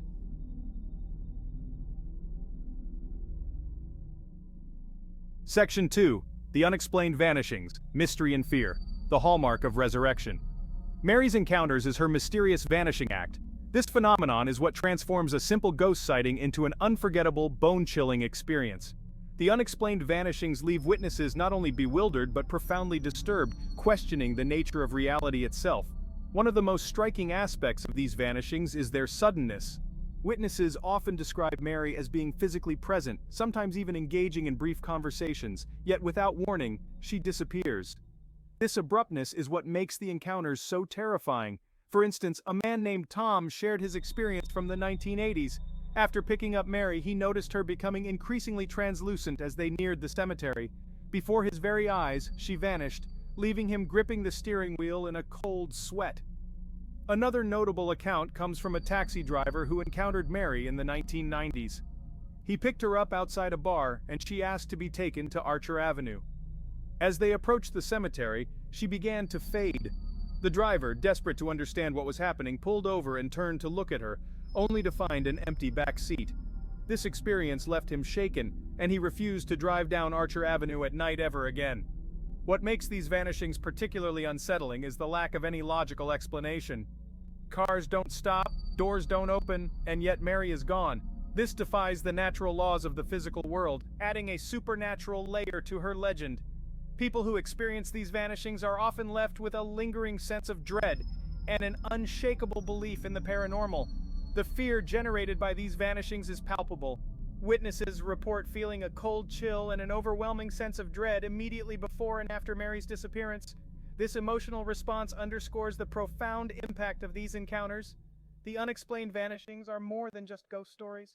They are deeply unsettling experiences that challenge our understanding of reality and leave a lasting mark on those who encounter Resurrection Mary.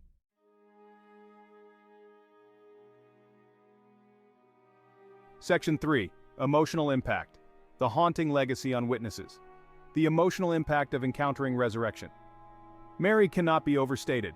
These experiences leave a lasting imprint on witnesses. The haunting legacy shapes how individuals view the world. For many, the initial reaction is shock and disbelief. Witnesses describe a range of emotions, from fear to curiosity.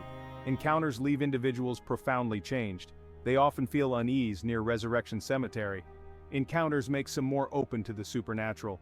These moments can define beliefs and interests. Witnesses are left with an unshakable sense of the uncanny.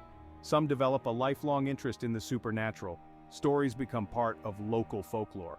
These tales foster a collective sense of wonder and fear. Encounters challenge our understanding of reality, the haunting legacy of resurrection. Mary continues to captivate and unsettle.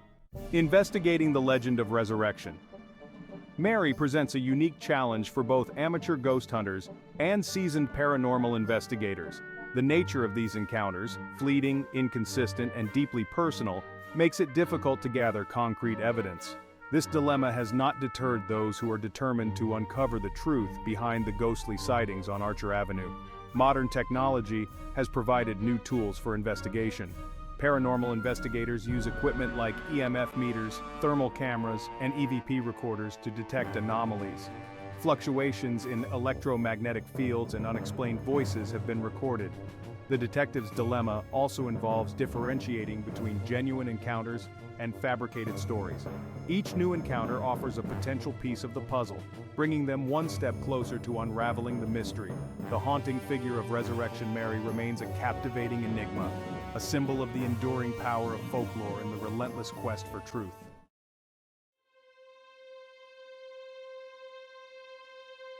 The enduring mystery. Why does Resurrection Mary fascinate us? Resurrection Mary's tale endures because it taps into something deeper within the human psyche. Her legend blends the unexplained with the relatable, creating a narrative that is both chilling and captivating. The unanswered questions about her identity and her ghostly appearances create a sense of intrigue that compels us to seek answers. This sense of an unsolved mystery stimulates our imagination and curiosity. Moreover, Resurrection Mary's story resonates because it is rooted in real human emotions and experiences. The themes of loss, tragedy, and the desire for closure are universally relatable. Her presence on Archer Avenue is a haunting reminder of the fragility of life and the enduring impact of untimely deaths.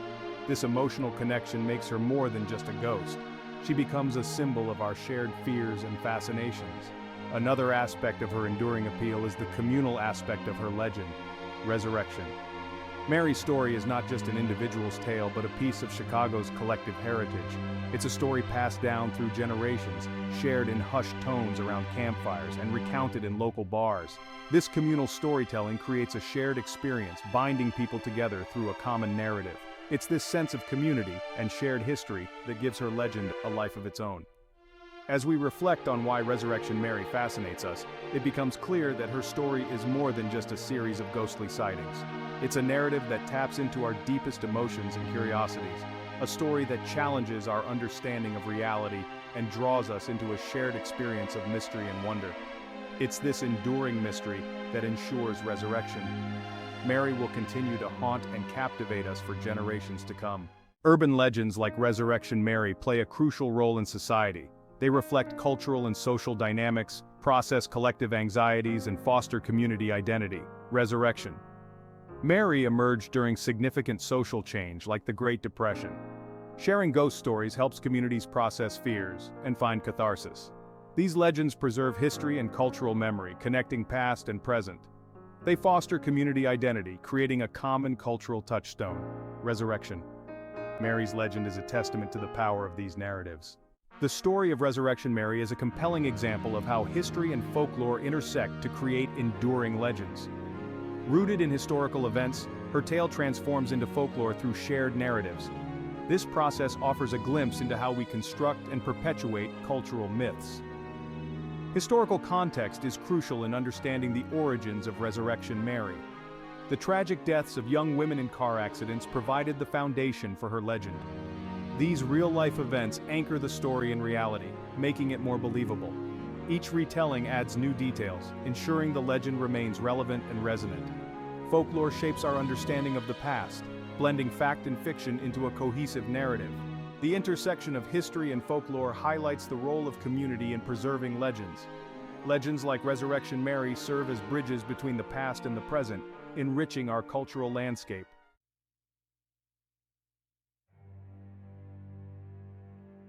As we conclude our exploration of Resurrection Mary, it is clear that her legend is more than just a ghost story. It is a living, evolving narrative that continues to captivate and haunt us. We invite you, the reader, to share your own stories and experiences. Have you ever driven down Archer Avenue at night? Have you felt the chill of an unseen presence or seen a figure in white by the side of the road? Your stories are invaluable in keeping the legend of Resurrection Mary alive. Share your stories, explore the legend, and become a part of the living folklore that keeps Mary's spirit alive.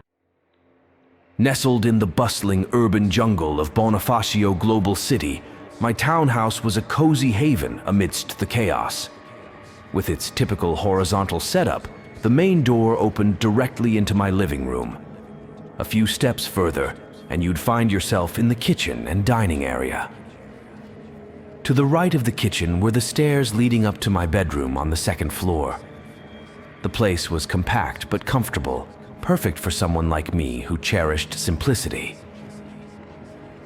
I always kept the lights on at night, fearing the pitch-black darkness that seemed to swallow the space whole. Friday marked the end of the work week, and the anticipation of the weekend always brought a sense of relief. After my shift, my colleagues and I decided to unwind with a few beers on 4th Street. It was a night of laughter and camaraderie, a chance to forget the pressures of work. However, as the night wore on, I drank a bit more than I usually would. Instead of heading to Laguna as I had initially planned, I decided to return to my townhouse to rest. As soon as I stepped into my apartment, an inexplicable heaviness settled over me. It felt as if an invisible pair of eyes were following my every move. Despite the lights illuminating every corner of the house, the feeling of being watched was unnerving. I shrugged it off, attributing it to the alcohol and the lateness of the hour. After a quick shower, I walked into the living room. That's when I noticed something strange, a familiar scent hanging in the air. It was my perfume, unmistakably so, as if someone had just sprayed it moments ago. Confused, I hurried to my bedroom, where I was met with an even more unsettling sight. My perfume bottle, wallet, and motorcycle keys were neatly arranged on my bed, as if someone had thoughtfully laid them out for me. A chill ran down my spine. I had no memory of doing this myself, and the precision with which they were placed made my skin crawl. Panic set in as I realized it was just past 3 a.m. I quickly dressed, gathered my things, and made a hasty exit. In my rush, I forgot to charge my phone and left the charger behind.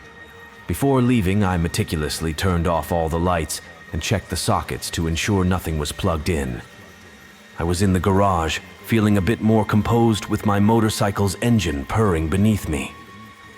My mind wandered to thoughts of food, and I momentarily forgot the bizarre occurrences inside. But as I glanced back at the townhouse, my blood ran cold. Through the window of my living room, I saw myself sitting at the kitchen table, staring back at me. I blinked, convinced it was a trick of the light or a reflection. But there was no mistaking it. I was looking at a mirror image of myself. Frozen in place, the figure sat calmly, almost mockingly, at the table. Fear surged through me, and I began to pray under my breath.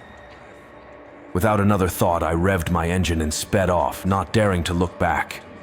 The next morning, I called my landlord, informing him of my immediate decision to move out. I couldn't stay another night in that townhouse. With my brother by my side for support, I returned to pack up my belongings. The place felt different in the daylight, less sinister, but the memory of that night lingered, casting long shadows in every room. As we loaded the last of my things, I couldn't shake the feeling that something was watching us. My brother, sensing my unease, tried to lighten the mood with jokes, but even he could tell there was something off about the place. To this day, I have no explanation for what happened. Was it a warning, a manifestation of my stress, or something far more sinister? The image of myself sitting at that kitchen table haunts my dreams, a constant reminder of the unknown terror I escaped from that night. I've moved on to a new apartment, but the memory of that doppelganger still chills me to the core. Despite my resolve to move on, curiosity gnawed at me. The inexplicable events of that night refused to fade into obscurity. I decided to delve deeper into the history of the townhouse, hoping to uncover some rational explanation. With the help of my brother, who shared my growing obsession, we began our investigation. We started by talking to the landlord, an elderly man named Mr. Santos. He was reluctant at first, dismissing our questions with vague reassurances. However, as we pressed on, his demeanor shifted, and he finally relented. "There's been some unusual activity reported by previous tenants," he admitted, eyes darting nervously. "But nothing harmful, just strange." He told us about a previous tenant, a young woman named Isabel, who had lived there a few years before me. She too had experienced inexplicable events, objects moving on their own, strange noises at odd hours, and a constant feeling of being watched. Isabel had eventually moved out abruptly, much like I had, unable to cope with the relentless unease. Intrigued, but not yet satisfied, my brother and I visited the local library to dig through old records and newspapers. We discovered that the land on which the townhouse complex was built had a dark history.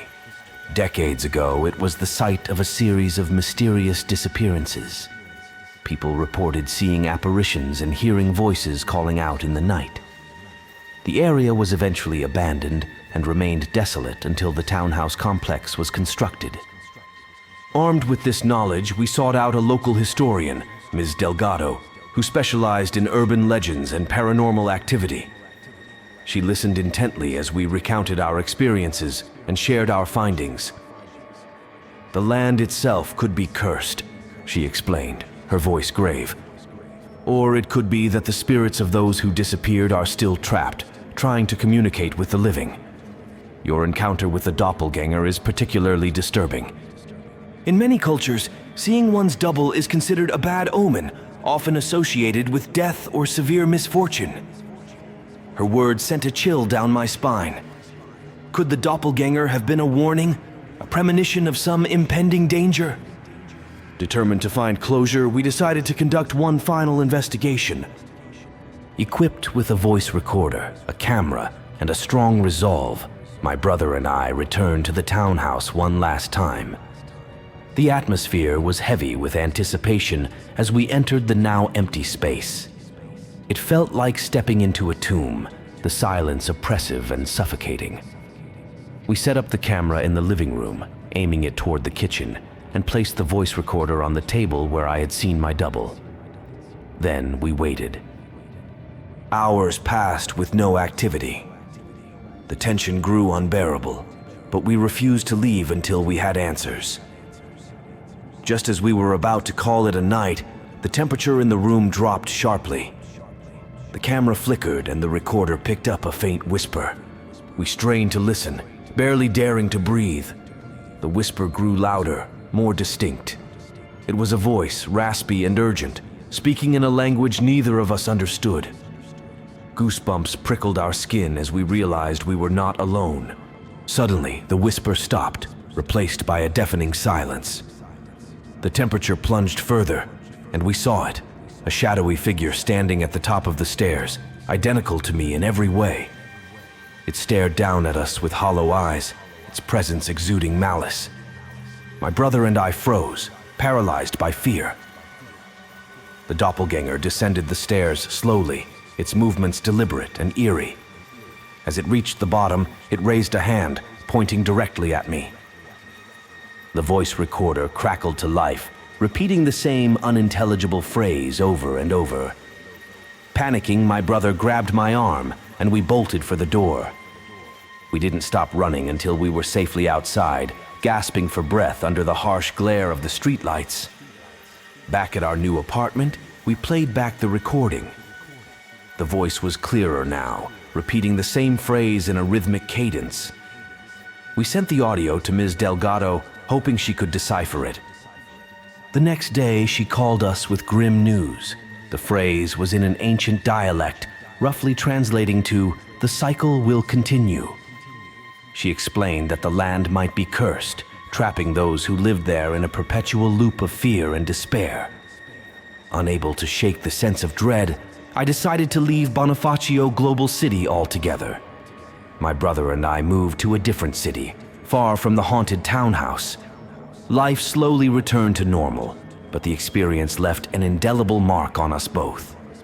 Years later, I still think about the doppelganger and the events that transpired in that townhouse. The sense of being watched, the eerie scent of my perfume, the ghostly figure at the kitchen table, all remain vivid in my mind. Despite the distance and the passage of time, I occasionally feel a chill, as if a part of that darkness still lingers with me. The townhouse remains occupied, with new tenants unaware of its sinister past. I can only hope they never encounter the terror that haunted me. For now, I focus on living my life, cherishing the ordinary moments, but always with a wary eye on the shadows, never forgetting the warning of the doppelganger. The cycle will continue.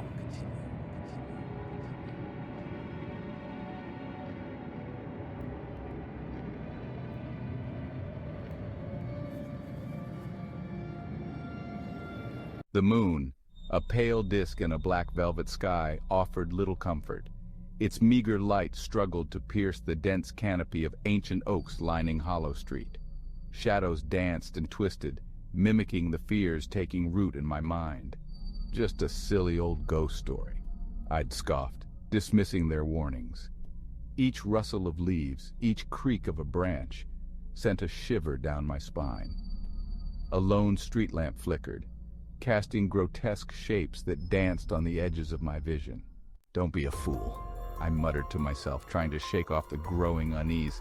"There's no such thing as ghosts." But even as I spoke, a prickle of fear ran down my spine.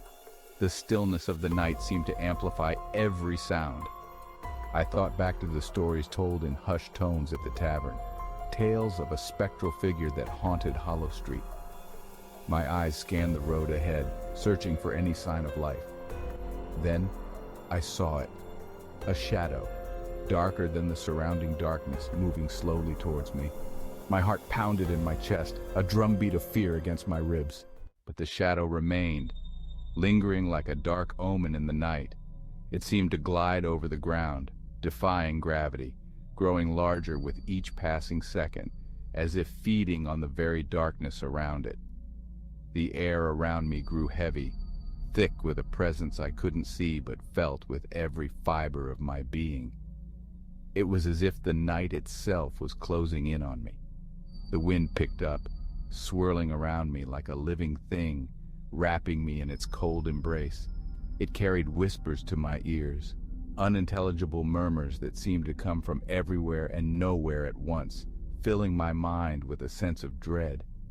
My breath caught in my throat and I realized I was holding it, afraid to make a sound. I forced myself to breathe, each inhale shallow and ragged, my heart pounding in my chest. Something was out there, something that sent shivers down my spine and made my blood run cold, a presence that felt ancient and malevolent. Panic welled up inside me, threatening to overwhelm my senses as I stood frozen, unable to move or think clearly. As the figure drew closer, the whispers on the wind grew louder, becoming a cacophony of voices that seemed to claw at my sanity. I strained my eyes, trying to make out the form in the shadows. It was tall and slender, draped in a long, flowing garment that billowed and swayed around it. The details of its face remained hidden in the darkness, but I could sense its eyes fixed on me. Terror, raw and primal, surged through me. My legs finally obeyed my brain's frantic signals, and I turned to run. I lay there for a moment, stunned, my breath knocked out of me. The world around me seemed to blur, and time felt like it had slowed to a crawl. Panic surged through me as I realized the figure was almost upon me. My heart pounded in my chest, each beat echoing in my ears like a drum. I scrambled to my feet, my legs shaky, and turned to face my pursuer. The night air was cold, and I could feel the chill seeping into my bones. The figure stopped just inches from me, its form now fully illuminated by the pale moonlight. I could see every detail, every shadow that danced across its face. It was a woman, her face pale and drawn, her eyes filled with a sorrow so profound it stole my breath away. Her expression was one of deep, unending sadness. Her long, dark hair cascaded down her back, flowing like a river of shadows. "Help me," she whispered, her voice a mournful sigh that sent shivers down my spine. It was a plea that seemed to come from the depths of her soul. I wanted to run, to scream, but I couldn't move, couldn't breathe, couldn't tear my gaze away from her sorrowful eyes. I was trapped, ensnared by her haunting presence. "Please," she rasped, reaching out a hand towards me, her touch as cold as ice. "Help me find peace." Her voice was a whisper, barely audible, yet it carried the weight of centuries of sorrow and longing. And as she spoke, memories, not my own, flooded my mind. They were vivid, almost tangible, as if I were living her life, feeling her pain, her joy, her ultimate betrayal. She had been a young woman in love, promised to a man who had wooed her with sweet words and empty promises. He had seemed so genuine, so sincere, but his heart was as dark as the night that would seal her fate. He had lured her to Hollow Street late one night, robbed her of her innocence and her life. The betrayal was swift and brutal, leaving her broken and lifeless on the cold, unforgiving ground. Her spirit, unable to find peace, remained, forever bound to the site of her murder.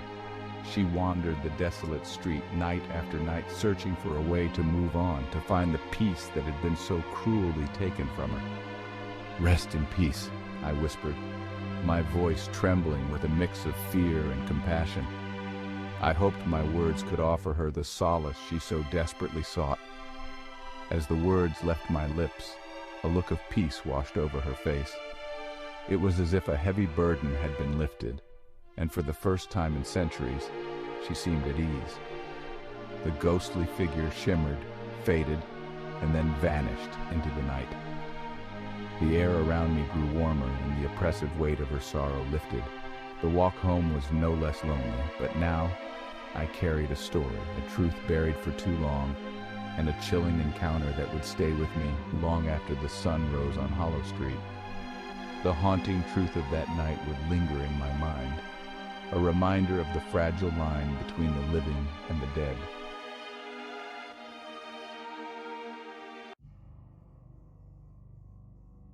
There are places where the veil between our world and the next wears thin.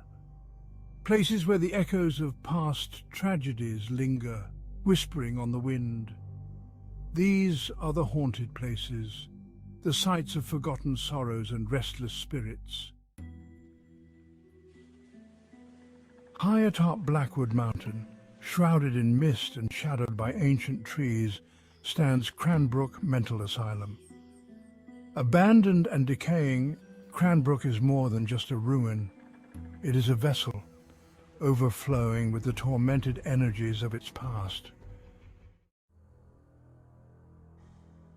Exploring haunted locations is not for the faint of heart. These places can play tricks on the mind. They can awaken primal fears. there's always the risk of encountering something genuinely unsettling, something unexplainable. Cranbrook opened its doors in 1996 with the noble intention of serving as a sanctuary for the mentally ill. However, it quickly devolved into a place of unimaginable horror. Patients who were already vulnerable were subjected to cruel experiments and inhumane treatments that defied all ethical boundaries. Stories of abuse, neglect and despair seep from the very walls of Cranbrook, creating an atmosphere thick with sorrow and pain. It's no wonder that the asylum has become a hotbed of paranormal activity. Cold spots that chill to the bone, disembodied whispers that echo through the empty halls, and full-bodied apparitions that appear and vanish in the blink of an eye are frequently reported by those who dare to enter. The tragic past of Cranbrook continues to haunt its present, making it a place where the line between the living and the dead is disturbingly thin. During our investigation, we experienced something truly terrifying. We were drawn to a room on the 3rd floor. Locals call it the Screaming Room. Legend has it that a patient was brutally murdered there. As we stepped inside, the temperature plummeted. An icy hand clutched at our hearts. Then we heard it. A gut-wrenching scream tore through the silence, echoing the unspeakable horrors that transpired within those walls. The air grew thick with an oppressive energy, making it hard to breathe. Shadows seemed to dance on the periphery of our vision, and the walls themselves seemed to close in on us. We could almost feel the presence of the tormented soul, trapped in an endless loop of agony. The scream was not just a sound, it was a manifestation of pure despair. It reverberated through our very bones, leaving us shaken to our core. This room, this place, held a dark history that was palpable, almost alive, and it left an indelible mark on all who dared to enter. Our investigation of Cranbrook revealed the heartbreaking truth behind its haunted reputation. It's not ghosts we should fear, but the enduring power of human suffering, the pain and despair that continue to resonate within those decaying walls. Each room tells a story of anguish, each corridor whispers secrets of torment. The echoes of past lives linger, creating an atmosphere thick with sorrow. Have you ever encountered the supernatural? Share your stories. The truth, as they say, is out there. Perhaps in sharing, we can find solace and understanding. The shadows of Cranbrook remind us that sometimes the most terrifying hauntings are those born from real human experiences. Join us as we delve deeper into these mysteries, seeking not just answers, but a connection to the souls who once walked these halls. Dare to enter the darkness? Do you believe in ghosts? Have you ever felt a cold shiver run down your spine when you knew you were alone? Tonight, we're diving headfirst into a world where the veil between the living and the dead is thin. Join me as we explore the rusted gates and shattered dreams of the abandoned Joyland Fun Fair. The air is thick with the smell of damp earth and decaying wood. The moon, a pale disk in the inky sky, casts long dancing shadows across the cracked asphalt. Each creak and groan of the Ferris wheel in the distance sends a jolt of adrenaline through my veins. We're here to uncover the truth behind the whispers and legends that have haunted this place for decades. Whispers from the past. Joyland Fun Fair was once a beacon of laughter and light, a place where families came to create memories. Now it stands as a skeletal reminder of happier times, a graveyard of forgotten dreams. Locals whisper of tragic accidents, of souls unable to find peace. Some say a ghostly presence lingers here, forever trapped in the carnival's decaying embrace. Our mission is to investigate these claims, to separate fact from fiction. Armed with our cameras, EVP recorders, and a healthy dose of skepticism, we're ready to confront whatever awaits us in the darkness. But even the most seasoned investigator can't help but feel a sense of unease in a place like this. The air itself feels heavy, as if burdened by unseen eyes and unheard whispers. Clowns and carousels where laughter died. We begin our investigation at the edge of the park, near the remnants of what was once a bustling midway. The booths, now little more than rotting planks of wood, still bear faded paint promising prizes and games of chance.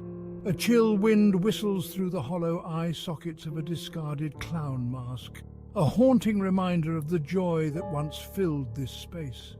Our footsteps echo in the silence as we make our way deeper into the heart of the fun fair. The air grows colder, the shadows deeper. The carousel, its once vibrant horses now frozen in silent screams, stands as a haunting centerpiece. As we approach, I can't shake the feeling that we're being watched, our every move scrutinized by unseen eyes. Through the hall of mirrors, the funhouse, a labyrinth of distorted reflections and twisted corridors, beckons us with its promise of unsettling thrills. The air is thick with the smell of dust and decay, the silence broken only by the sound of our own breathing. We cautiously step inside, our flashlights cutting through the thick darkness. As I pass by, I catch a fleeting glimpse of movement in my peripheral vision. The mirrors, once gleaming surfaces reflecting laughter and distorted faces, are now clouded with age and neglect. My heart pounds in my chest as I whirl around, but there's nothing there. A shadow, darker than the surrounding darkness, seems to dart behind one of the warped mirrors. The deeper we venture into the funhouse, the more oppressive the atmosphere becomes. A presence in the shadows, we press on, our senses on high alert. We reach a room filled with distorting mirrors, their surfaces reflecting fractured images of ourselves and the surrounding darkness. The temperature drops, and a cold sweat prickles at my skin. The hair on the back of my neck stands on end.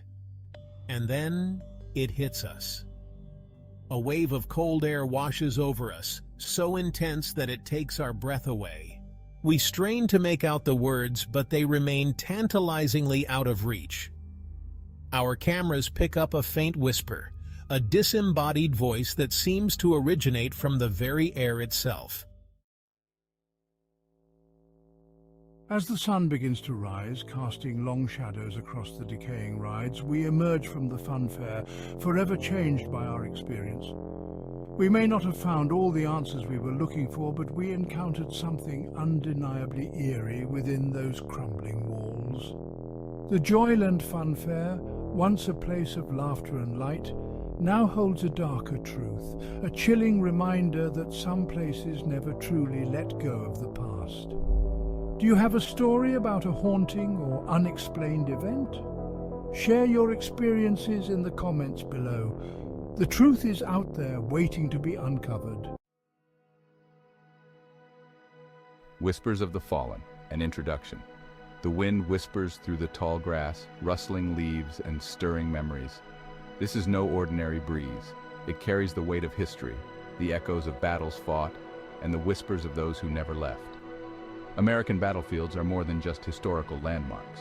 They are open-air cemeteries, forever marked by the sacrifices made upon their soil. Each cannonball blast, each musket shot, each life lost, etched itself into these grounds. Visitors have reported strange occurrences, unexplainable noises, and even full-bodied apparitions. Join us as we journey into the heart of America's most haunted battlefields. Gettysburg's Ghosts, where history meets the paranormal.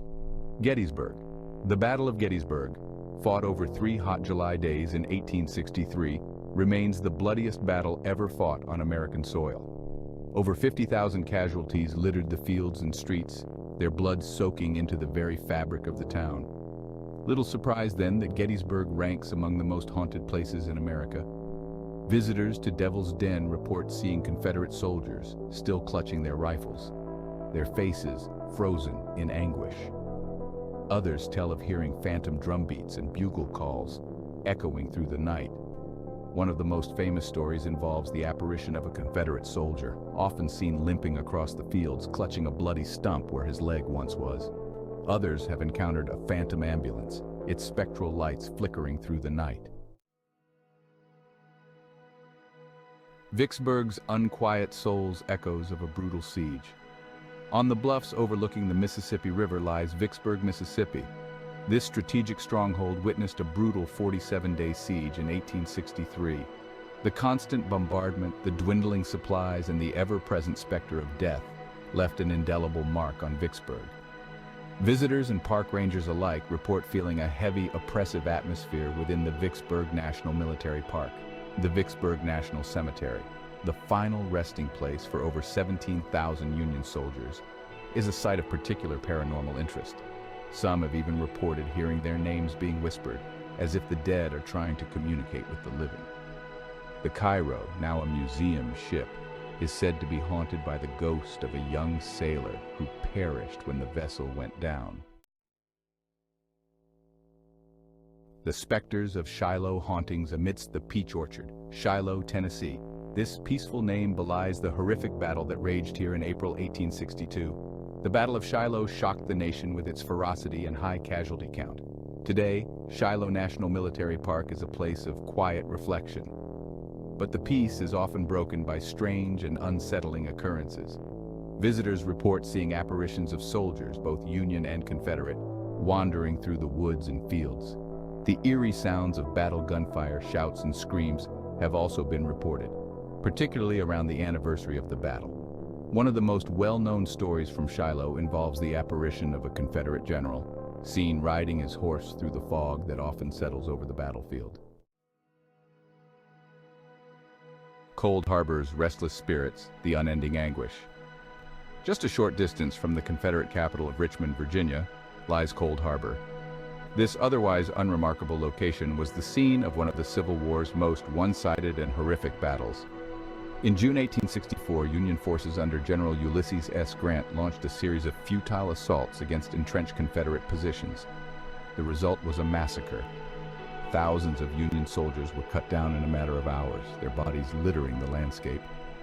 Cold Harbor stands as a stark reminder of the brutal realities of war and the human cost of conflict. Visitors often describe a feeling of overwhelming sorrow and despair, as if the very air is thick with the anguish of those who died there. The sounds of gunfire and the screams of the wounded are said to echo through the night. A legacy of shadows, remembering and reflecting. From the blood-soaked fields of Gettysburg to the silent woods of Shiloh, America's battlefields bear witness to a past that refuses to be forgotten. The stories of hauntings and paranormal activity at these sites continue to fascinate and terrify us, blurring the lines between history and the supernatural. Are these ghostly encounters simply the product of overactive imaginations, fueled by the weight of history and the solemnity of these locations? Or do they represent something more profound? They remind us that the past is never truly dead, that the echoes of war continue to resonate long after the last shot is fired. Have you ever experienced something unexplainable at a historical site? Share your stories. You might be surprised to find how many others have had similar encounters. The exploration of the paranormal is a journey into the unknown, and it's a journey best taken together.